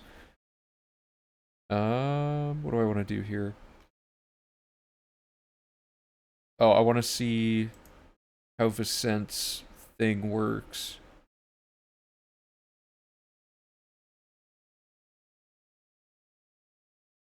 Oh, good. This quest, you don't have to actually do anything. It just says, like, as soon as this quest gets in your journal, you can just wait till he's dead. So that's it. Pretty easy.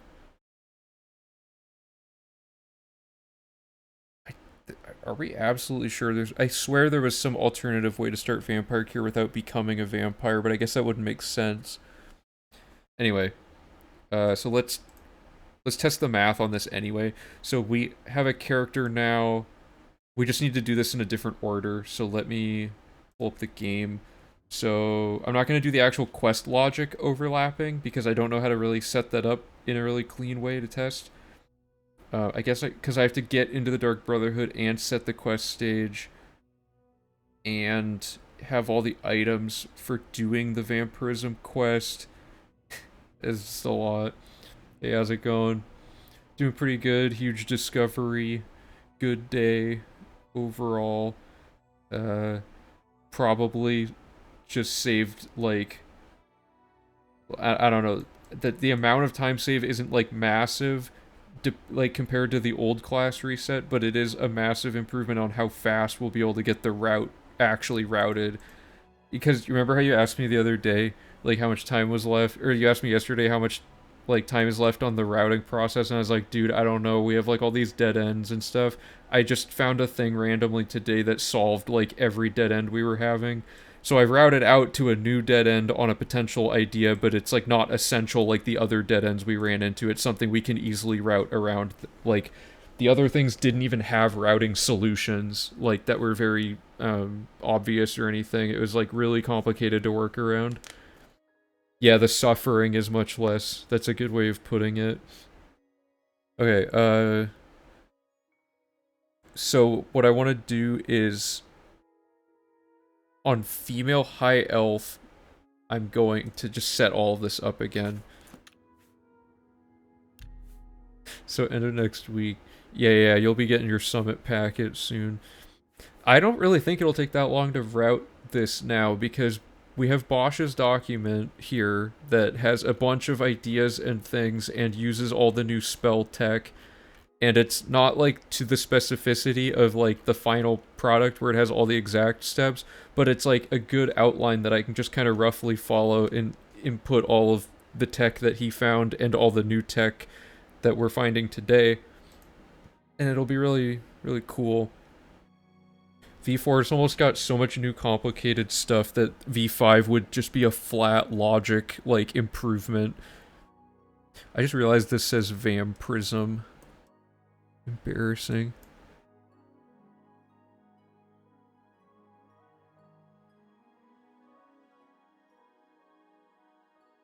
Okay. So...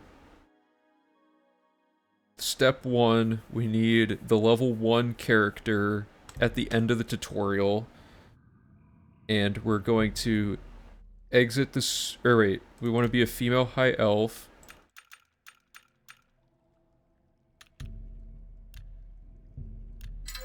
And then we want to be level 145. And we want, we want the skeleton key, and we want... Oh, that's not it. What is Ogma? How am I already forgetting this? Oh, let me show you the game.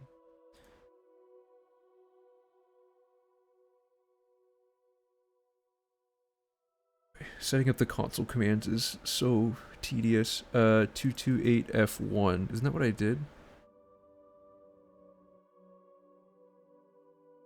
That is what I did. Oh, I spelled player wrong. Whoops. And then we want... What do we want? The Vampire Cure Potion.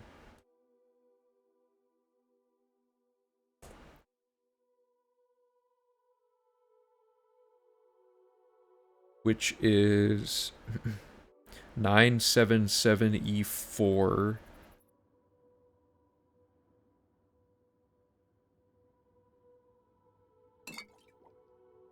And I think that's it. Skeleton key, Ogma. Oh, and just like a ton of gold.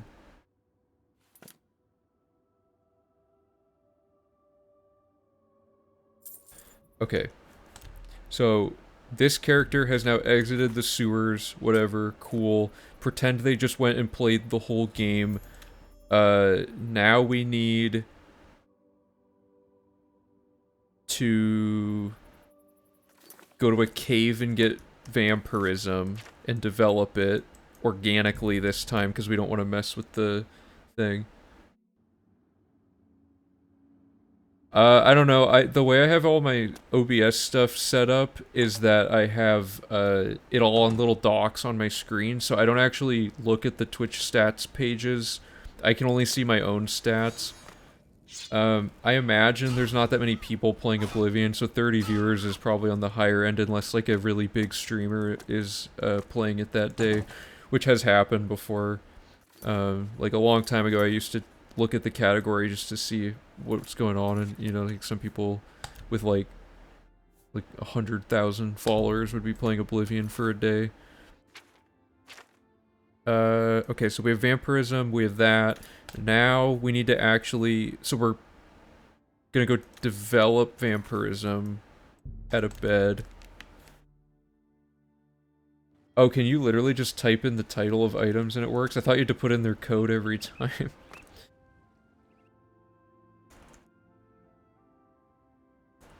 No, it doesn't work like... I guess gold is probably under a different name.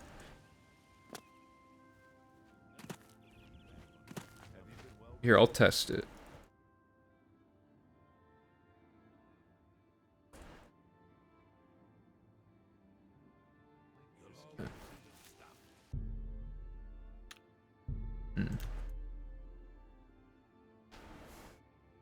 Oh, wait, oh, yeah, okay, so sleep and then wait. So this should just actually develop it, because we're now on a character that hasn't, like, you know, done anything shifty. So, another long wait time. Like, half this stream has just been looking at this waiting screen. But, we can also look into the most optimal ways to skip wait times with time travel. Skyrim's console just seems like more useful. Oblivion has like some useful stuff, but like the majority of it's not. I don't know, there's like a lot of quality of life console commands that are missing and stuff like that.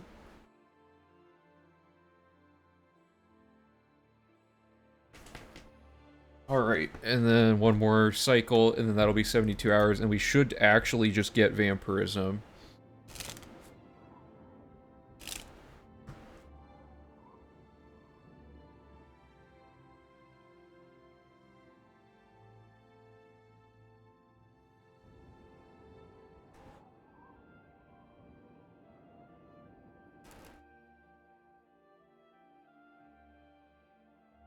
Yeah, Ogma, they must have known that, like, it's funny that Bethesda knew that they were, like, bad enough at leaving bugs in their scripts that they would, like, okay, good, so that worked.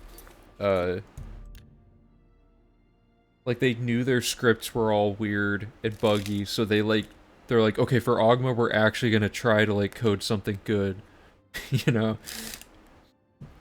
Like, if you're conscious enough to know that certain things need to be scripted more carefully, why not just script everything carefully to begin with?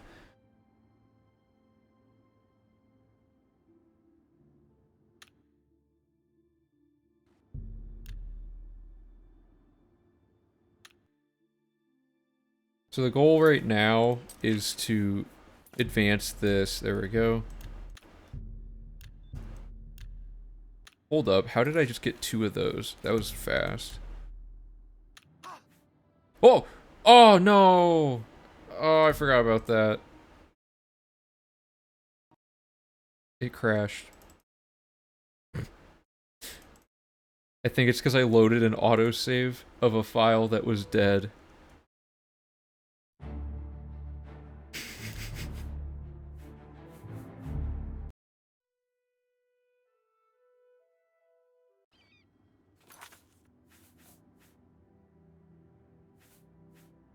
It also reset my appearance? Or no, that already was a thing. So, oh god,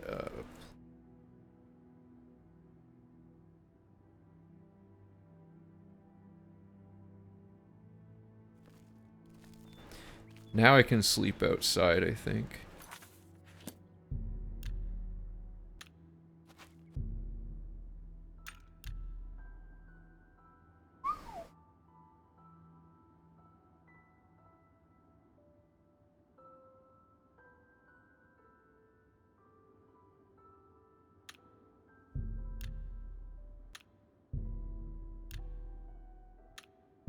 I just want 100% vampirism. It takes so long.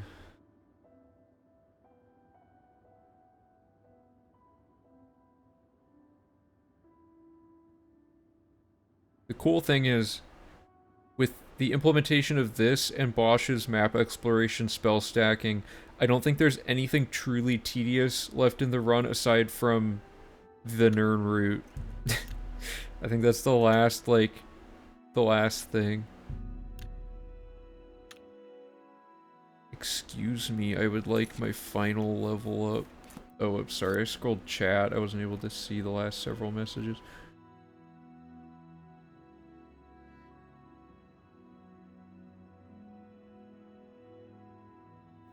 Yeah, as far as I know, Bethesda's quest scripting in general, like, it can't, like, you literally can't make a quest go backwards in stages ever, like, just somehow, like, with the way that the engine works, I think, or something. Or not the engine, but you know what I mean, like, the underlying code about how quest stages are handled just never lets you move backwards in any situation. You can jump ahead, or you can start a quest, like, out of order, but you can't.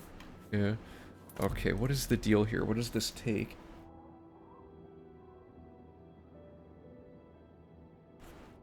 Shouldn't I be at 100 vampirism by now? That emote with the saxophone is epic, dude. Is that from someone's channel, or is it, I guess I can hover over and find out. Oh, yeah. Hmm.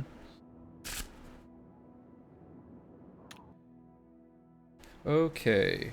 Please work. Dude, what does it take? Let me look at the thing.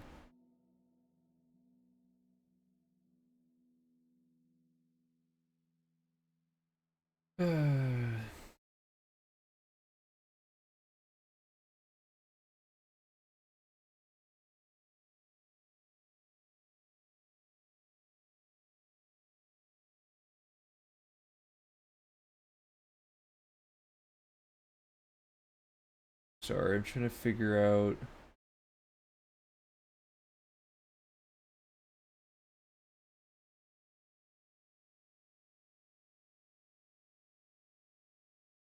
Huh. Maybe I do need to sleep indoors. I'll go find an inn or something. Or like...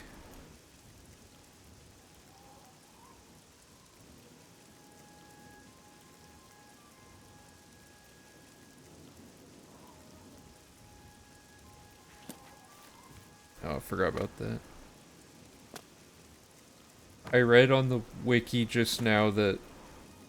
Oh, this isn't trespassing. Does this mean I can just go in? Yes, I didn't know this bed works. I've waited so many 24-hour increments. Because it says, after your first rest or night of sleep, 72 hours after getting the disease, you will have some skills. At least a day after your first rest, a second rest will cause more vampire skills. A day after your second rest, a third rest will cause even more, and you'll obtain all vampire skills. It says, note that for at least the first night of sleep, if you are also due to level up, sleeping will only trigger vampire skills. Like, none of that should be relevant to this, right?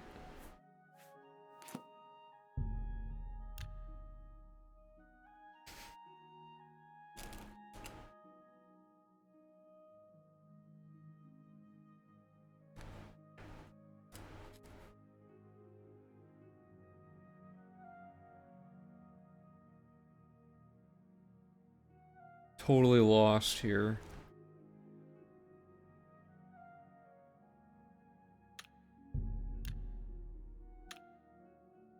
Man, is this broken? Do I just have to start over again? It was kind of weird that I got 2 pop-ups at once. At that one point, maybe that broke something. Oblivion's an infinite mystery.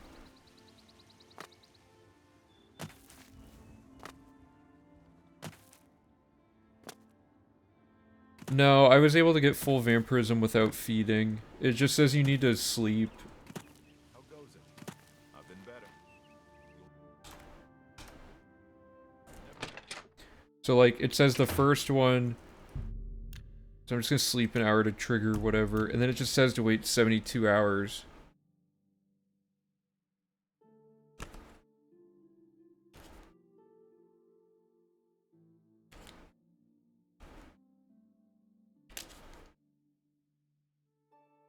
And, like... I mean, if it only progresses when you sleep, we could get it from Vicent and just hold on to it the whole run, technically. Right.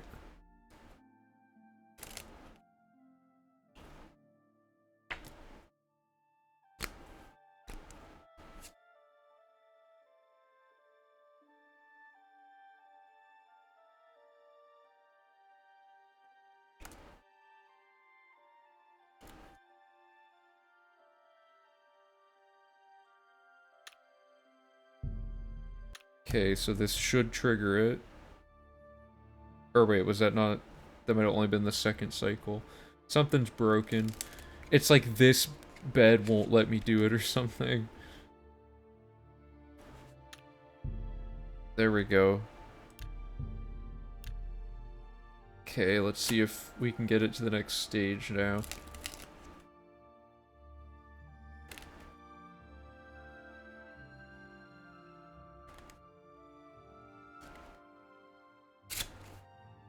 I just don't know. There's something weird happening, and I can only assume that it has something to do with, like... I don't know, like, how... Like, this should trigger after an hour, and if it doesn't, it's, like, weird. Yeah, see... I don't get it. There's a potential bug in the vampire script. If you stop the timer during hour 22 of a given day... What? Why? What is the bug good or bad? Like, is it breaking the tracking of the timer, or is it like... Well, that time it worked. Wait, isn't that the dream for the final stage? Are you saying... Okay, before I mess this up, I'm gonna quick save. But, so you're saying I should stop the timer, like, here? Or do you mean 22, like, military time in the actual day? Which is, like, 10 p.m., right? You're saying, like, at 10 p.m. if I stop the timer, it breaks it somehow?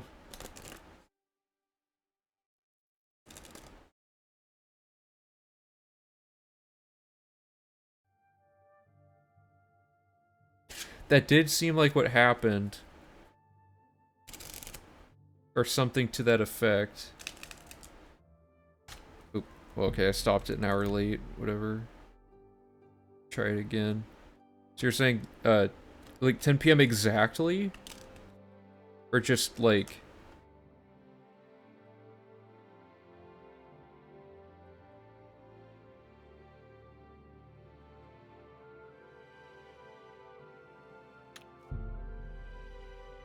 Well, that time I got something.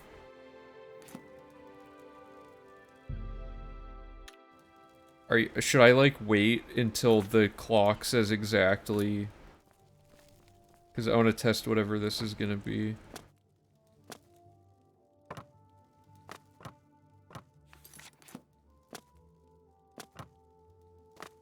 There's a check for hour being greater than or equal to 22.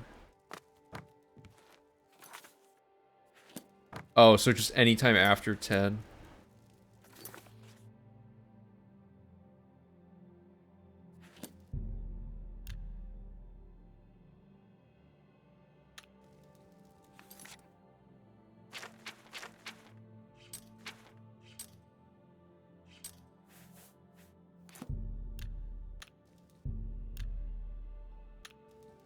Hmm.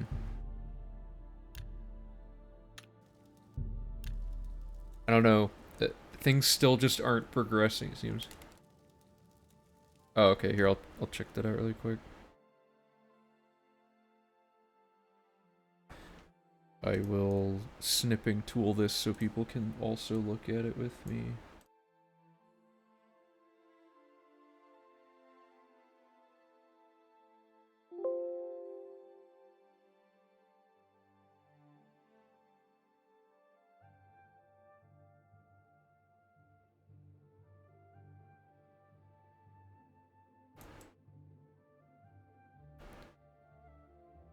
So PC Vampire for me should be at 3 out of 4. Is that correct? Because zeros don't have it, -1 is cured.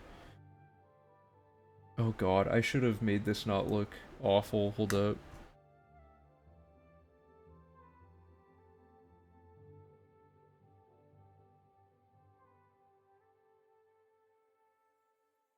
There we go.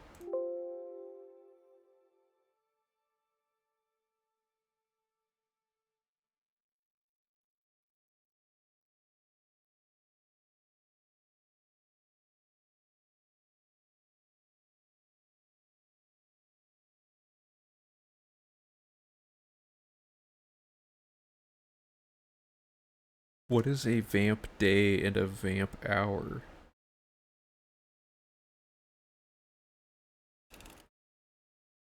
Oh, I see what you're saying.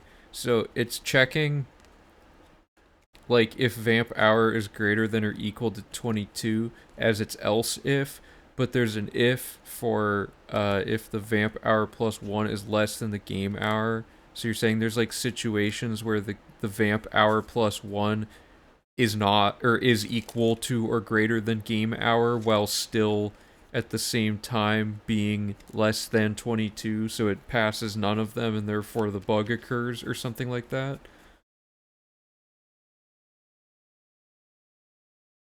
23 or higher. So you think like maybe stopping it at 23. Okay. Let me stop it at like 11:30 p.m. and see what happens.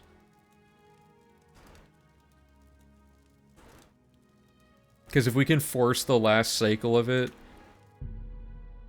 Hey, that did something. That shortcut us to 100. Okay, so I'm going to make a save of this before I forget, but I also want... You'd have to get the initial pop-up at 23xx. Okay, so let me... Man, there's so much, like, Final Frontier type stuff to test out with, just analyzing all the scripts in the game. Like, that's such a weird, specific thing that black box testing just would never find, you know what I mean? That's cool. Okay, let me... Because maybe we can force it to do it over and over and over again. Like, every time we exit at 23. Because if it's...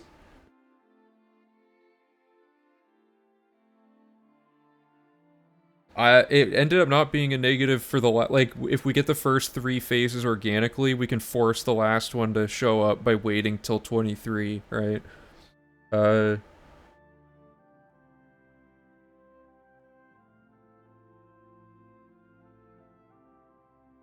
we want vamp update to be 1, right? That's the thing that's making the vampire, PC vampire variable go up, essentially.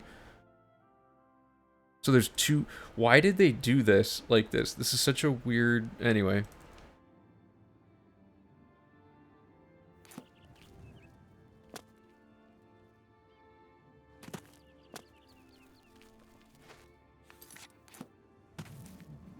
It won't set the correct properties?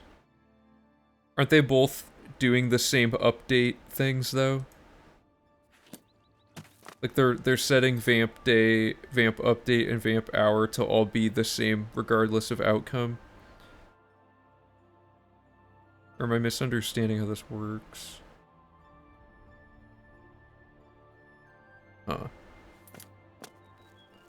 Because, like, in... really quick, let me load... Because this save has 100 vampirism now, right? Yeah, see, we're at 100. Or are you saying it's not... And the skills are all up by 20, right? Okay, let me look at the script.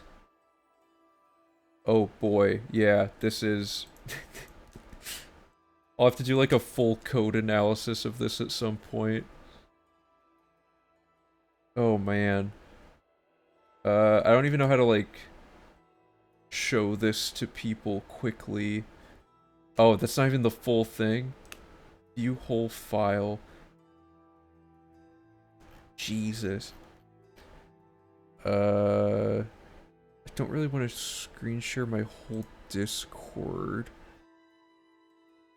Yeah, I guess you're right. That does apply to all Bethesda stuff. Maybe I can just download this and like Windows share the notepad file. Let me try that. In my eye. Okay, so let me pop this up in everyone's favorite Notepad++.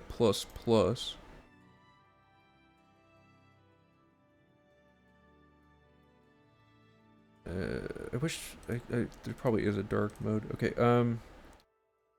do I have like a window share that I've set up?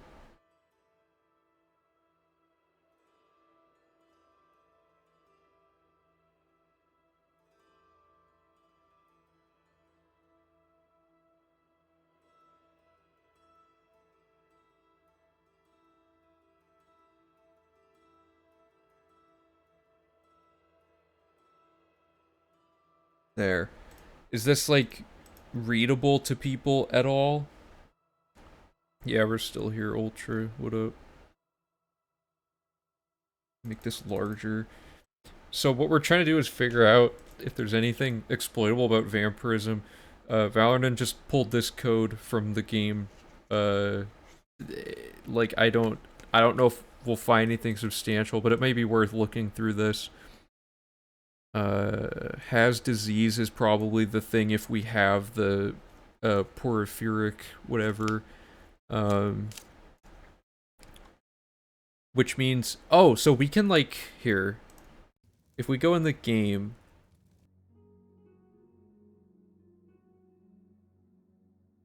oh man, player.hasDisease isn't a command, or can we just type?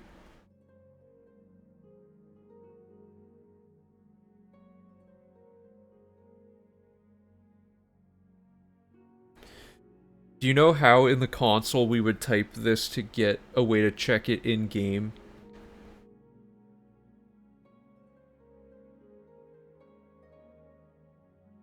Like, I guess player doesn't work.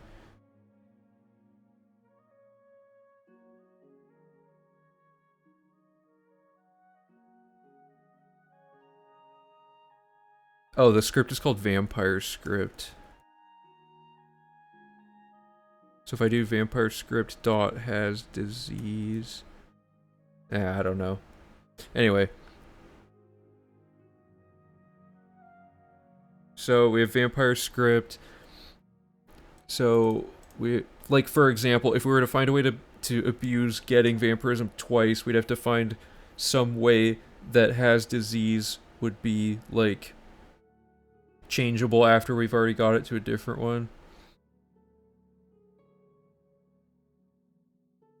Oh, and comments, the semicolon, by the way, means a comment, so like this isn't code that runs, that kind of thing.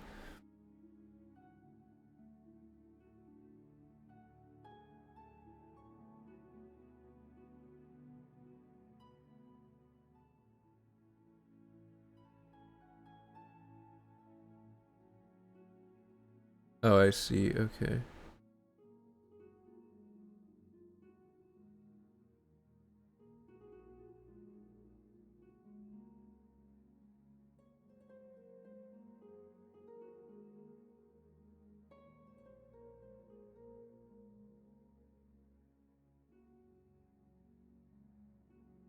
Hmm.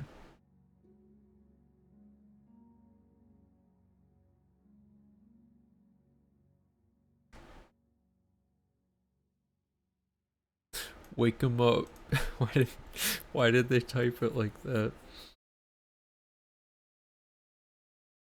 If a player... Okay, so this is the part we need.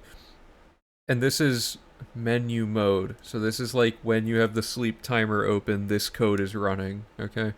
If player is resting after 3 days with disease, increment PC vampires. That's what their claim is happening, but we just proved something not that is happening. So our has disease is at 1, right? Or is it now at 2 because we're already a vampire?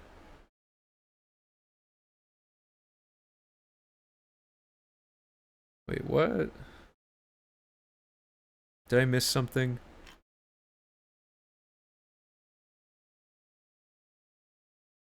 What is all of this running in? Oh, I gotta make this smaller so I can, like... Yeah, whatever. So game mode is only...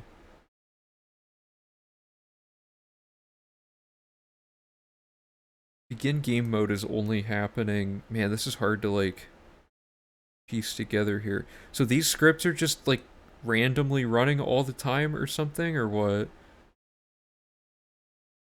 Yeah, the end of game mode is... Oh, wait. Oh, sorry. That's the end. Sorry, I read that wrong. That's the end if of that. Where's end? End if for that.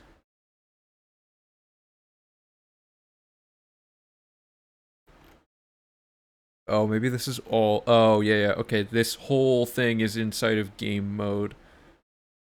Like, this whole section. So this gives you a random dream, so we don't really care about that. This changes like your actual vampire skills, but this happens every time anyway, so we don't really need to worry about that, I don't think, because it's just we're trying to get to PC Vampire 4 as fast as possible. If PC Vampire is greater than or equal to 1... Oh, here we go. Run a timer checking 24-hour intervals. If 24 hours have passed, increment vamp update and reset hour day variables. Oh, this is the thing. Okay, so yeah, this is the part Valorant had posted in chat.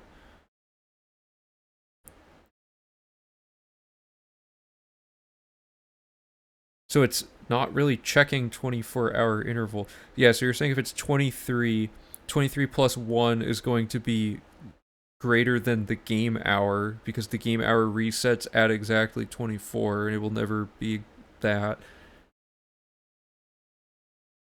So if we stop it at 23, it checks if vamp day plus 1 is less than game day. I don't really know exactly what that means, but maybe this just means that if we stop it at 23... is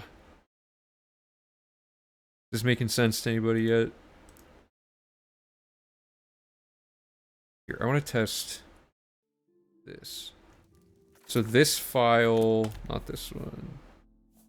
Because that other one assigned us the scripts correctly. Let's get some gameplay. Some sweet waiting and menuing gameplay. Alright, just want to unlock this.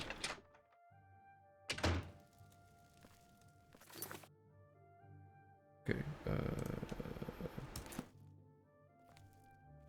we are going to... First of all, we just have this. I don't think the 24-hour, like, cure thing... Like, I don't think the timer is checking it at this point. I could be wrong. So we're going to try stopping it at 11xx p.m.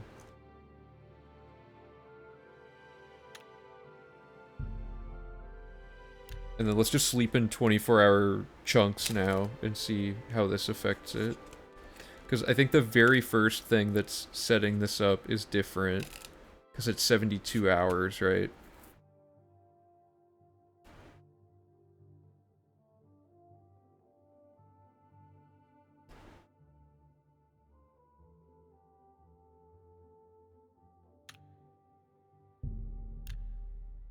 And I think it interrupts the timer without touching anything. Like, it'll just tell you, you know?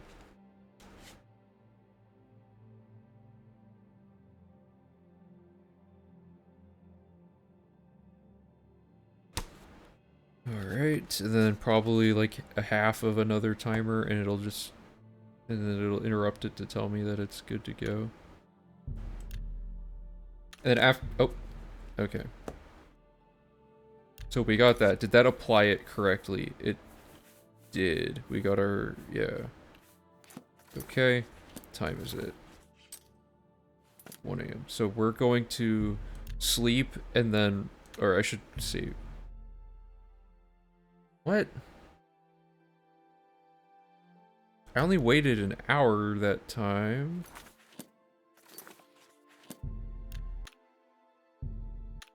It's just... Why? I can't believe that showed up. What about waiting another hour? Oh, I'm so confused. I should have probably made a quick save as soon as I got the other disease update so I don't have to reset that, but whatever. If I stop this at 11 p.m., does it just give it to me again? But I guess these are 24-hour waits now.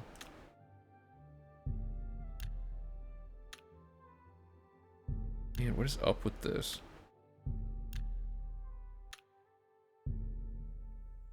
Okay. This didn't amount to anything. Because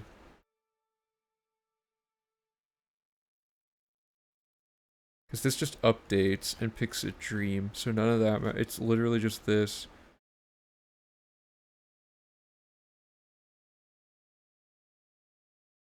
Wait, what is this?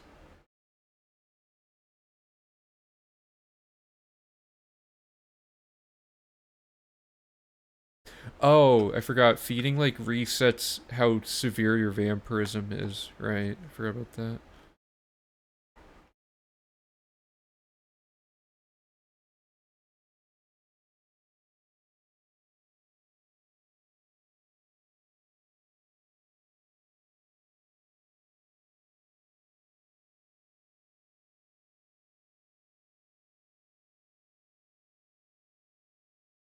Isn't state 4 when we're at 100 vampirism? Like, the most vampirism? Yeah, so the reason we need to do that is it will... Yeah, it'll give us 20 in each skill, which makes us able to underflow all the skills that are going to be at 19 after class reset. So getting vampirism to anything less than the most that we can get for the skill boost is not going to allow us to underflow all, like, 8 of those skills or whatever.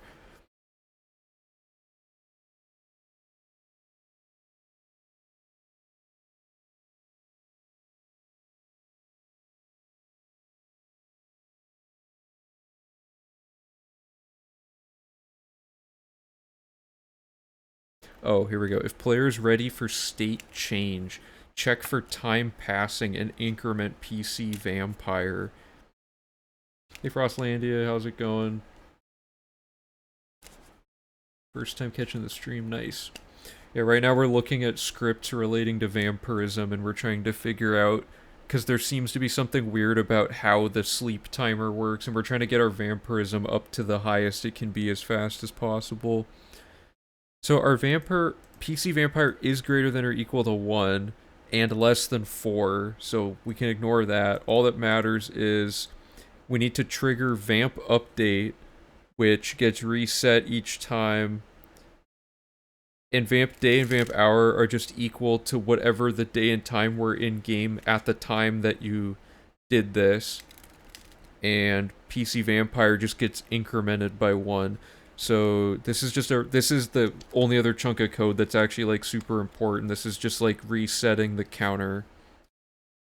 Is that the final script in game or in menus? This is in menus. So it seems like the actual update cycle is in the menuing, and the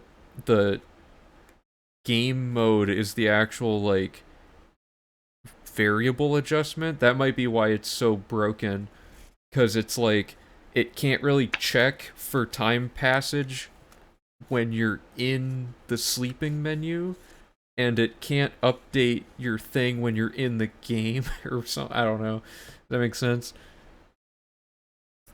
So basically, long story short, this just means update the vampirism stuff and reset all the trackers. Oh, and is time passing? What does that mean? is that a local variable? What is time passing? It's only in that one spot. Let's see if it's in game in any way.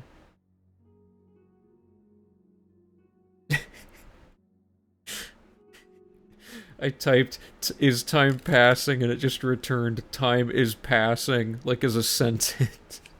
I wasn't expecting that. Anyway. Okay, so let's go back up here then to the part Valorant sent us. If PC Vampire's greater than or equal to 1, it is, so we can look one layer deeper. Oh yeah, time probably isn't passing in the tutorial. Let me check that really quick. Or maybe, hold on.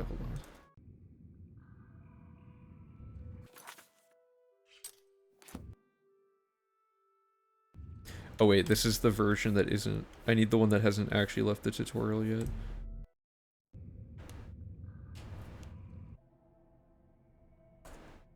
No, it says time's passing. Maybe time just... Oh god, why did I do that? Maybe time is not passing, like when you're in a menu or something. Like if I'm standing here, and then I do is... Oop.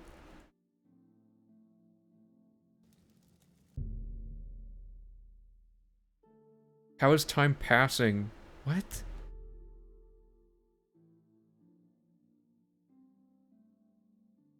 Okay, time is passing here, sure. But even when I'm in a menu? That must mean some... Okay, let's just assume that's always true, and that we don't have to worry about it, because it seems like that's always true.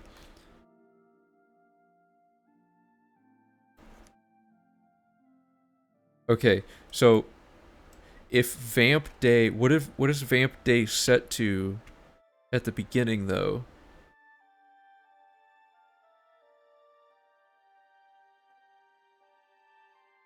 Might be false when you're in the escape menu. No, it still says time is passing. Can you test during a save? Oh, like,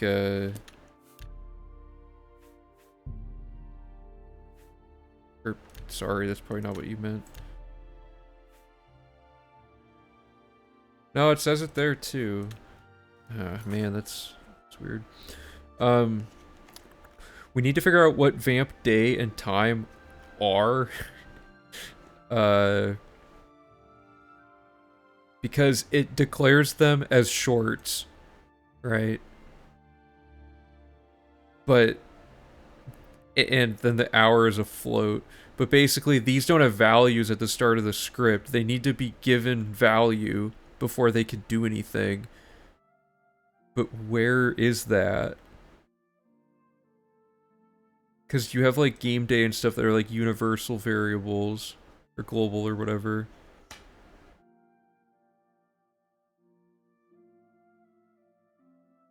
Oh, here we go.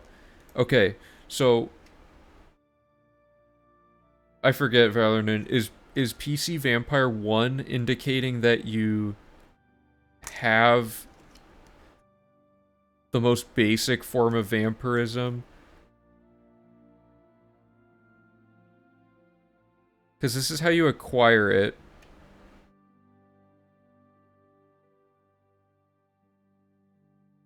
Okay. But wait, when do you get... Where is PC Vampire set to 1?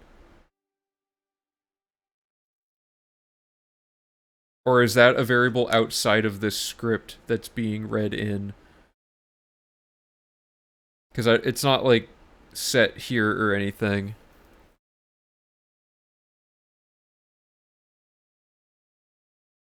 Because, like, I don't know how it's checking PC Vampire equals 1 to set anything up. You know what I mean? Oh, at the very end. Oh, okay, so if you have the disease, if day count equals 3, okay, so that's set in stone. You do have to wait 72 hours and be sleeping and if you are, it wakes you up and sets your vampirism to 1. So that's like guaranteed to happen. So we know that okay, so let me just let me get this set up again really quick. So this character does not have vampirism yet. So I'm gonna just do the 72 hours of elapsing time.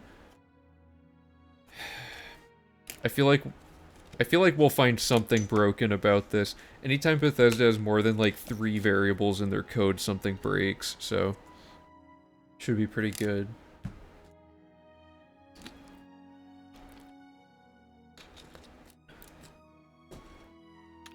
So that's 24.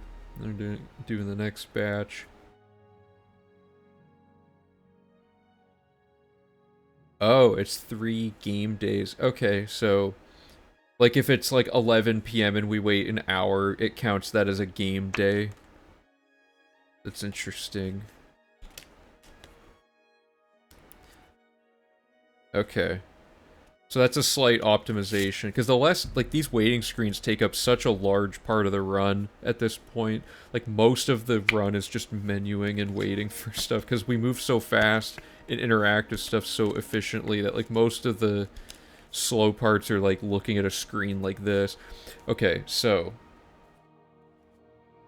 it's been 3 game days, effectively. And now, if we're sleeping, it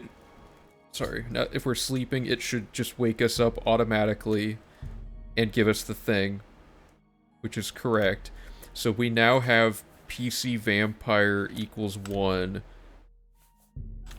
So let's... where do I want to do this?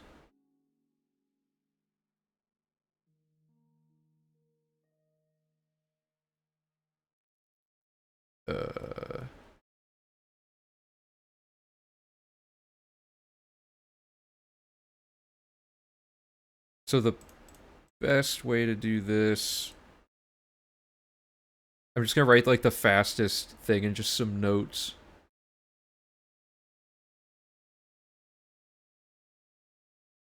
Right. Okay. 3 game days, meaning...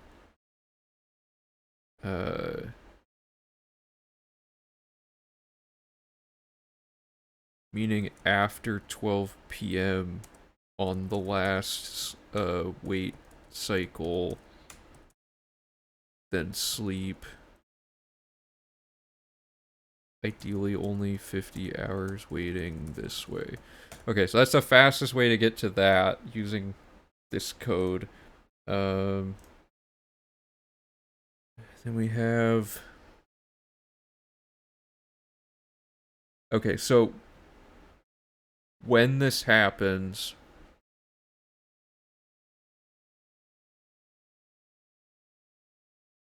which happens here, it just sets PC Vampire to 1, and then it'll immediately run this and say if it's less than 4, and then... But Vamp Update starts...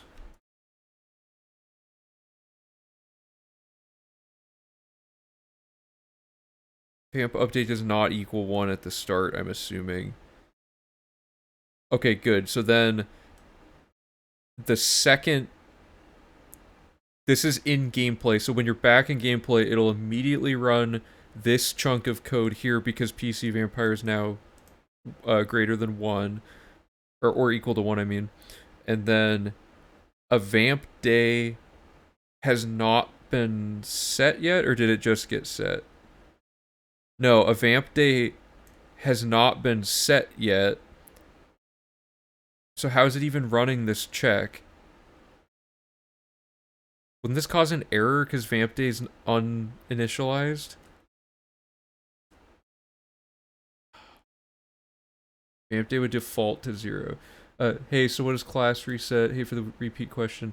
Class reset is the thing we did a while ago, like a few months ago, that Phoebus found, where you can, you can open the pop-up in the sewer to change your race or class after already having done it before when you're at a higher level, and it scales all of your stats up based on your player level. And today we found a way to make it so you can trigger that on any save file for any character whenever you want. Kind of like infinite level up glitch where you can make a level up happen on any character. It's the same general idea. Also, welcome back, Ant Kid. How's it going? Uninitialized numerical script variables default to 0. Okay, so vamped 0 does not equal game day. Well, okay, so what's game day right now?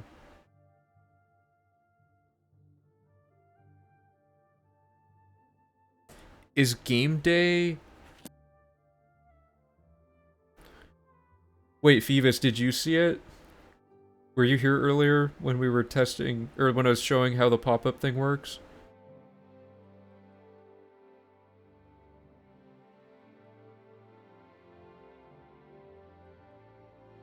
Oh, so 0 does not equal game day. Because by the time we get to this quest, several days will have passed. Oh, sorry. So, Phoebus, I'll show it again really quick because, you know, you found the first half of it, so you deserve to see the second half of it. I'll show you really quick. Sorry, people, for that I've already seen me explain this multiple times, but Phoebus is the one who found the class reset to begin with, so I really want to show him.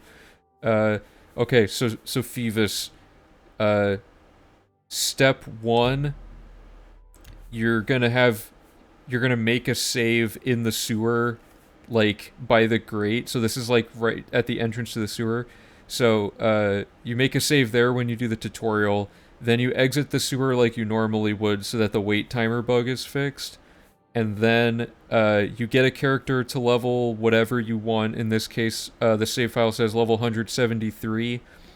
I'm going to use this as my reference point, though. So this is the save file from the end of the V3 run. Level 173 has already closed the wait timer bug and everything.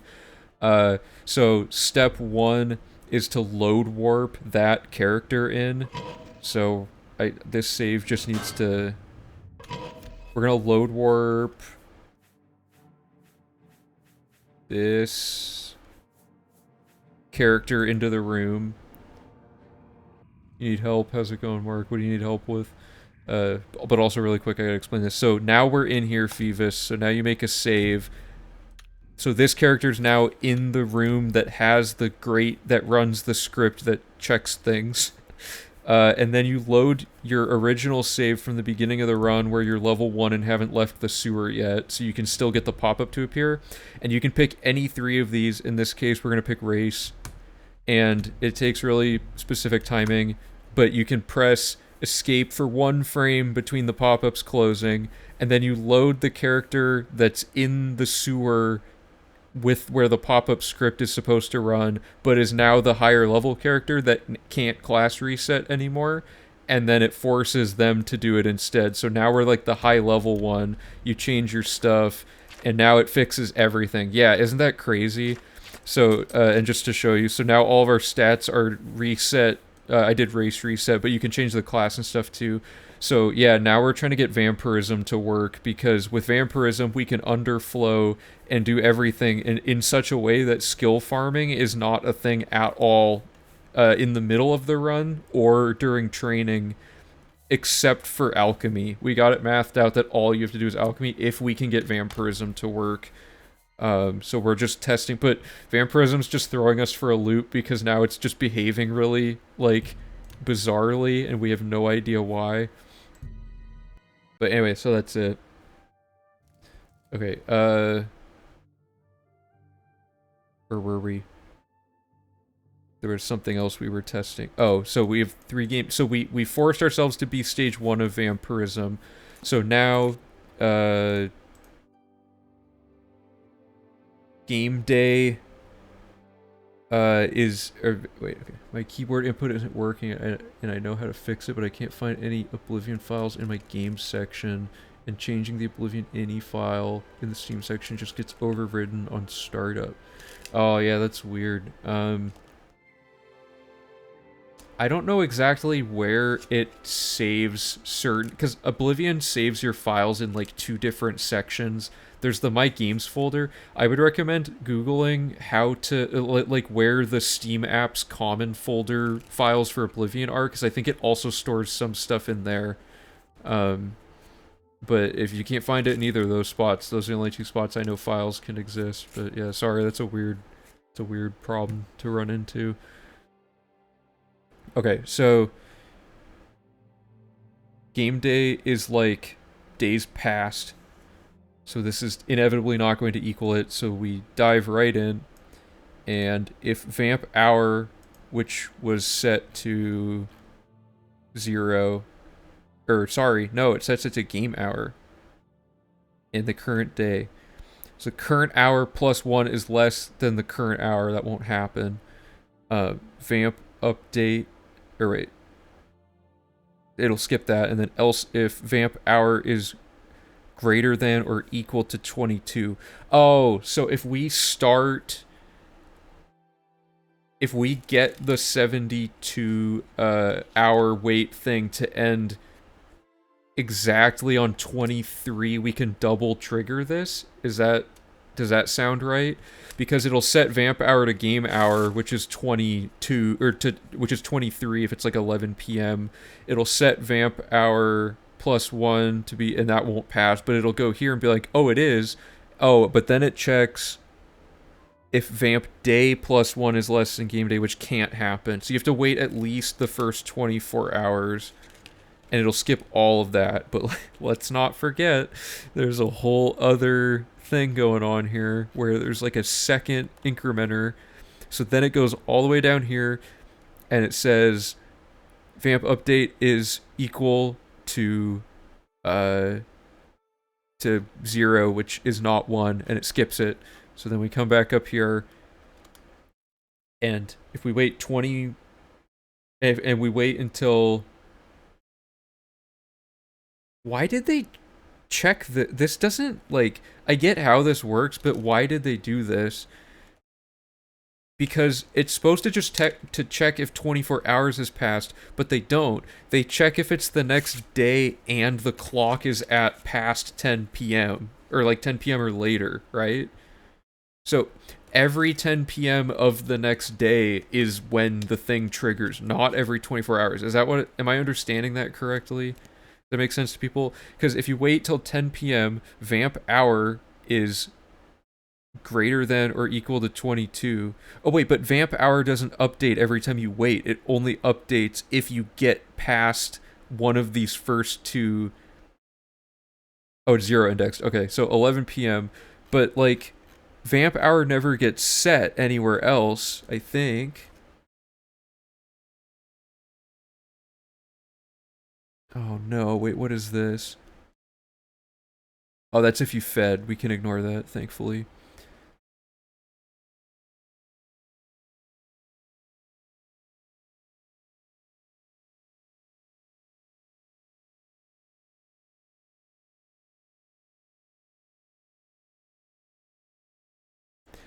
Oh, so it sets vamp hour. Oh wait, no, never mind. It does set it.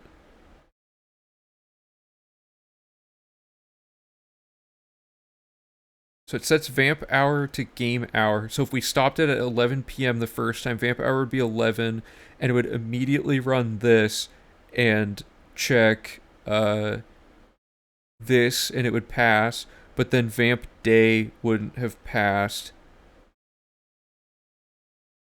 So we need to see when vamp day updates. All this is going to save like 2 seconds.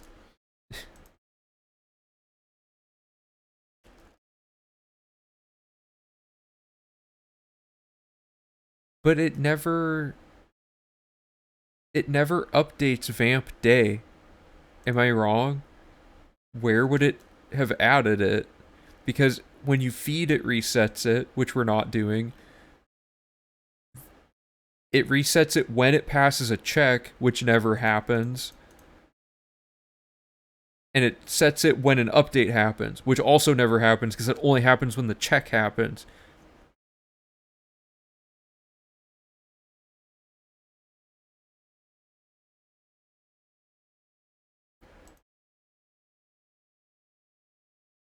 Right? This is so dumb. I feel like I'm losing brain cells. Vamp day is set on 74. What line do you see that on?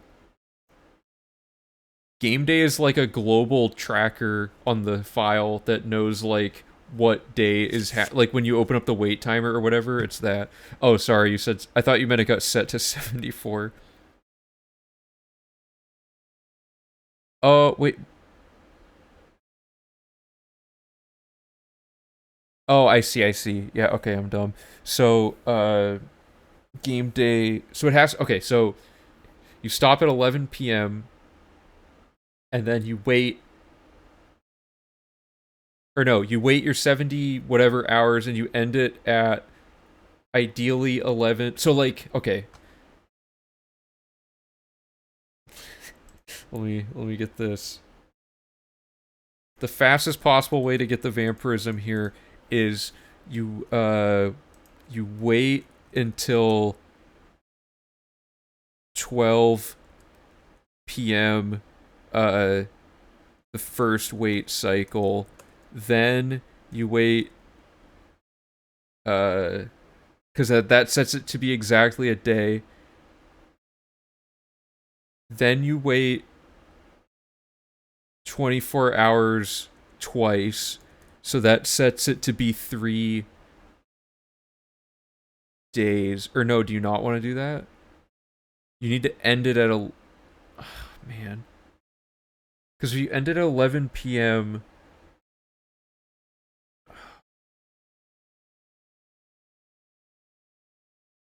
Man, how does this work? You wait till 11 p.m. and then you wait an hour. Sorry, 10 p.m. then wait an hour. It becomes 11 p.m. and then it does its... I gotta read this again. Man, this is hard to track. Maybe I'm just dumb. Start waiting at 11:59. Wait 24 hours. 24 hours, 1 minute. So that... Yeah, that would do it. But also, the other problem is I'm trying to get it so that game day on the next cycle is, like, immediate. Because I'm trying to get it so that vamp hour is set to this when we finish. Like, so as soon as we get turned into a vampire here, because this will only pass once because it sets has disease. Oh, sorry. It'll only set this once because of the has disease.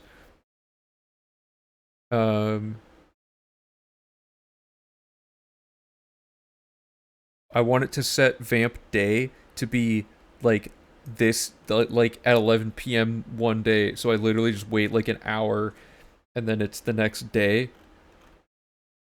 So that this check will pass. Oh, I see. I just have to wait. The first hour, the first time it ends doesn't matter. Yeah, I should just do what you're saying. So like 24 hours. So like... So it'll be 12 p.m. at this point. Whoops.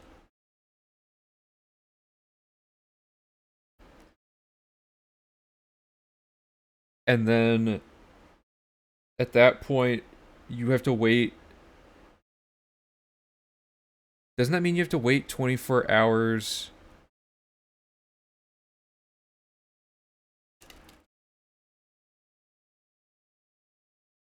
The vamp hour plus 1 is really throwing me off.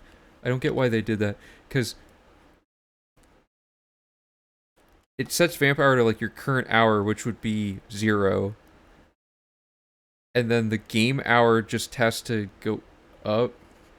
Hey, look, man, how's it going? Yeah, we're doing a bunch of like dumb, like time stuff. It doesn't really like what we're doing is just kind of overly analytical at this point. But we're trying to figure out exactly how to manipulate vampirism to just like work correctly because it seems so buggy when you're doing stuff.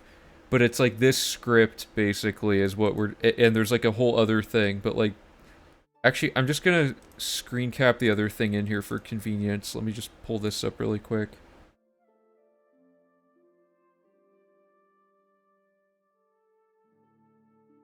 Wait, where did that go?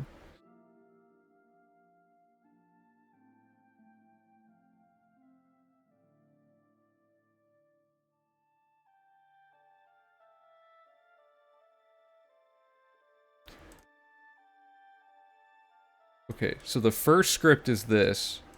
Right here. And then this happens. And then one more thing happens. At the bottom. I'm just trying to get, like, only the parts that matter.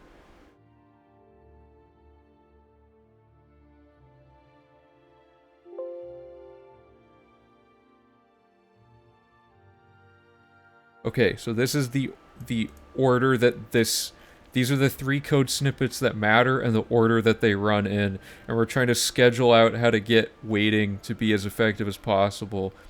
So, before you're a vampire, let's just recap here. Your PC vampire value starts at 0. Vamp day sounds like a party. Yeah, it's like, yeah. So this will be 0, so it'll skip that. This will be 0, so it'll skip that. Wait.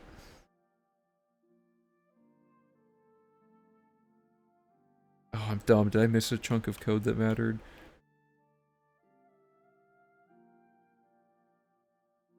Did I copy the fed code? No, I didn't. Wait. I'm just so backwards here today. What is... Where does it set vampire to 1? Oh, God.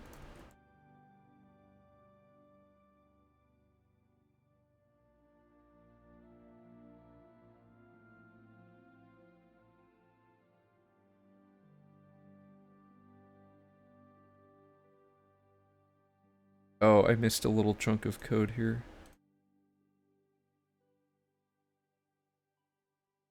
And this is after the other thing, but before the last thing. Yeah, sorry, I just forgot this.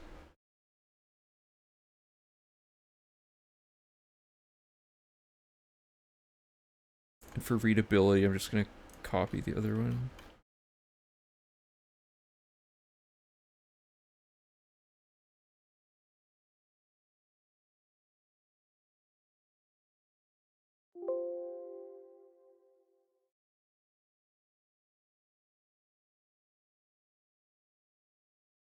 Alrighty.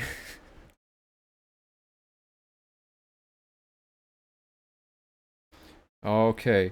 So, and then I'm just gonna move all this garbage over here and move all these to the left.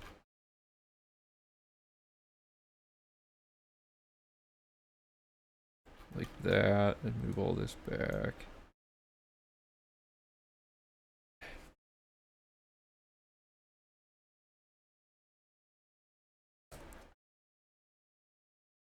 So, PC Vampire starts at 0. This is our starting value.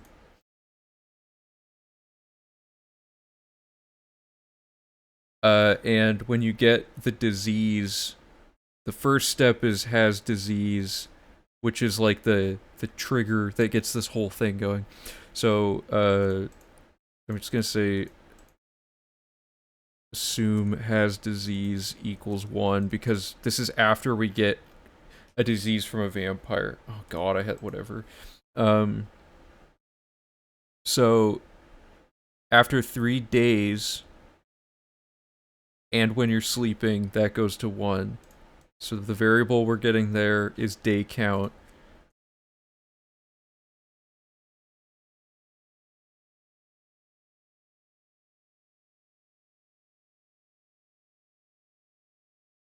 So we can be asleep during this waiting cycle as well, and it'll like immediately wake us up at midnight, I believe is how this will work. So, let me just double check that. Do I even need to double check that? No, we already know that works. So then this becomes irrelevant at that point because you're now a vampire and this script just straight up stops running. But first thing it does is it checks all this. This all fails. Because PC Vampire is less than 4. Comes back up to the top. PC vampire is equal to 1, and we have the disease. So it sets all of this up. Sets this to -1 so that this code never runs again. Gives you the first stage of vampirism. Puts you in the faction, adds a topic, starts a quest, and then, most importantly, sets vamp day and vamp hour to the current day and everything. Okay, so although this is not accurate to how the code works, effectively, we can assume that the code runs like this, and then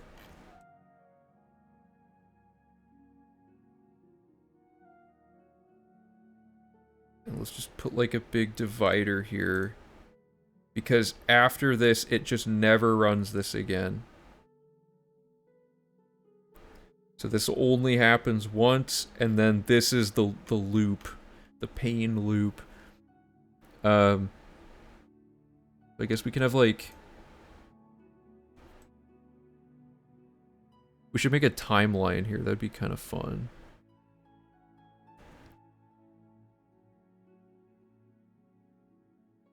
Because we have the variables at play here are game day and game hour and PC vampire.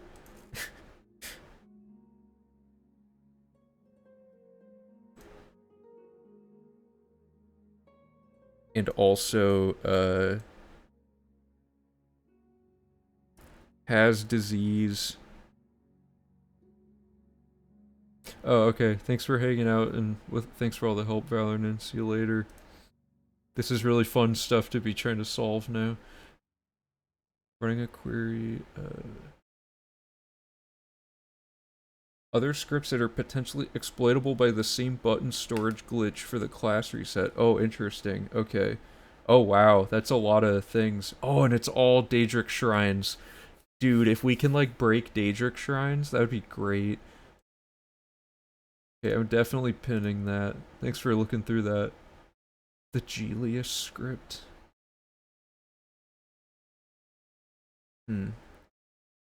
Okay, so currently, PC Vampire is 0. And we're going to make like a timeline and chart this out, make sure we really understand how this works, because there's a lot of things. And like, this, no joke, actually is kind of worth solving, because in previous runs, we've had situations where the vampirism thing just straight up didn't update, and we had to just keep waiting and randomly doing it till it worked. It's good to know exactly what's going on at all times in the 100% run. So the first step of this, has disease starts at 1. In the game day and game hour, we don't know yet.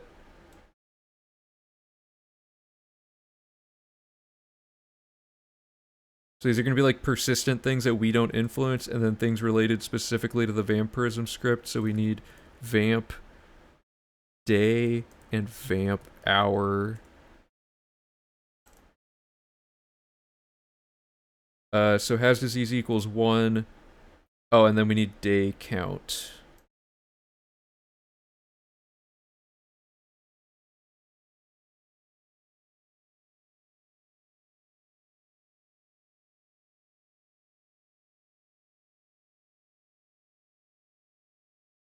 So day count starts at 0. And we're going to have a thing called action for now, which is what we do to influence what's going on, I guess. And the key here is PC Vampire. So, disease equals 1, so day count has to equal 3. And then all the other things are set to 0, and then we don't know what these are yet. So step 1, the action is going to be like wait 24 hours. Right. Or like wait until 12 p.m. Like, does that actually... I guess we can't wait till exactly 12 p.m. Or no, we want 12 a.m. God! Hey, thanks for the raid, Sir Custard. Appreciate it. How's it going? We're in the middle of a lot of, like, math and following a code block about how Oblivion's vampirism mechanic develops. We're trying to figure out like the fastest scheduling to get our vampirism to work and also fix a bug going on where for some reason vampirism just isn't updating when we need it to, which is ultimately in service of underflowing a bunch of skills using this convoluted series of actions that are going on. How are we not affiliated? Oh, I haven't set up affiliation yet. I just gotta do it. But like for a while, Twitch's affiliate things were very weird, but they've changed them. Okay, oh, we got a few followers. Thanks Alien000 for the follow. Thanks Lobotomy Fail for the follow. Appreciate it, guys. Welcome to the channel.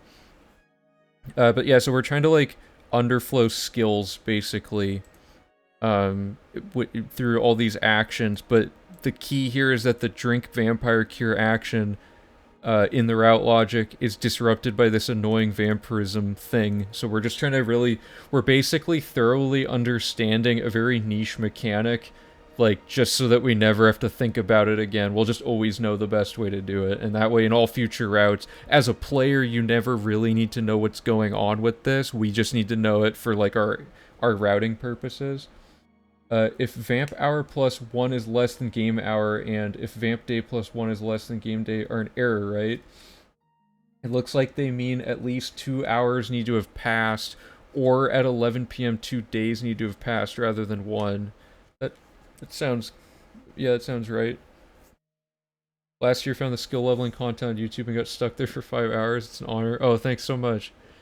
The two worst parts of Oblivion, the vampire situation and the Oblivion Gates. Yeah, the Oblivion Gates, we had like an 8-hour long stream where we were trying to figure out what was going on with the Oblivion Gates. We found a way to accidentally get like infinite fame from a sigil stone over and over, but it took us like 8 hours to figure out why it worked.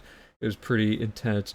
Not nearly, or like way more intense than what we're doing right now. Right now we're just trying to run, so like, this is all screenshots from a script that Valornin, who just left chat unfortunately, but he pulled these scripts out of the game, and we've been trying to figure out exactly how to like read through this. So what I'm doing is I'm making a chart that has all the variables that are relevant to our interests, and I am now going through the logic of it, and we just started this, so you're just in time. So step 1, our has disease starts at 1 because we get the disease before needing to understand this process. So has disease goes, then day count needs to equal 3. Day count increments whenever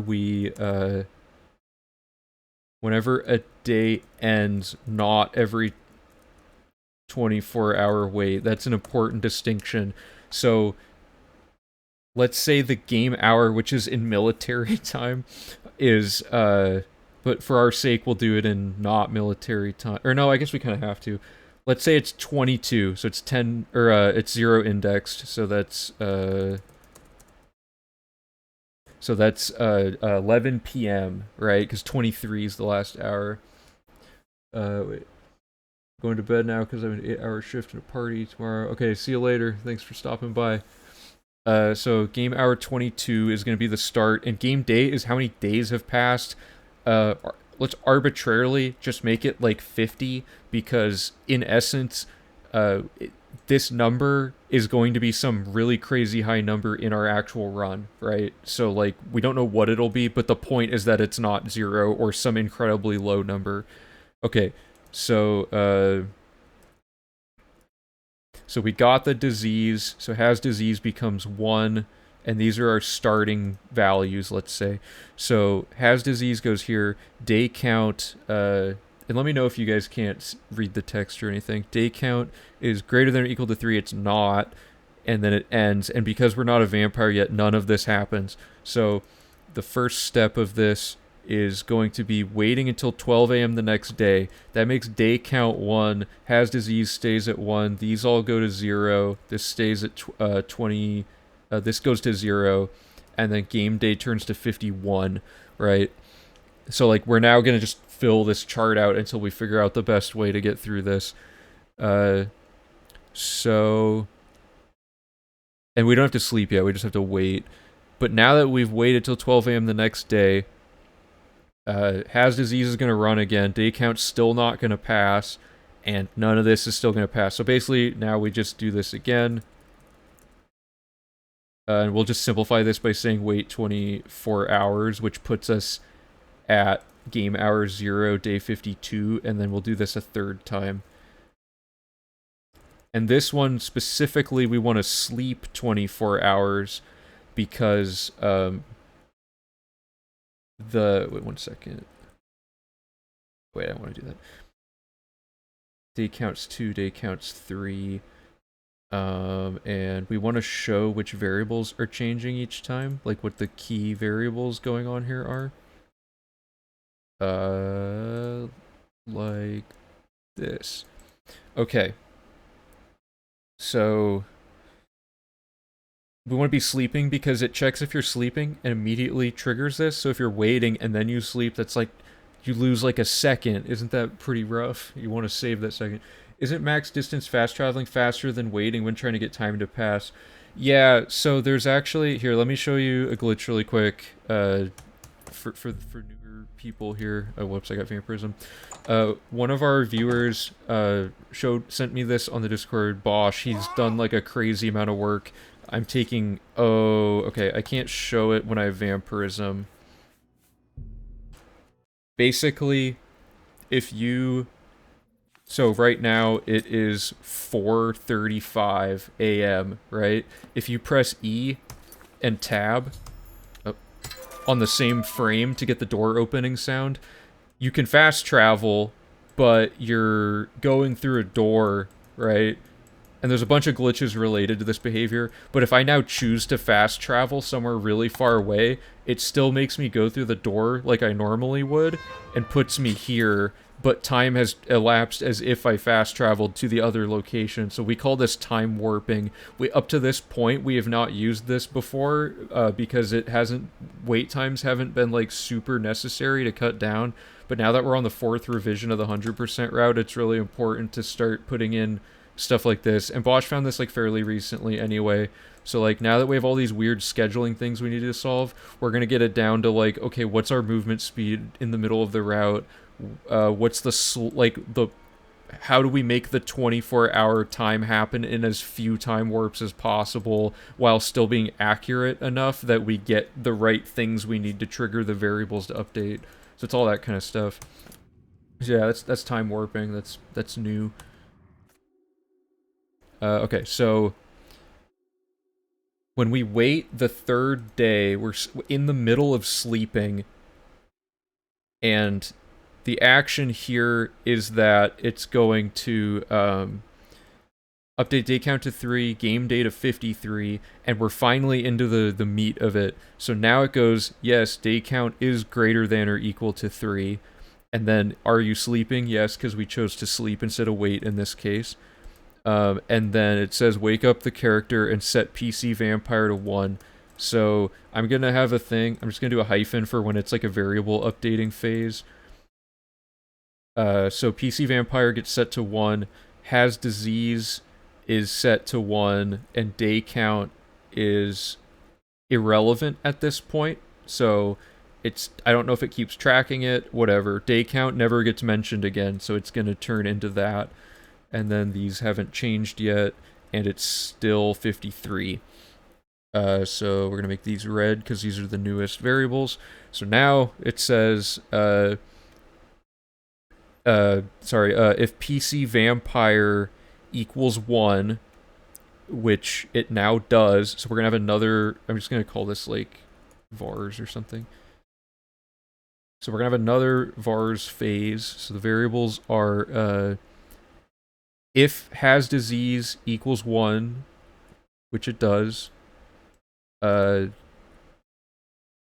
this checks if you're male or female and gives you like a gender specific message box. None of that matters for what we're doing. What matters is that has disease gets set to -1, like that. So that's a new thing.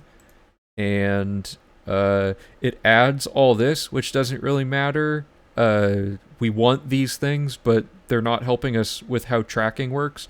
So now game hour is going to still be 0, and game day is still going to be 53, but now we have these temp variables called vamp day and vamp hour specifically for what we're doing, which are going to mimic the day and hour initially like this. So this is our new state.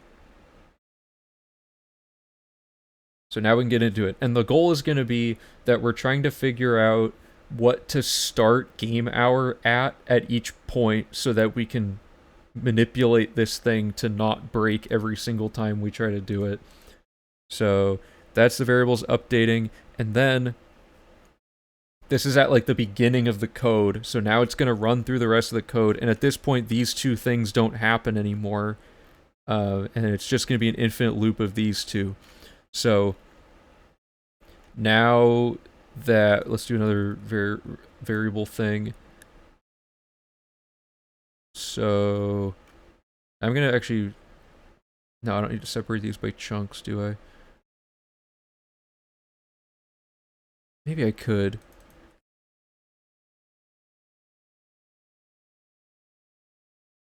So this sets up chunk 1 and 2, which never happen again, and then it's going to be chunk 3 and 4. So this is the first instance of updating chunk 3.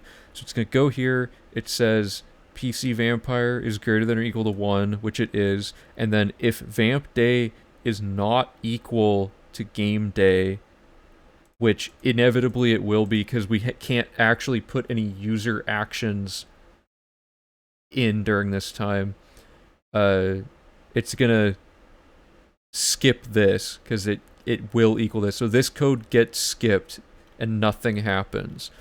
And then, so now we're going to go down to chunk 4. PC Vampire passes. PC Vampire passes again. And then update is nothing. So nothing happens. So we need to add vamp update to our list. It may not be necessary for me to go this in-depth into the code, but I don't know. I find it interesting, and we may find something in it by critically analyzing it versus just kind of winging it and eyeballing it. Also, I'm really bad at like tracking stuff in my head, so it helps me to write things out because I'm not going to be able to like notice this stuff if I don't like map it out. So chunk 3 is benign, chunk 4 is benign, so literally nothing happens there. I'm just going to put those off to the side because nothing happened. So now these two don't matter anymore, so I'm going to actually move these like somewhere else.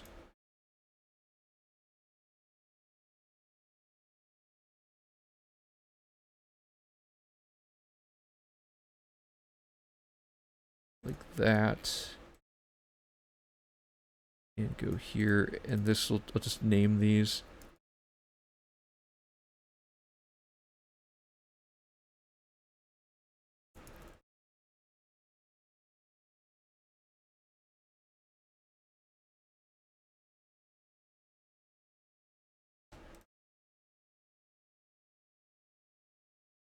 Okay.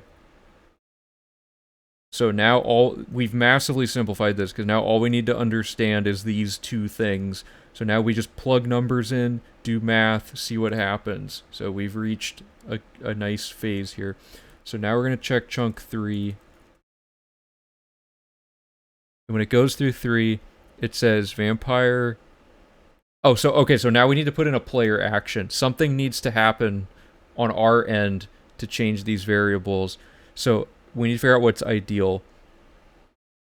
Ideally, we would want to trigger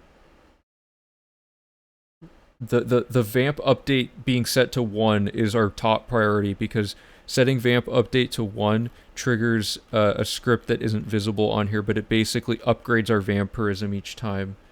So let me double check something. Or no, sorry, it is visible. It's right here. If vamp update is equal to 1, then, and time is always passing for some reason. So then it sets PC Vampire plus 1 here. Our goal is to get PC Vampire to 4 as efficiently as possible. Then then it resets vamp update, and then it resets the number tracking. So theoretically, if we can find a sweet spot for this, we're going to be doing the same thing like 4 times in a row, and then we're done. So we only have to solve this like once, and then we're good. So there's basically 2 conditions that can affect an update here. We have vamp day, and vamp hour plus 1 being less than game hour, which is not the case. But it will be in an hour, won't it? No, wait, yeah, that... Oh, vamp hour plus 1 being less than game hour. So by waiting till midnight, we've set vamp hour to like an incredibly low value.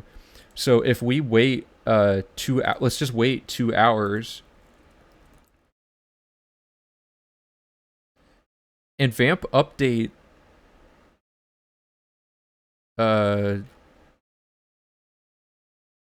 maybe time isn't passing when you're sleeping. Maybe that's why they have this time passing variable. Let me check that really quick.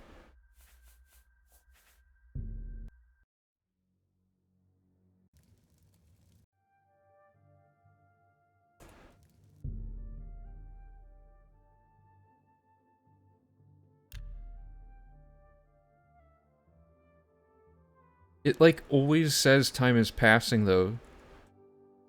So like I'm not exactly sure what the deal is there.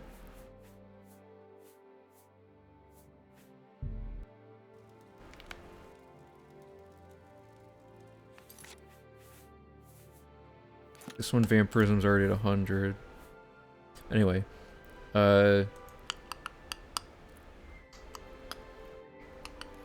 what about in conversation? Possibly. What I'm trying to say is, why do we have to sleep to update vampirism? What in the code is, like, forcing that? I would assume is time passing has something to do with it, but otherwise, wouldn't you just be waiting and it would update from just waiting? You know what I mean? Like, because checking if the player's sleeping... Oh, sorry, I don't have the sheet opened up. Checking if the player's sleeping is PC sleeping. They don't use that at any point other than to initially assign vampirism. Incrementing PC vampire happened unless the code waits until you're waiting to actually give you the message box. It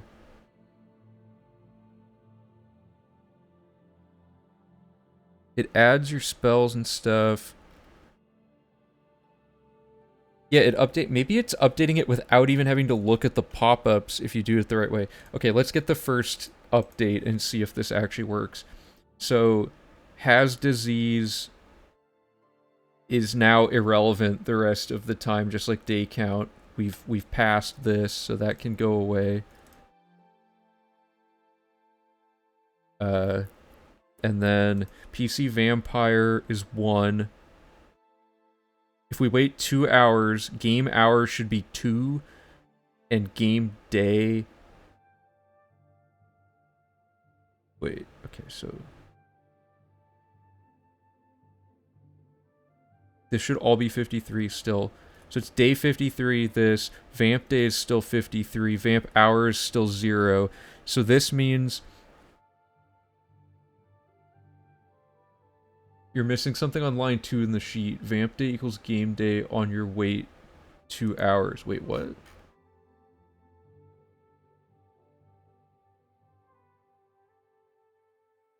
On line 2 in the sheet. Vamp day equals game day. Chunk 3, line 2.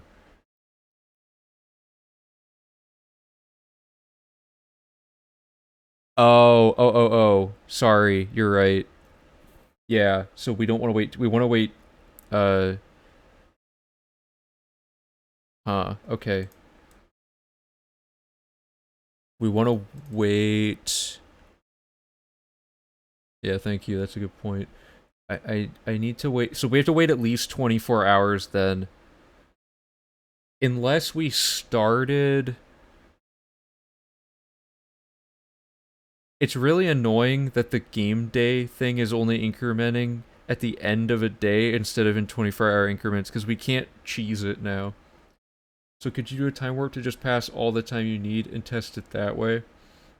Yeah, I think I want to get like the right hours figured out and then precisely wait in exact hour increments, and then I want to figure out time warping locations later that will give us these exact wait times that we want. But that'll be way more situational because we'll need like an actual save file representing our character's stats at that point, since speed and whatever affects time or yeah, time warping, like distance. So wait 2 hours is not going to work. So it'd have to be just would it just be another? Would it be 26 hours? Would that be the next thing? Because then game day becomes 54, game hour becomes 2, vamp day is now 53, or still 53, and vamp hour is still 0. So it goes in and it says if vamp day is not equal to game day, which is true, then it goes in. Then it says if vamp hour plus 1 is less than the game hour, which is true, and then it'll set vamp update to 1 and set vamp day. Okay, yeah. So I want to do this first and then have a VARS thing.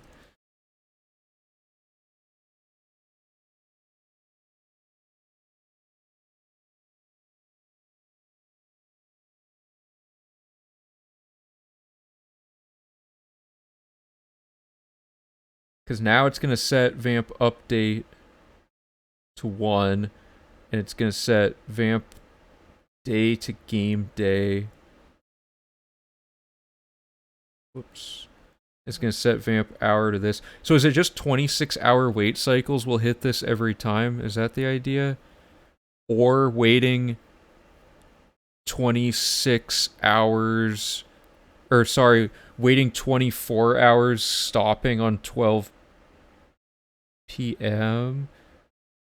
Or no, but the game day just has to wait till midnight, so maybe we go back and forth?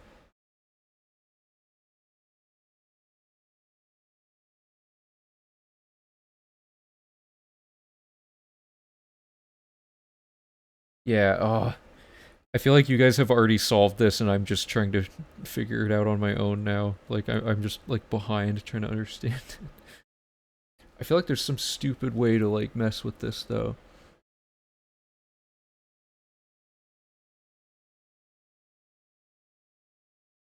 Oh, but this is annoying. If vamp day plus 1 is less than game day, so that kind of ruins that, because you can't wait 2 days. Or you wouldn't want to wait 2 days, you'd want to just wait 26 days. I got like 2 pop-ups in a row though that one time. How did I do that? I didn't even, I slept once and then I slept like another hour and it worked.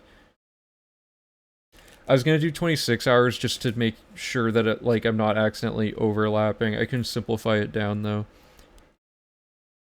But yeah, so chunk 3 updates. I just want to go through this since we're already here. Vamp hour plus 1 is less than game hour. Set vamp update to 1. That's the key here. And then vamp, yeah, okay. So these 3 get updated. And then, now that that has happened, now we're into chunk 4, which is the one we want. Because chunk 4 goes, pass, update is now 1, time is always passing, set PC vampire to 2, vamp update to 0, vamp day to vamp, or vamp day to game day, and vamp, so, yeah, same thing. So these just get set again. Like that, and then I think that's our pattern now. Right?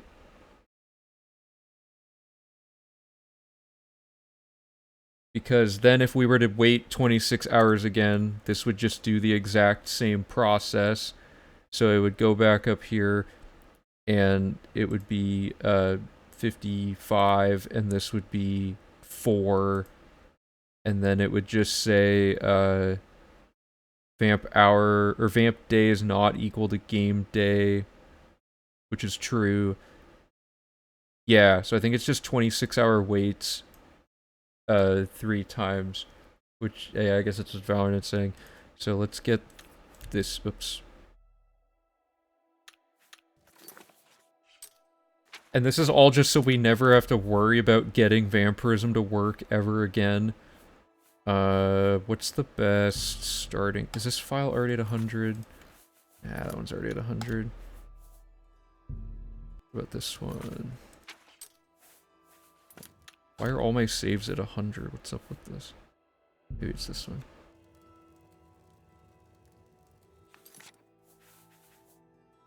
Hmm.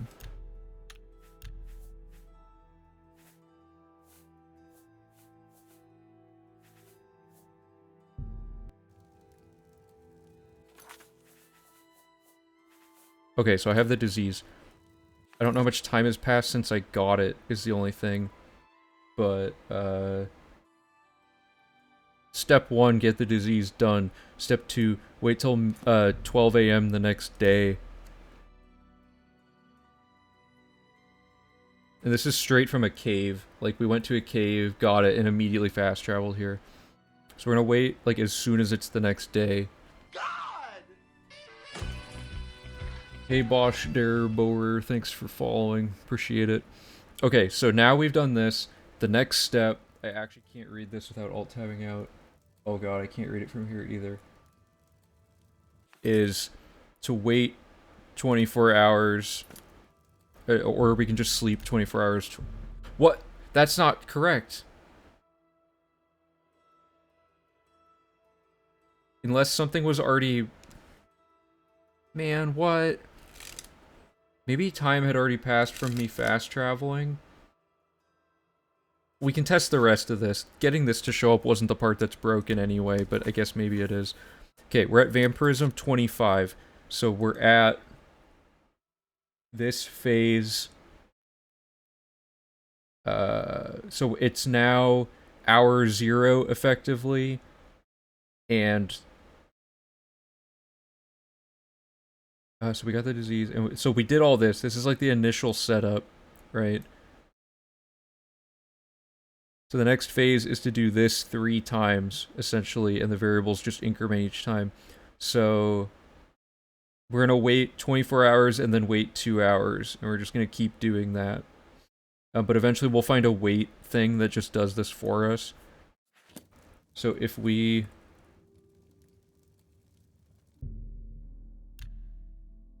Because what wasn't working before, I think, is that we were waiting 24... Like, if it's 26 hours to guarantee that this will work, then... I don't know. I think what was happening is we were desynchronizing from the way the Boolean... or the conditionals check things, and we were every 24 hours that we waited... Well, now why is that happening? Because we waited 24 hours, which means game hour...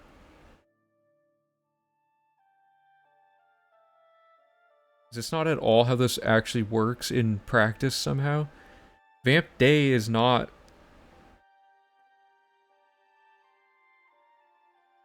What?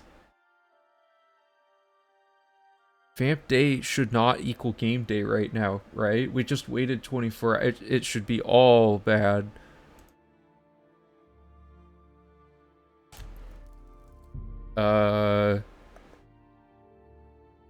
Should I wait 2 hours and test? Yeah, I'm just gonna wait 2 hours, and then I'm gonna wait 24. Was I even sleeping, or was I waiting? This is just crazy. Oh wait, wasn't I supposed to wait? Did I mess it up? I think I was supposed to only wait 2 hours.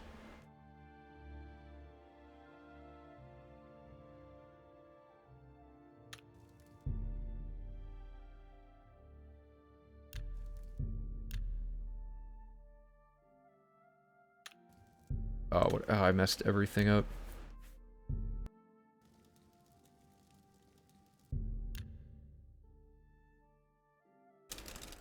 Okay, well, the 3-day thing is less important, I guess.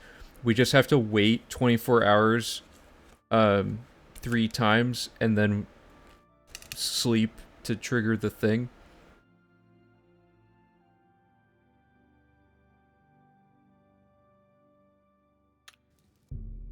Right, okay, so I'm gonna make a hard save so I don't have to set this up every time. Sleeping is only required for the initial vampirism check. Yeah, okay, so I guess the UESP wiki's wrong, because they say it's wait 24 hours then sleep, but that's just straight up not correct. It's like this whole convoluted mess.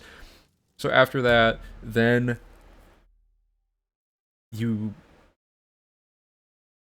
So if you're running around just playing the game, at some point you might open the menu randomly and have vampirism because that's a menu thing and the script triggers on menu. Or is it maybe...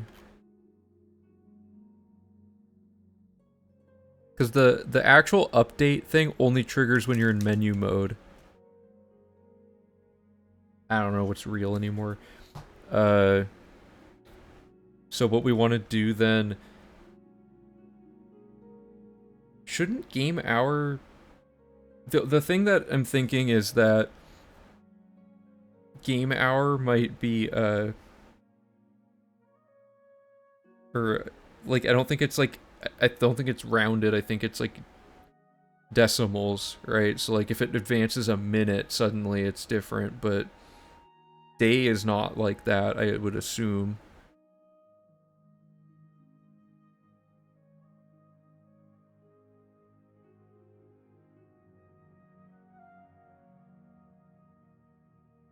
Because currently, if I wait 26 hours, it should work, not 24.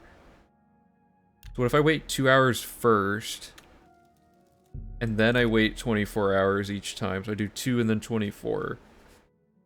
That way I'm on track for the thing to not just be horribly broken repeatedly. Because that might be the problem.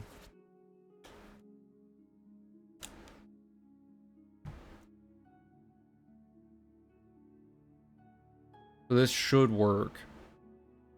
Because it'll be... Okay, good. So now we wait 2 hours again. But we could actually do 1 hour. Like Valorant was saying. Like, just do 1 hour and then 24. 1 hour, 24, you know. Or a wait that is exactly... Or a time warp that is exactly 26 hour... Or 25 hours. So this should give me stage 2. By the way, once we solve this, we're going to go underflow all of our skills up to 100, so that'll be cool. Perfect. Then we wait. And I'm currently, did that go up faster than it should have? That worked. That worked. So the meta is... I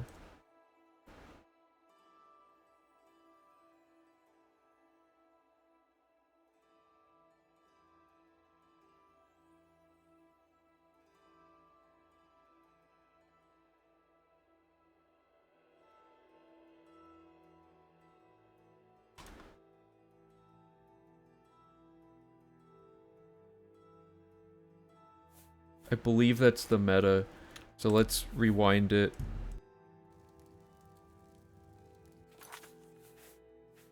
So we get the vampirism disease. We immediately beeline it to, like, somewhere where we can sleep. And we wait until midnight to advance it. Oh, I see. It's 1 a.m., so that day had already passed, correct? So what we would do...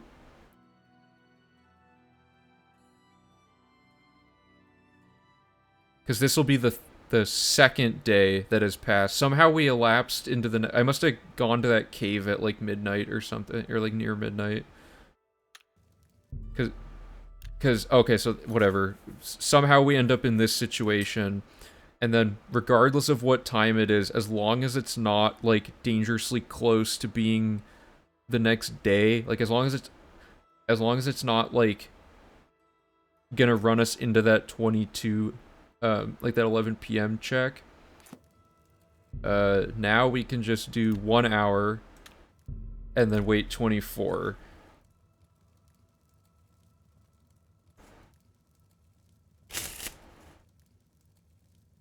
Because I think the idea is this is supposed to happen through, like, natural gameplay. Like, as you're running around, it just randomly levels it up, so it's not, like, designed to actually account for waiting intentionally to trigger it.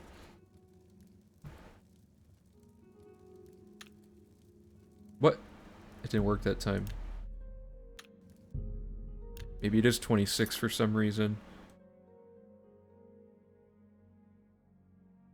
Yeah, okay, so I guess it's 2 hours 24, 2 hour. So this will give me 75. What? Oh, it.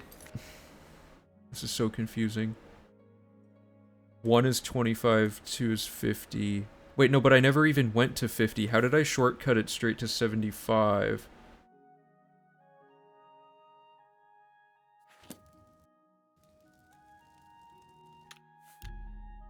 Do I have vampirism on this save somehow? Oh, I did.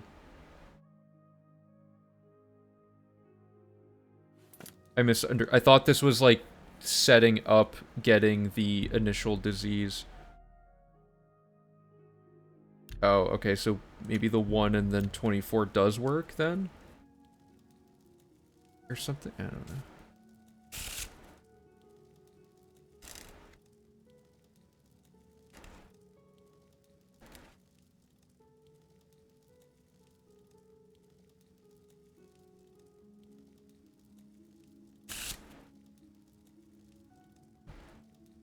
It's so weird how, like, virtually every mechanic in this game is just, like, really bizarre. What? There. Okay. What was that? That's not how the script works. How did I get... What time is it? See, I just got 2 pop-ups somehow.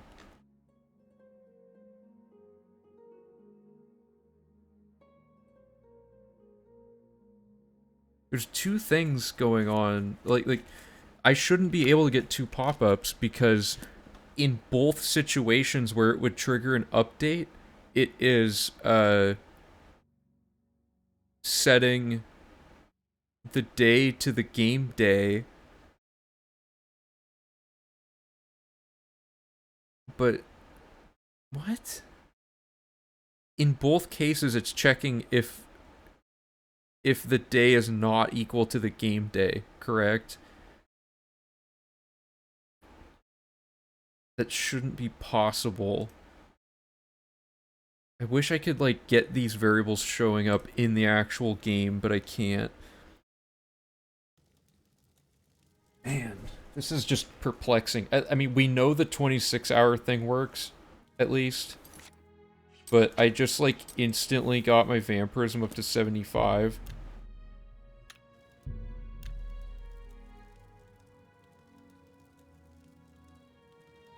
Because this is what broke it last time, is I got those 2 updates really close to each other, and then, like, waiting never made it work again.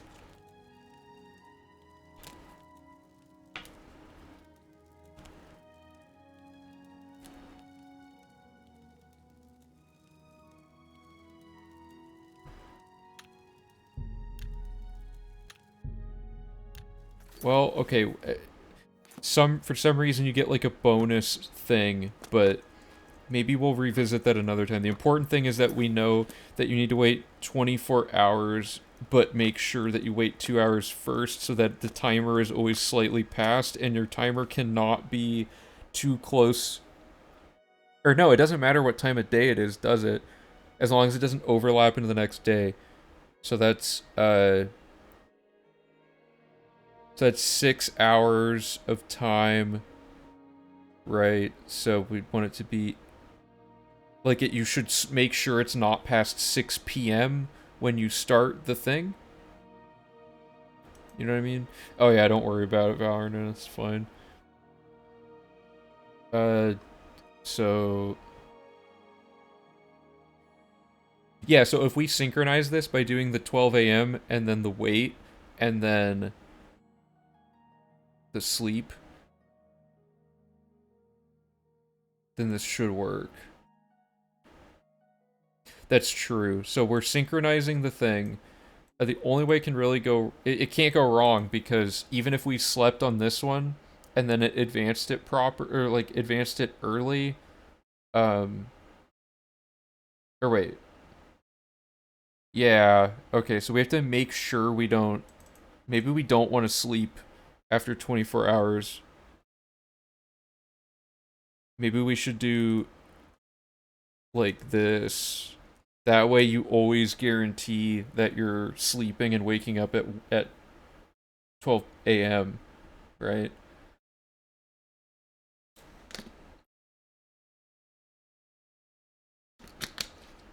Okay, but regardless, we now have everything we need for testing this.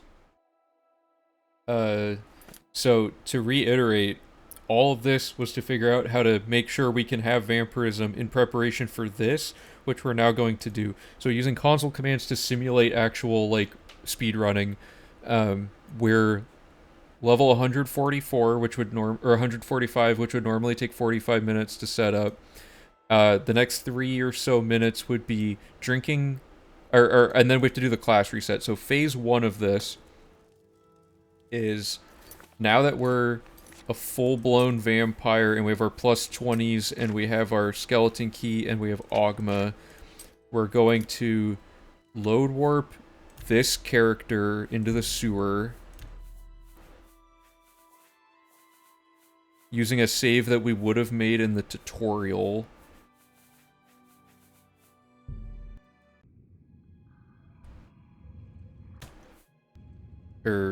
Yeah, whatever. I'll just go over here and do it.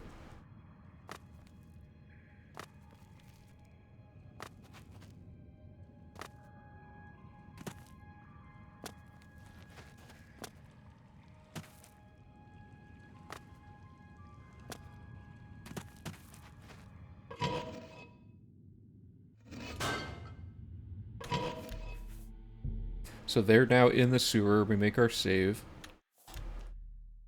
Like this. And then we load our sewer entrance save. And we're going to trigger the first thing, which is...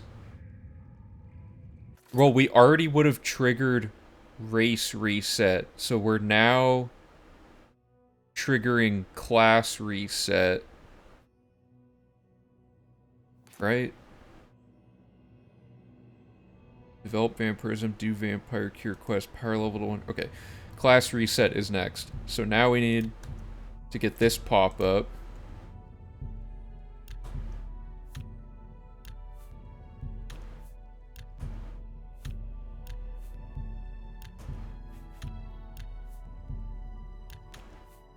And we're going to load this, which triggers class reset on this character. And we're going to now make a custom class, which is going to specialize in combat.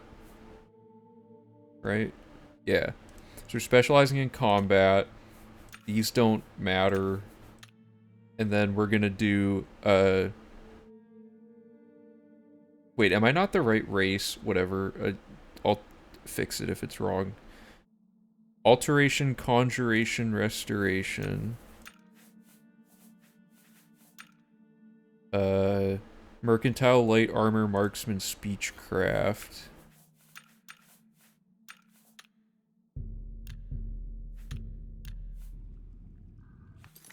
Oh no, I'm not the right race. God, I'm so dumb. Let's take it from the top. I'm gonna bump these saves up to make this easier, and we're just gonna...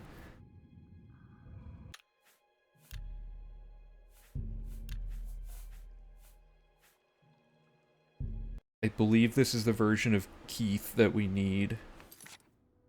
So this Keith has all the items that we need.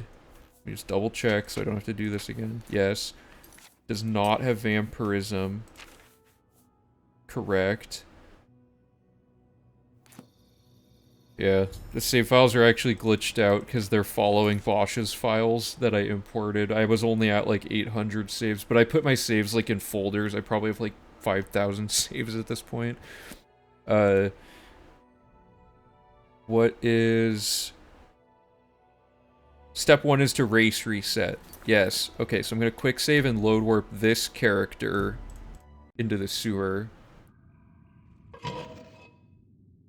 It's all coming together. So, we're in the sewer. Now we can race reset this character to be an orc so that we don't lose vampirism later.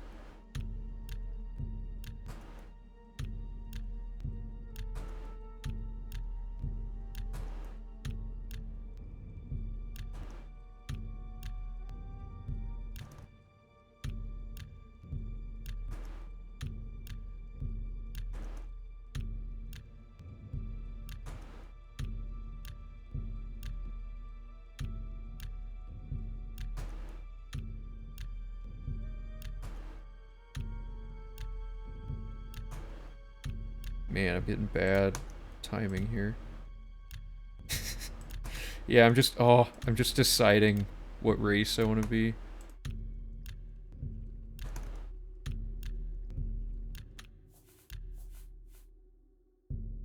Let's do this. Race reset. So now we want to be a female orc.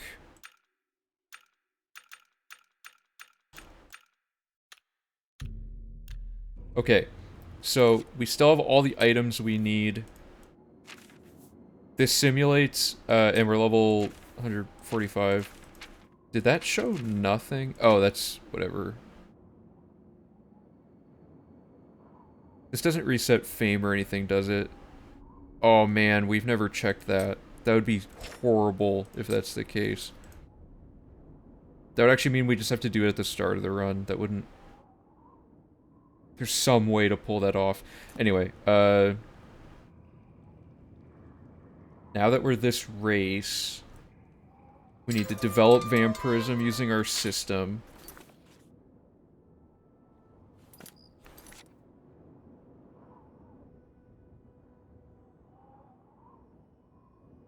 Where am I going? Oh, this.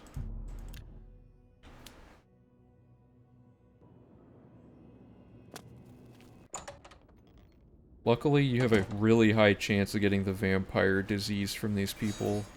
It's like instant. Unless they don't attack you. Well, look who we've got here.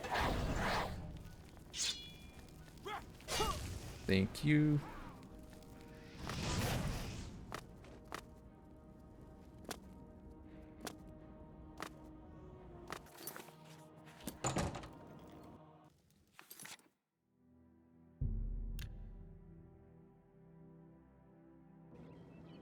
You should really get to it.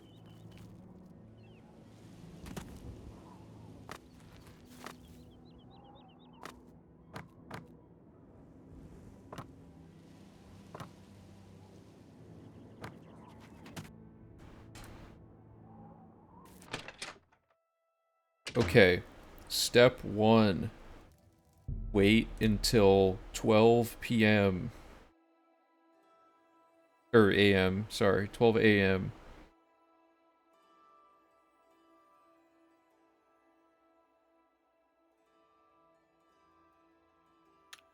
Step 2. Wait 24 hours.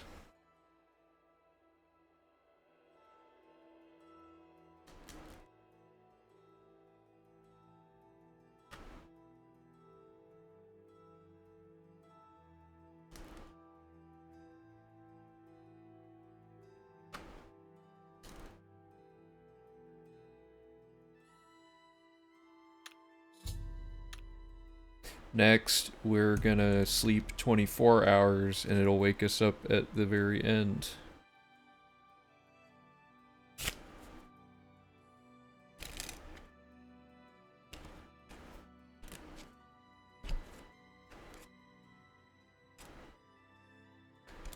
Although analyzing the time wasn't as cool as the underflowing, it's very important as part of this process, because at the end of the game will be even more efficient.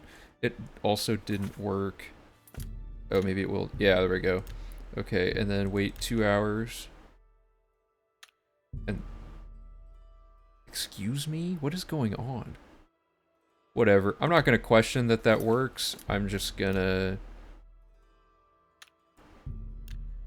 do it one more time.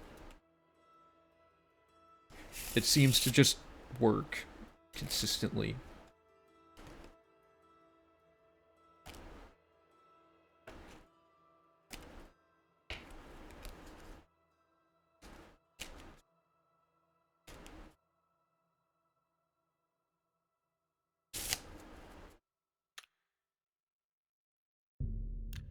Or not.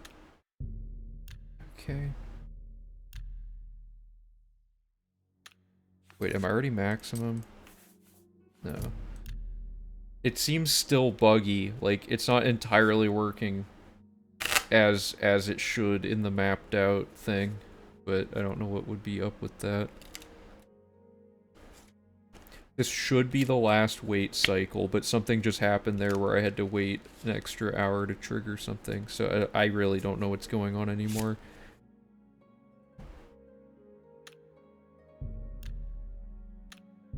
I think just the wait has to happen again or something. Okay, we are full vampire. Oh, it's sunny, isn't it?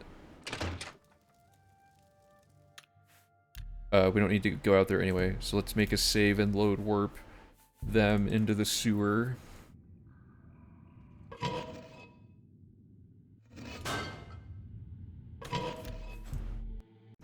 And now they're in the sewer, so we make another save. And then finally, we're going to class reset this character.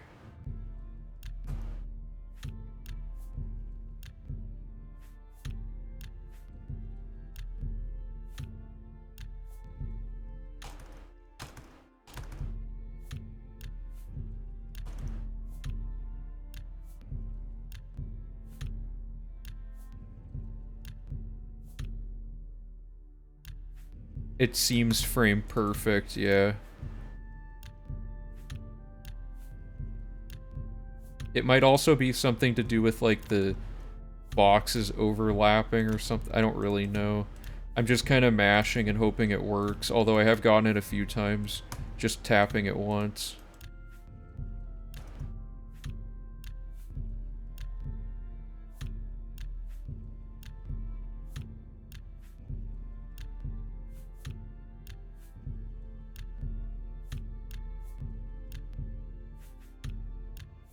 Please.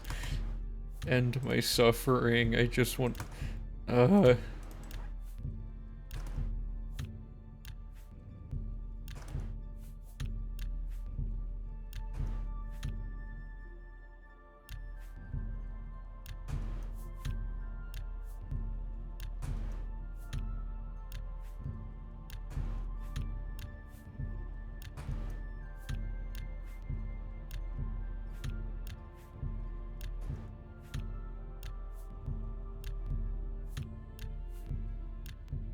Please. Why am I not able to get this?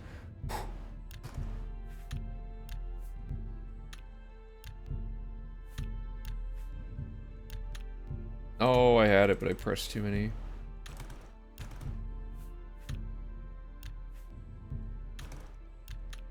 There. Okay, so this should class reset. Then we do a custom class that's combat. And we want alteration, conjuration, restoration, mercantile light armor, marksman speechcraft. Okay, so this should be, let me make a save before anything goes horribly wrong. So we're a female orc. We have full vampirism with all of these stat bonuses. We have the augmentinium and the skeleton key. And we have a potion for curing our vampirism. So step 1 of our roadmap here is done. We've done the reset phase. So we gotta double check our stats now. So it should be like all our combat. I don't know exactly the best way to look at these. I guess all our major skills should be 100. So let's start there. This is accurate. Athletics and blade should be 96, and all the other combat should be 100. Good. And everything else should be at 19. This is exactly what we wanted from step 1. Step 2 is to drink the vampirism cure. So we're no longer a vampire. Yeah. So we've underflowed a lot of things. So let me double check which ones it should be. Sneak, acrobatics, mysticism, illusion, destruction. Sneak, acrobatics, mysticism, illusion, destruction. And then hand-to-hand should be at 80, and athletics should be at 76. Perfect. Now, all that's going to change is we're going to drop the skeleton key, which is going to underflow our security also up to a really ridiculous number. It's actually 235. I wrote it wrong on the spreadsheet. So it should be 235, and it is.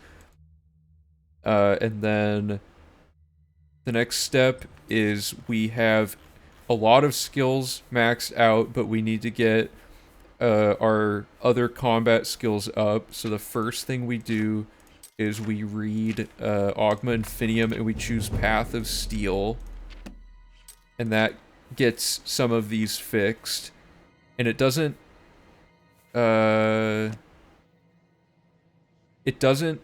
overflow anything back, does it? Let me double check that. Good, they're all not vampirism ones.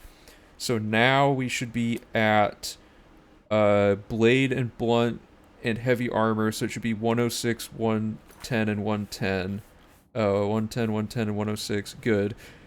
Next step would be to buy training to get the other ones up to 100, and then get our alchemy up to 100, and we're done.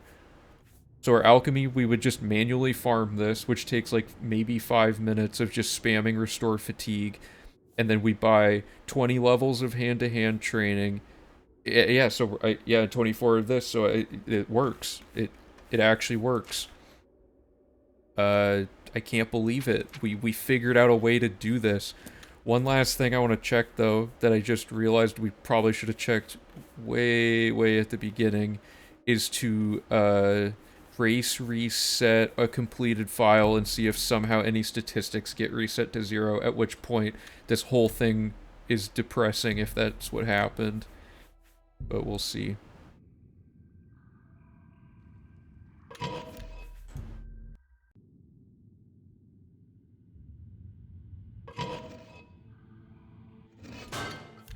Oops.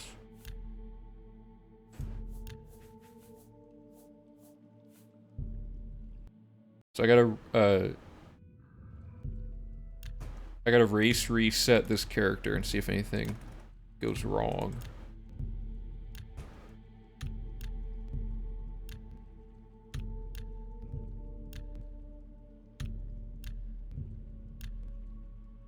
To be honest, it's possible that something could go wrong because the Molag Bal glitch is able to remove your fame according to the wiki, but the wiki can also be wrong. Oh, I had it.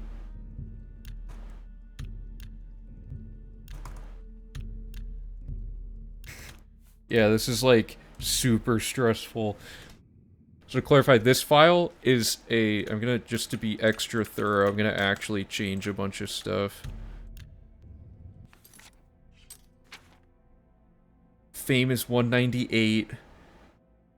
The skills are inaccurate because this file, we haven't fixed the skills for the class reset. Quest completed, 208. Places found, 367. Living gates shut, 60. Stores invested in. Books read. 134, is that right? Yeah, I think that's right. Nerds found. Okay, whoo! Alright, this is just straight up good news. Nothing is wrong with anything we tested. It all works. The vampire timer is buggy, but we seem to have a way to work with it. And underflowing totally works, and class resetting and race resetting work.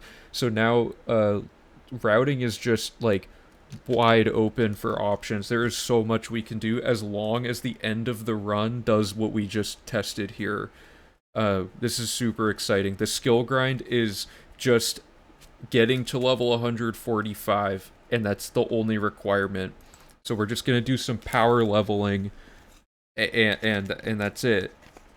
And then the getting that frame perfect trick twice, and then the whole skill grind is done. Which, let me pull up. I want to see if I have this.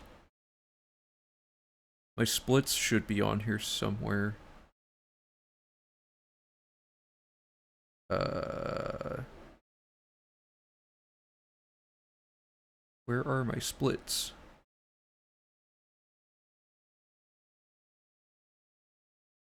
Something in my eye again.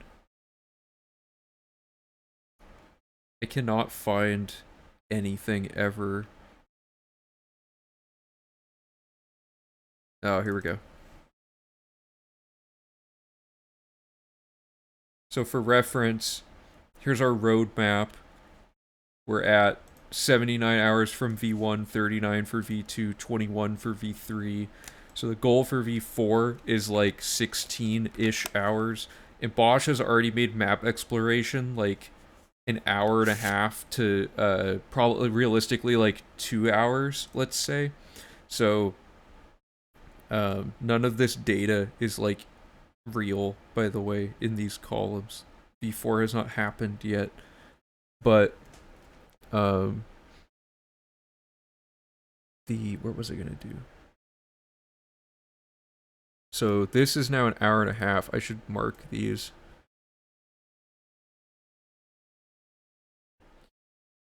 Investing circuit. I only wrote that we saved time because our internet went out last run. So we save time inherently by just not having the stream crash. And then skill books, I'm tentatively saying it'll take an hour, but it could take even less. I think Bosch has some timing data that he gathered at some point for this when I was taking my break. But I'll have to hunt that down at some point. It's somewhere on here.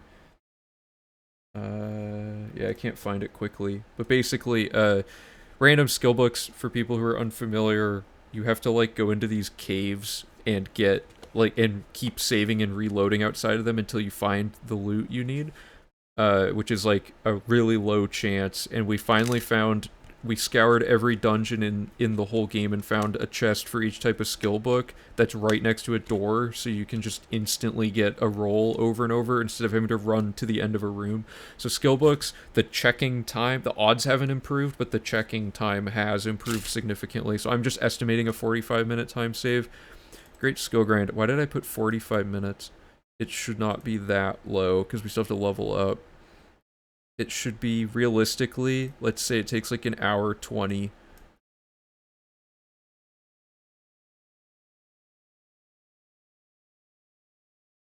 So all the ones I didn't color red are ones that are I don't have any estimate of their time save because there's so much that we have to do to reroute them. But basically, our projected improvement is already a 6-hour time save, and that's like being conservative with our estimates on things. I think it has huge potential to go even lower, because this 6 hours does not include load warping.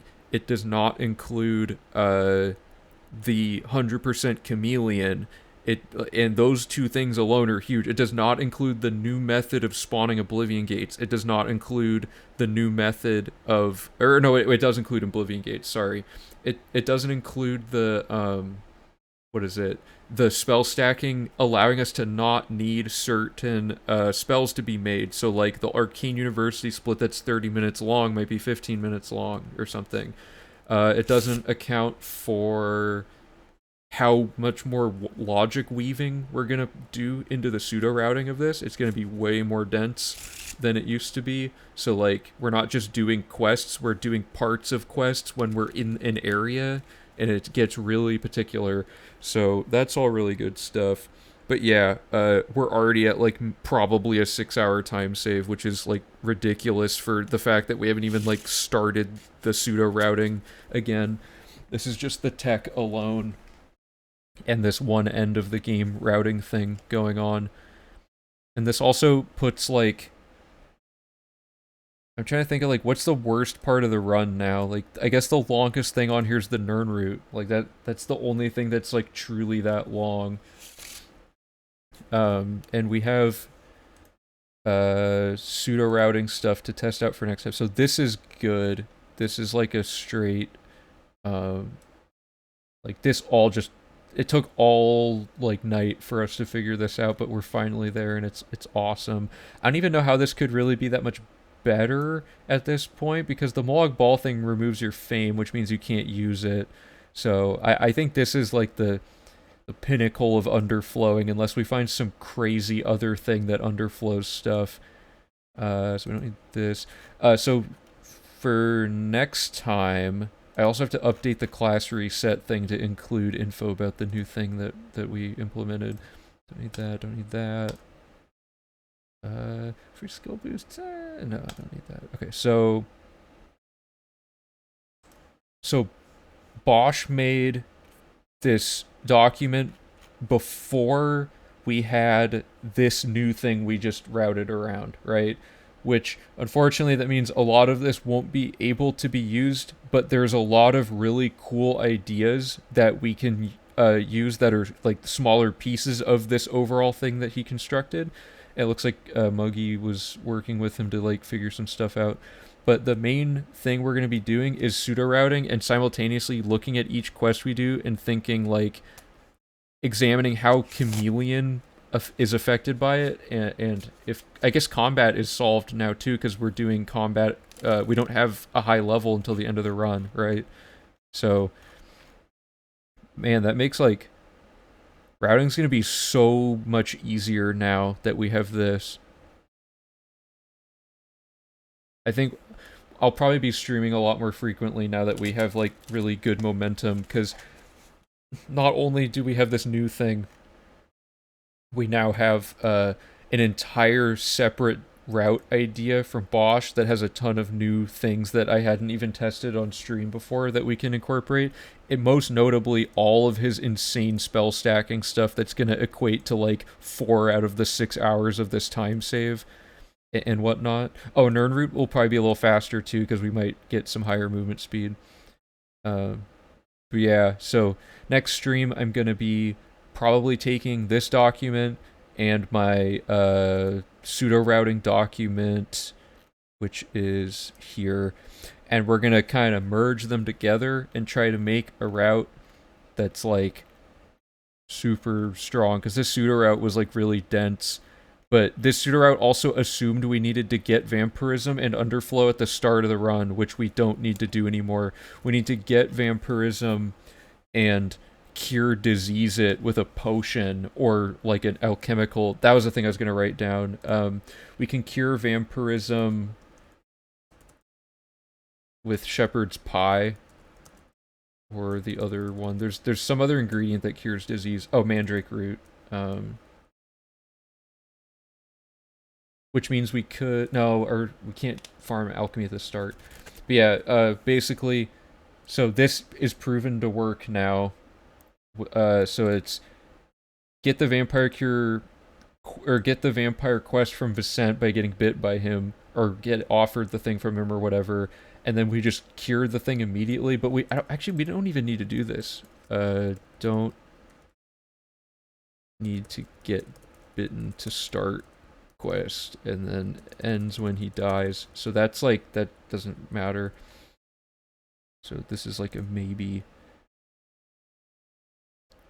Yeah, okay, so this is like completely flexible because now there's nothing even like logic related at the beginning of the run that affects this at the end of the run. We can be any race, class, birth sign, whatever we need at any point in the run and change it at will, and none of it matters because at the end of the run, we're just triggering it again once we're at a high level and have vampirism and doing this whole thing. So this entire chunk of route logic is just going to happen, like, 1 second. This route logic is just all going to be able to just be thrown in at the end, and previous decisions throughout the route I don't think there's any way they can affect it unless we did something that breaks the vampire cure quest, because we have to save that for the end. Does that all make sense? I hope we've covered everything. I don't think we're missing anything, but pseudo routing will shed light on that. This also really complicates. This run is just the player becoming a god. Yeah, like, I don't know how we could be more overpowered after V4. Like, we can spell stack to any value we want of any type of thing. We have passive statistics that are permanent enchanted. We can power level up without needing to actually level up at, like, whenever we want, wherever we want. And then we can become any race, character, birth sign, and scale our stats up to max values, and then underflow them to be higher than their intended maximums. Like, I don't know what is left to break in this run. It's crazy. Which of course would not have been possible if I was doing this on my own. For those of you who don't know, I've been like super burned out, just like fatigued constantly the past few months, and like the community has just been working on everything, and during my break, and they've been doing a great job keeping me up to date on stuff. And so yeah, it's really nice to be able to, like, stuff like Brian having this like whole document and stuff makes it really easy for me to get back into it. So like, thanks a ton to everyone who's been working on stuff on the Discord, and like for people, you know, being in chat and hanging out and making it easier to bounce ideas off of everyone. But yeah, so I've been live like almost 7 hours, and it's pretty late here, so this is a good stopping point. We'll resume with pseudo routing. I don't know when the next stream will be. I might be able to stream. Oh no, I think I have something going tomorrow. The next 2 days maybe. I might stream Tuesday, or I might do a shorter stream just to get pseudo routing going at some point the next 2 days. I'm not sure yet. But I'll ping everybody on the Discord and stuff. So yeah, this was like easily the most ideal and productive stream I could have hoped for coming back after a break.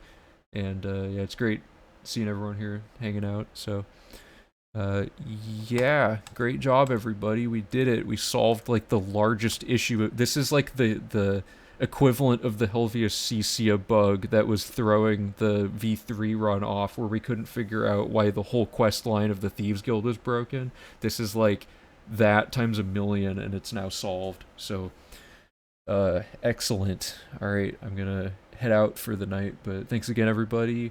Thanks to the people that followed today. We got Sir Custard, who also rated us, so huge thanks to them. Kropotkin fan, thanks for following. Aliens 000, Lobotomy Fail, and Bosch der Boer, so thank you all. Yeah, it's great seeing you guys too. Elect Man, thanks for being here. Alright, see you guys next time. Bye.